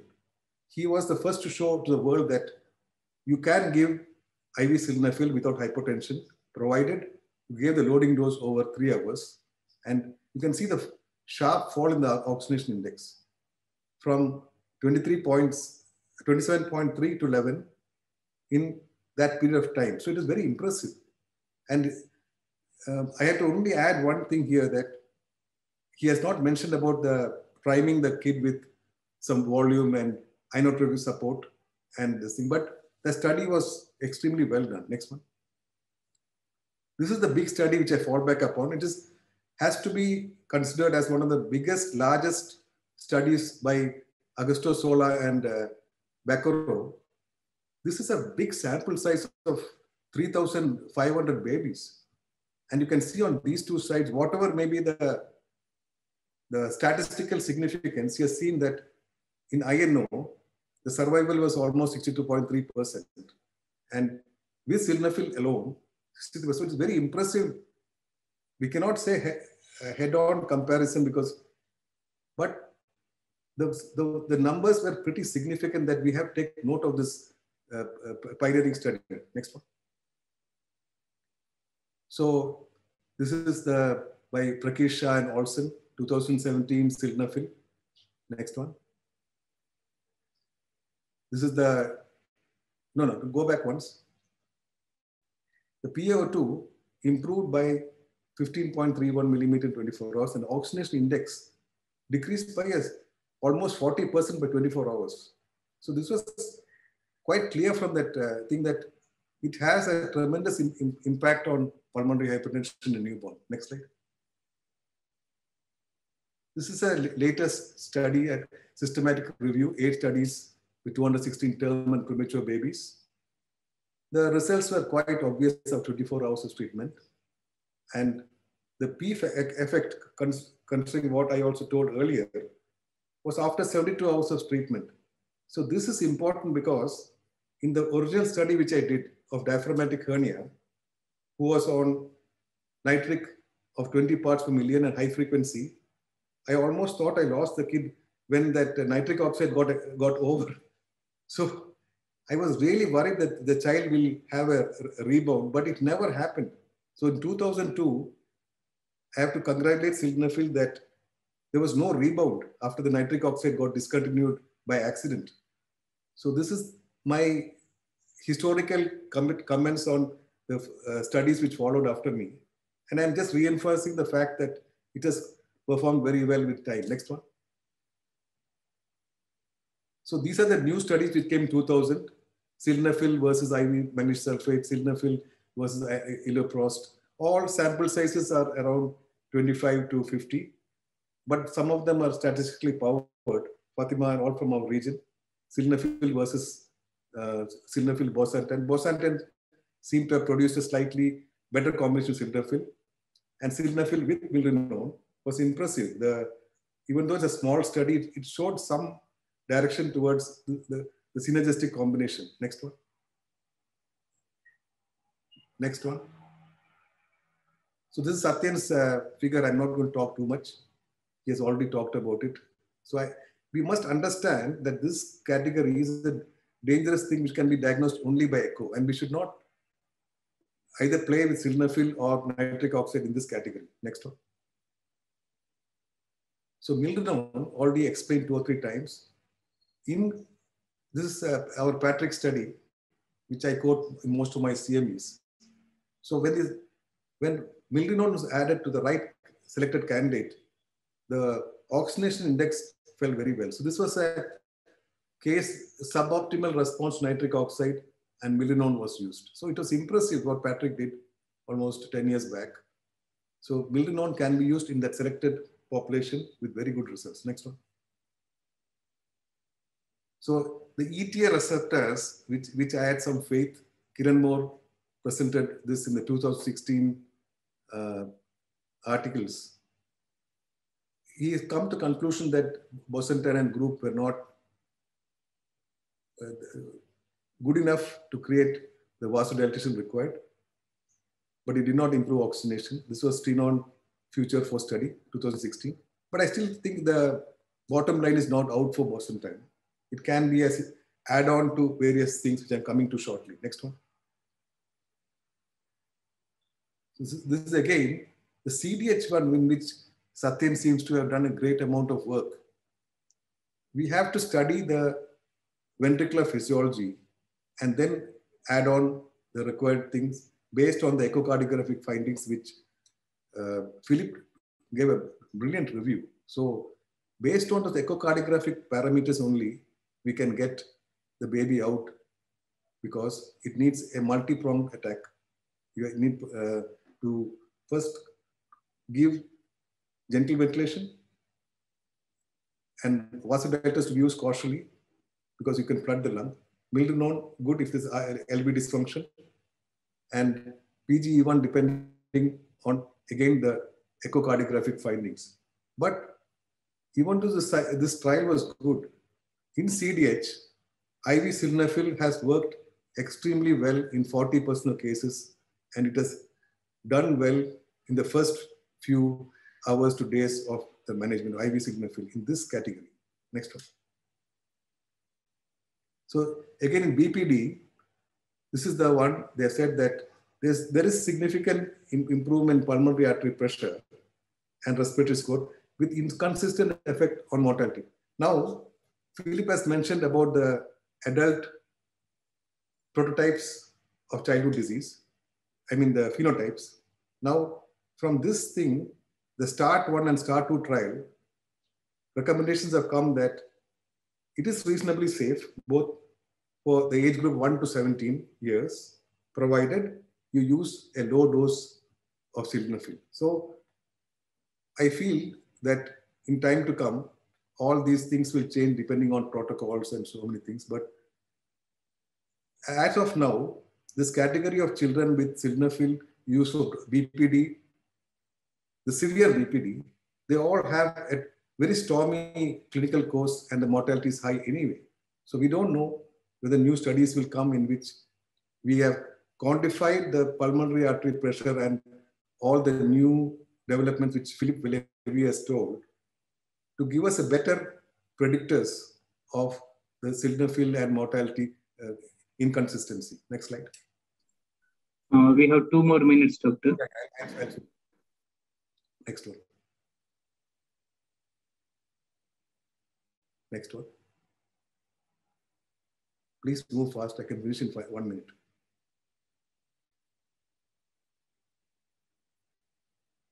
Next one. This, I think Satyan has covered very well. It's all from Satyan's diagram. So whenever we see PPHN, you must know in which ventricle physiology it comes. And Satyan has rightly told, ductal-dependent pulmonary circulation, PGE1. If you need lung recruitment, do it early, nitric oxide or sildenafil. Normal parenchymal disease, lung recruitment, surfactant and peak, no vasodilator, no nitric.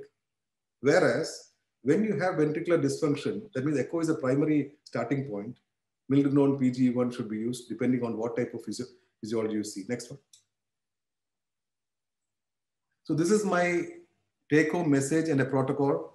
I'm going to sit with Patrick and work out and fine-tune this so that all developing countries can use it.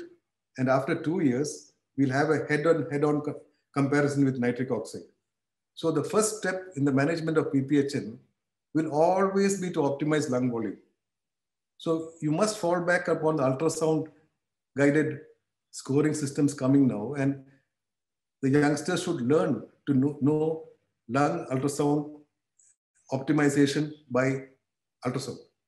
The second one is to be clear that are you dealing with the intravascular volume is right. It's not the blood pressure.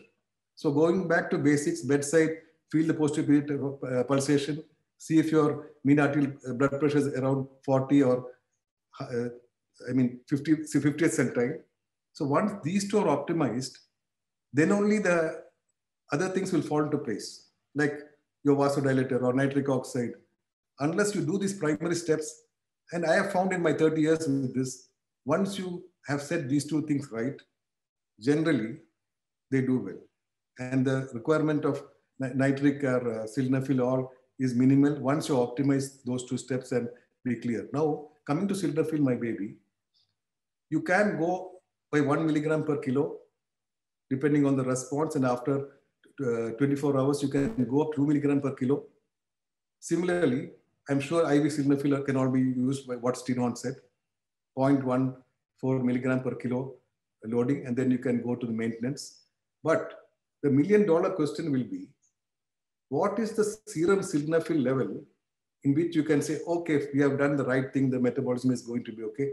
I've taken an arbitrary value from Steenhorn. Anything above 40 milligram per thing should be fine. And once you have done that, the question will be, what has Patrick and Levy echocardiographic criteria to define the density of the dysfunction? Then we start with milrinone, 0.5 microgram per kilo per minute. Or there's no LV dysfunction, I still feel certain small studies are pointing on using bosentan. And the rule of 10. So if you increased improvement, oxygen index fallen by 10%, pulmonary artery pressure fall by 10%, PF ratio, we are winning slowly. And once you come down to 0.6, you're already winning.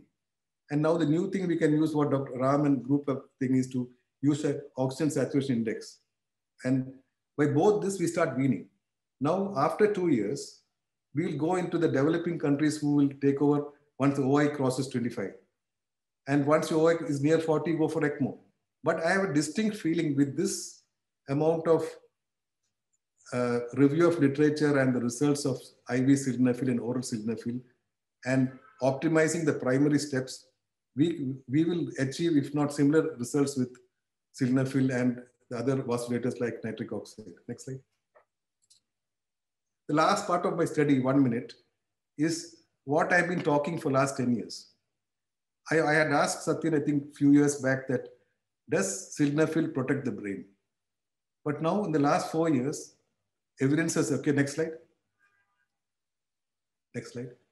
This is a study which came in March 2014 on the neuroprotection of sildenafil. On the brain, various parameters were taken, and they have shown, next slide,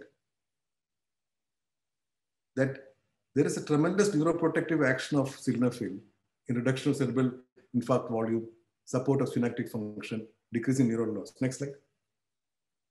So this is my study which I finished in 2007, 5-year follow-up of those 11 babies I treated.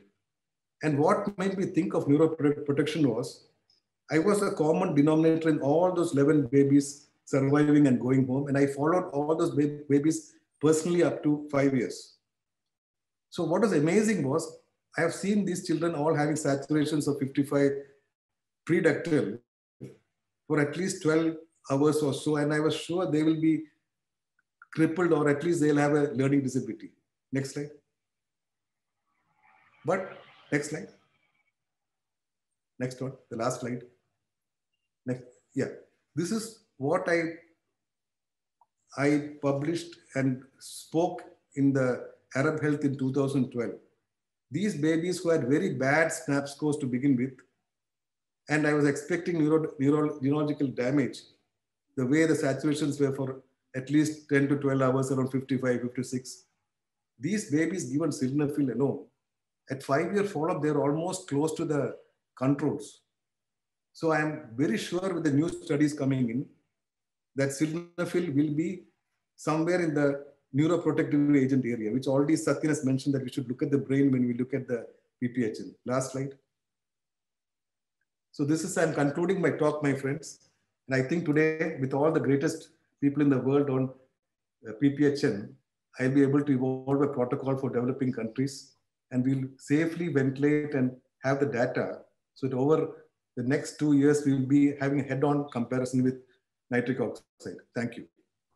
Thank you very much, Dr. Rajiv, for your excellent presentation and the concluding remarks as well. In fact, the whole conference and the whole afternoon was so useful, and such a lot of learning material from experts around the world, and you brought them all together. So all the congratulations go to you and your team for the hard work you put in. Now there is one question by Dr. Pradeep, and he's asking that can we give oral sildenafil when the baby is hypotensive and on inotropes? That's actually a very good question. So I don't see why not, because if you can use nitric oxide on a child on CPAP with nasal prongs, but the primary step always remains.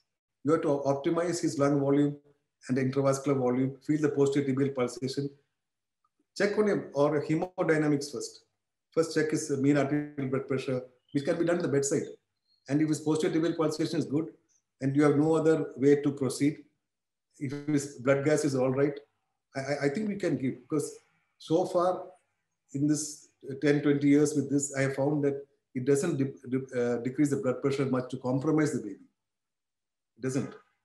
So if the baby's hemodynamic is stable, I think we should give it and watch for it. If it's pure pulmonary hypertension due to pulmonary vasculature constricting like in PPHN. So the physiology has to be clear by echo. So before we do that, a good echo to quantify which type of PPHN physiology we are dealing with, then only we should proceed to give sildenafil. Yeah, thank you very much. I think this issue of sildenafil for the low and middle income countries is a very important question, and you have addressed it very nicely. There is a question by Dr. Ahmed NN. Do you have dose response curve of sildenafil?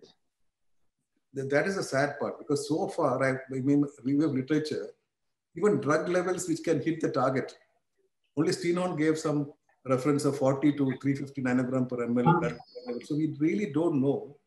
But by and large, all studies, including mine, which I've been dealing for last almost 20 years, but the third dose of sildenafil given 6 hourly, you will achieve a certain serum level in which everything starts opening up slowly. But IV sildenafil, the story may be different. It may be in the next, probably in half to 4 hours, the peak effects you can see on the PaO2 levels. But oral sildenafil, by and large, is safe, and we can use it even with CPAP, etc., provided all the basic parameters I've already told you. Thank you very much. And Dr. Pooja is asking... Doctor, we can move on to the panel discussion now, since we're already time of discussion. Okay, that's fine. So, Dr. Stephen Abman will be chairing the panel discussion, Doctor. Yes, Stephen Abman, please.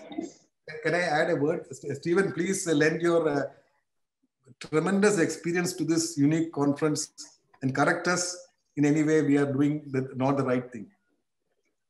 No, listen, thank you so much for inviting me. And this has been an astounding conference. And my congratulations to the organizers, and all the speakers gave beautiful presentations.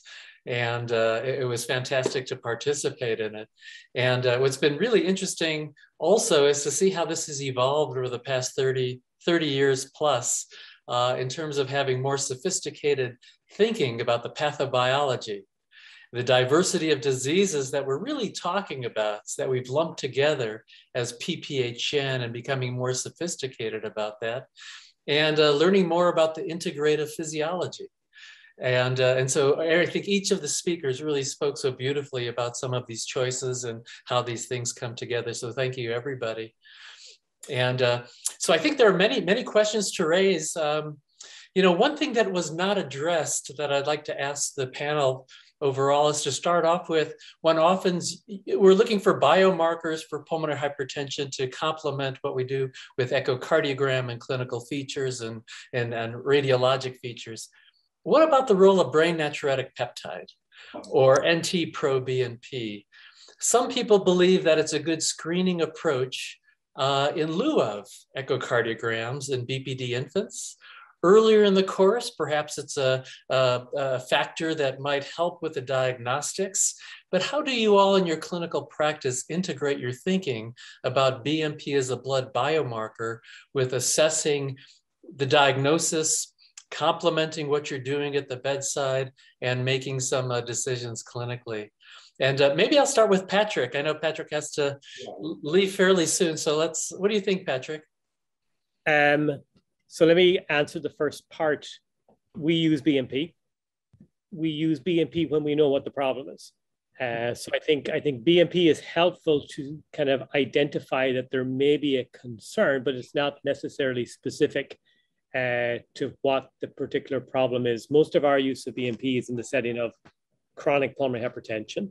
And I think it's important for people to recognize that anything that increases atrial ventricular loading conditions, whether it's on the right side or the left side, theoretically will increase BNP. And I think, you know, no one knows better than you, Steve, the chronic pulmonary hypertension patient population theoretically may have BNP elevated for more than one reason. So it may be your classic right heart disease due to pulmonary vascular disease, but also there's increasing recognition of a left heart phenotype with systemic hypertension and so forth. And we've just submitted some data on that to PAS kind of over the past year with some echo characterization of those babies as well. So I think BNP is useful to say there's a problem. I think you need echo or cath to say what the problem is. And then you use BNP to titrate response to therapy. That's how I would use it. Fantastic. Thank you very much. Another basic issue has to do with supplemental oxygen and FiO2. And Satyan, once again, beautiful job. Satyan's the most amazing educator, teacher, illustrator, as well as savvy clinician and researcher. So thank you. But Satyan, when it comes to oxygen and how to think about it, I think you hit it on the head with the targets and a great rationale. But a couple of points I just wanted to raise for a little historical background. Part of the reason why I think there was such a tendency to linger with such high FiO2s and to so slowly wean the FiO2 was this concept called flip-flopping. And this goes back many, many years during my internship, even in pediatrics. And the idea, before we had a vasodilator, sometimes small changes in FiO2 would lead to dramatic hypoxia. And I think that's because the systemic and pulmonary pressures, they'd be right at the brink of being suprasystemic, and even small, dropping below systemic was enough to have big increases in pulmonary blood flow beyond what oxygen, itself might reflect, or other kinds of things. But I'm wondering, Satyan, how should we think about even weaning FiO2 more aggressively based on the fact that we do have these vasodilators? We do have ways of treating cardiac performance a little better. How should we think about more rapid weaning to avoid the oxygen toxicities, if you get anything further? Thanks, Steve. Thank you for the kind comment. I learned so much by listening to you. Your brief introduction was phenomenal. Really loved it. Thank you so much for that. Getting back to oxygen, I think the pendulum has gone in different directions so far. Initially, during my fellowship in the 1990s, I can remember every single baby that I transported with CDH or PPHN had a PO2 of 220, and the number below 200 was suicidal, in my opinion, because of the same flip-flop that you mentioned. Flip-flop is a wonderful term to indicate how dynamic these babies are. And nurses did not want to see any number below 99 in these instances, so they aimed for high SATs all the time. And we have seen several negative effects of that. And right now, until we hopefully get automated FiO2 control, hopefully that will become the norm in the next decade or so, that will really help us out. In the meantime, the support trial has clearly, and the neoprom trials in preterm infants have clearly shown that a narrow target range is very difficult for nurses to maintain. So we do need a slightly wider target range. And that's the reason why I use 90 to 97 while managing babies with PPHN, so that it makes it easy for the nurse to target these numbers.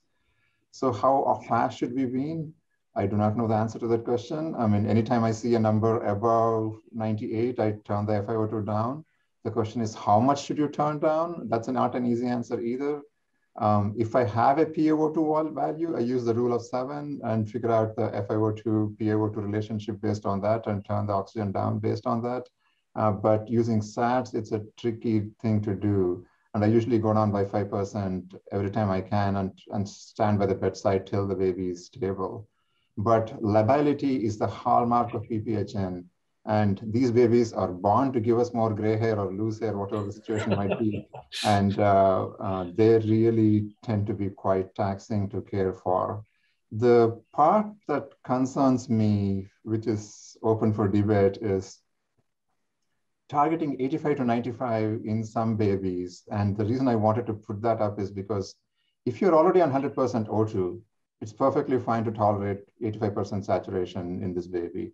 On the other hand, if you're on, I have seen some instances where young fellows tend to keep the baby in 25% O2 and the baby is saturating 89%. And that's the part that gets me a little concerned, where give them adequate FiO2 to make sure that there is enough alveolar oxygen to mediate pulmonary vasodilation.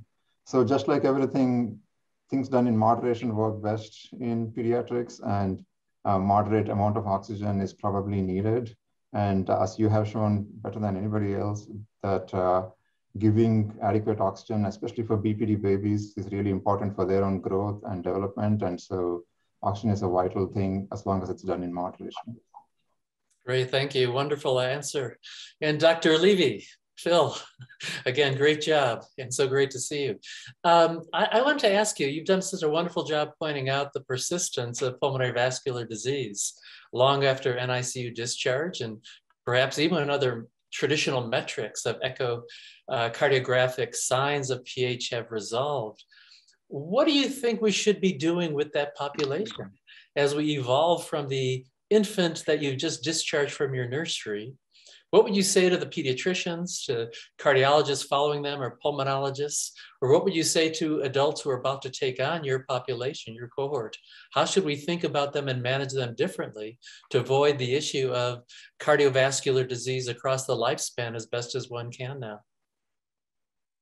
Thanks, Steve. That's an excellent question. And again, really appreciate the opportunity to talk here today. So I think a lot of work is ongoing by our group, by group in Oxford led by Adam Lewandowski, and group in Wisconsin, and now Texas led by Karagos, where you have these former preterm individuals who become 1 year of age, 6 years of age, 18 years of age, and 25 years of age. And we are learning that clinically, the way they look like any person who was born term for the most part, but they are at risk with each subsequent insult and injury to have a unique kind of phenotypical presentation. And it could be presenting either as heart failure, as pulmonary hypertension, it could be systemic hypertension, it could be failed exercise tolerance tests. So what Kara in Texas and Adam in Oxford and myself in Boston are advocating for is the identification. Again, it's very similar to how we're screening for pulmonary vascular disease and pulmonary hypertension. You identify the population. So it could be babies born less than 32 weeks or less than 28 weeks. Did they have some degree of pulmonary vascular, cardiac, or lung disease in the neonatal period? And then you have to ask yourself, how do you want to screen them? You know, with pulmonary hypertension, we've talked a lot about echocardiography. We've talked a lot about invasive cardiac catheterization in the appropriate centers. But as these kids get older, we're talking about a potential visit to the cardiologist, a potential visit to these experts in preterm physiology. We're talking about potential exercise tolerance tests. We're talking about a potential echocardiogram at some point during childhood or early adulthood. There's been talk about potential biomarkers, as Steve has alluded to.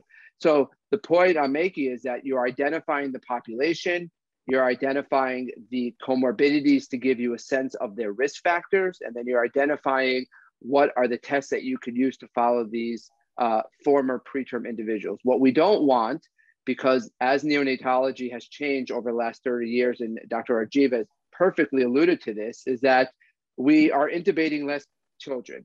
We have improved surfactant administration. We have improved pulmonary vasodilator medications, improved nutrition, and improved ventilatory strategies.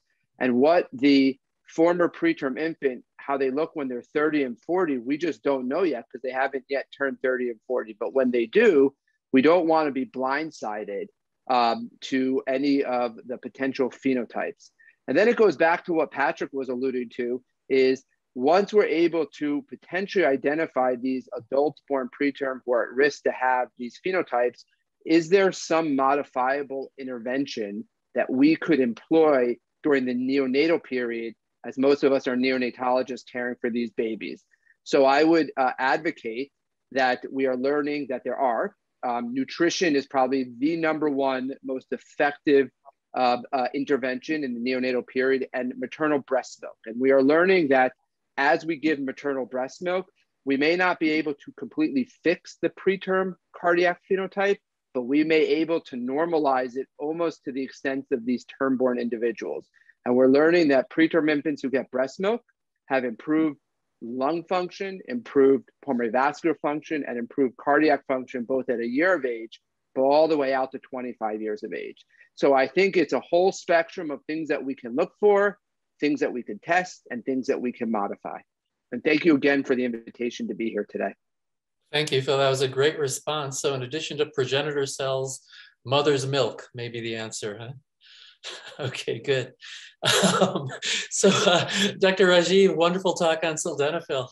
I think one of the questions that often comes up is how early can one feel comfortable giving it to a premature baby? Because we know there are pro-angiogenic effects of sildenafil. We know that it could stimulate vascular endothelial growth factor production, which I happen to think is a good thing. But if one were an ophthalmologist, you say, well, hold on, maybe not so fast. What's happening in the eyeball? What's happening with retinopathy of prematurity? Is there a downside of early initiation that we should be concerned about, or how we use it in a different fashion because of these, perhaps we'll call them hidden dangers? What are your thoughts about that? Okay, I leave the open to the floor.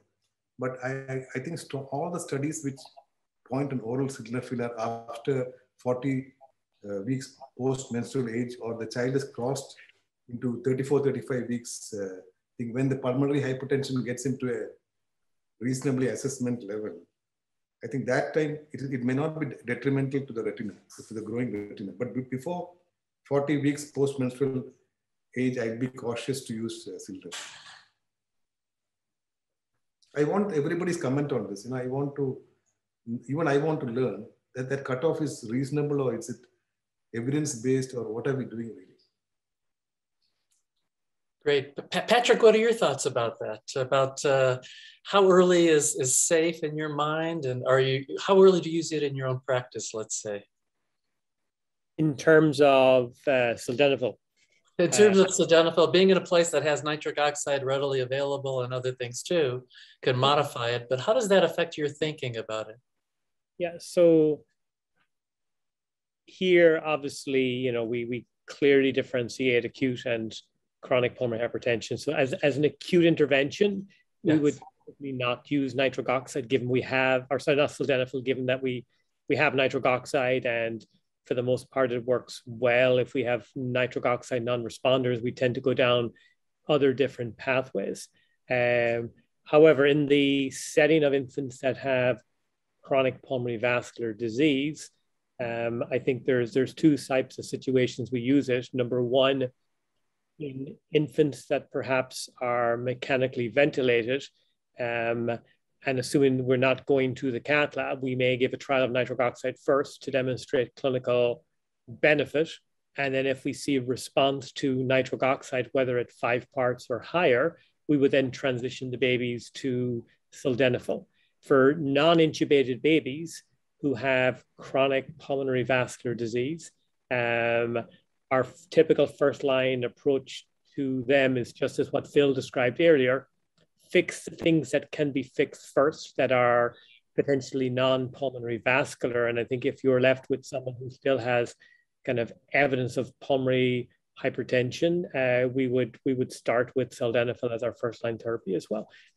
Luckily, at Iowa, our numbers of chronic pulmonary hypertension are low. Now, that's a whole other discussion as to why that is, given kind of the large numbers of tiny babies that are surviving. But I think it comes down to kind of the meticulous approach we have to both respiratory and cardiovascular care. I think we're ending up with a low number of babies with this disease, which is good. So does that answer your question, Steve? Yeah, I think that's right on target. It opens the door for some other issues as well. I would like to talk about some of the factors in severe BPD, for example. And as Phil mentioned, we now think about it in different phenotypes in terms of what's going on respiratory-wise: central airway, parenchymal, and vascular as 3 components. I would throw in the medium-sized airways that are long overlooked beyond the tracheomal issue. Still central is what's going on in those other airways and how lung volumes impact that, but that's a whole nother discussion. But I guess my question for the group, maybe I'll ask Satyan first. You have a baby in your NICU with severe ventilator-dependent BPD, and you have a child with pulmonary hypertension. Can you tell me how you think about well, number one, why do you think we don't see pulmonary hypertension in all of these kids? We see it in a 50% or more, right?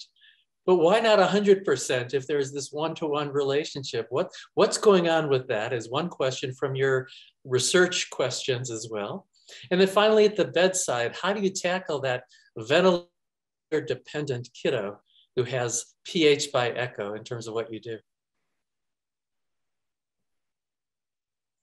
That's a tough question, Steve. These are the most difficult patients to manage. I'm sorry, it's a little loud here. So ventilator-dependent patients, especially somebody coming close to 36, 37 weeks corrected gestation, still stuck on a ventilator with high settings, with echocardiographic evidence of pulmonary hypertension, is a huge challenge to manage. I think, as you have pointed out in many of your earlier talks, optimizing ventilation with the BPD settings, using adequate PEEP, adequate fairly large tidal volumes with long I times, with long E times is probably the first step to take. But we do monitor these patients very closely with echocardiograms to see what kind of treatment is needed. Why don't all of them develop pulmonary hypertension? That's a great question. I'm sure there is some phenotypic background here where the vasculature in some babies is more reactive than others. Those babies that trouble me the most are former IUGR infants who were born at 600 grams at 28 weeks or something like that. And they have some unique phenotype where they develop significant IDCs, ROP with BPD, with pulmonary hypertension, creating a lot of concern in their management. So no easy answer to this question. One thing I beg to slightly that we do differently than what Patrick mentioned. If you have such a baby with significant pulmonary hypertension with rapidly progressing ROP, we do use inhaled nitric oxide in those patients just to make sure that the RV afterload is reduced, and we don't use sildenafil till the eye gets a little better. It's a slight difference in practice here. And I'm also a bit concerned about a question you brought up earlier regarding the use of Avastin and Lucentin, the anti-VEGF agents. We had a couple of babies who are IUGR who had mild pulmonary hypertension on echo, but following 2 doses of Avastin had a slight increase in their pulmonary pressure, requiring need to initiate inhaled nitric oxide. And there are some papers suggesting that there are serum levels that you can measure for these inhibitors that can be elevated following an intravitreal injection. So there are so many things that we need to learn with this condition. And I think symposia such as like this raise more questions and stimulate more research, and that's the fun here. Well, thank you. Yes. And in fact, when we think of our animal models, just a single dose of a drug that inhibits VEGF is sufficient to cause severe pulmonary hypertension, alveolar simplification that persists even into adulthood. And so it's remarkable, this important window that neonatologists you all know about in the NICU, that window in so many avenues is so vital to better understand. So I think it's a great point. Yeah. So Phil, tell me, how do you think about the interplay of systemic disease affecting the lung circulation? For example, necrotizing enterocolitis is strongly associated with perhaps worse risks in some papers for PH, but also for things like pulmonary vein stenosis, and certainly worsening their ventilatory course. And so how do the systemic disease change your thinking in your approach diagnostically and in terms of management for the sick preterm in your NICU? Yeah, it's a wonderful question. I think it goes back to identifying the comorbidities, as you mentioned, a baby who has lung disease, but also could have necrotizing enterocolitis and also develop retinopathy of prematurity, potentially linked, as you very well know, through the VEGF signaling mechanisms.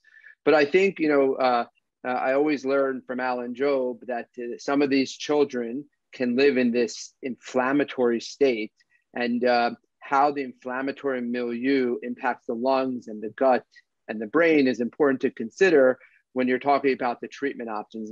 And as everybody on this call very well knows, when we're treating bronchopulmonary dysplasia, we're trying to optimize nutrition and minimize ventilatory support. And there's good data with diuretic use and fluid management.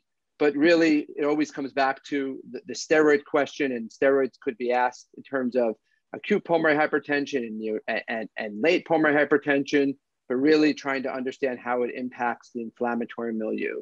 So I think that's a whole kind of spectrum you have to consider. But to really get specific on pulmonary vein stenosis, I think it's really interesting to understand that pulmonary vein stenosis in that paradigm that we talked about of impacting either pulmonary vascular resistance or pulmonary blood flow or pulmonary capillary wedge pressure, where pulmonary vein stenosis falls in that late or chronic neonatal pulmonary hypertension, we are learning that pulmonary vein stenosis presents late in our preterm infants. And oftentimes it's in those children that are either severely growth restricted or have a large left to right shunt, maybe a VSD or persistent PDA. But there seems to be something else. There seems to be chronic lung disease or retinopathy of prematurity or necrotizing enterocolitis. And I don't know if we can go as far as to say that they're all associated, but there's definitely some type of link. So when you put that all together, these are just identifying kind of the risk factors and the inflammatory markers and how we identify this. The whole point of a conference like this is we want to identify risk factors earlier so we can have prevention strategies that begin from ventilation, nutrition, down to pulmonary vasodilator. So I think it's the whole milieu and inflammatory component is an important piece of that. Thank you very much, doctors. I think we are up with that time. So there are a few unanswered questions. So I promise viewers that I will get the answers from the speakers and the panelists, and I will mail back to you whichever the questions which have been not answered. So I would like to invite Dr. Deepu to give the closing remarks. One minute. Patrick wanted to say something. Okay, he's saying bye. Okay, great. Deepu, please. You are mute, doctor. Thank you very much for all the brilliant speakers for such a great session today. And thank you very much, Dr. Rajiv, for organizing such a great event. I know the amount of work and pain you have put into organizing this great event. And Taufik, thank you again for being such a well-coordinated, super program as always for us. And a special thanks to all the dynamic IAP Emirates members, Dr. Sridhar, and the whole rest of the team, from myself and on behalf of Zulekha Hospitals. Thank you again. Thank you. Thank you very much. Thank you very much. Good night. Thank you. It will be great to have a video copy of this whole conference. Many people are asking for it. I will be sharing the link with you. That will be great. Thank you. The audience are asking for. Thank you very much. Appreciate everybody. It will be shared with all the audience, Doctor. Thank you. Thank you. Thank you. Thank you. Great session.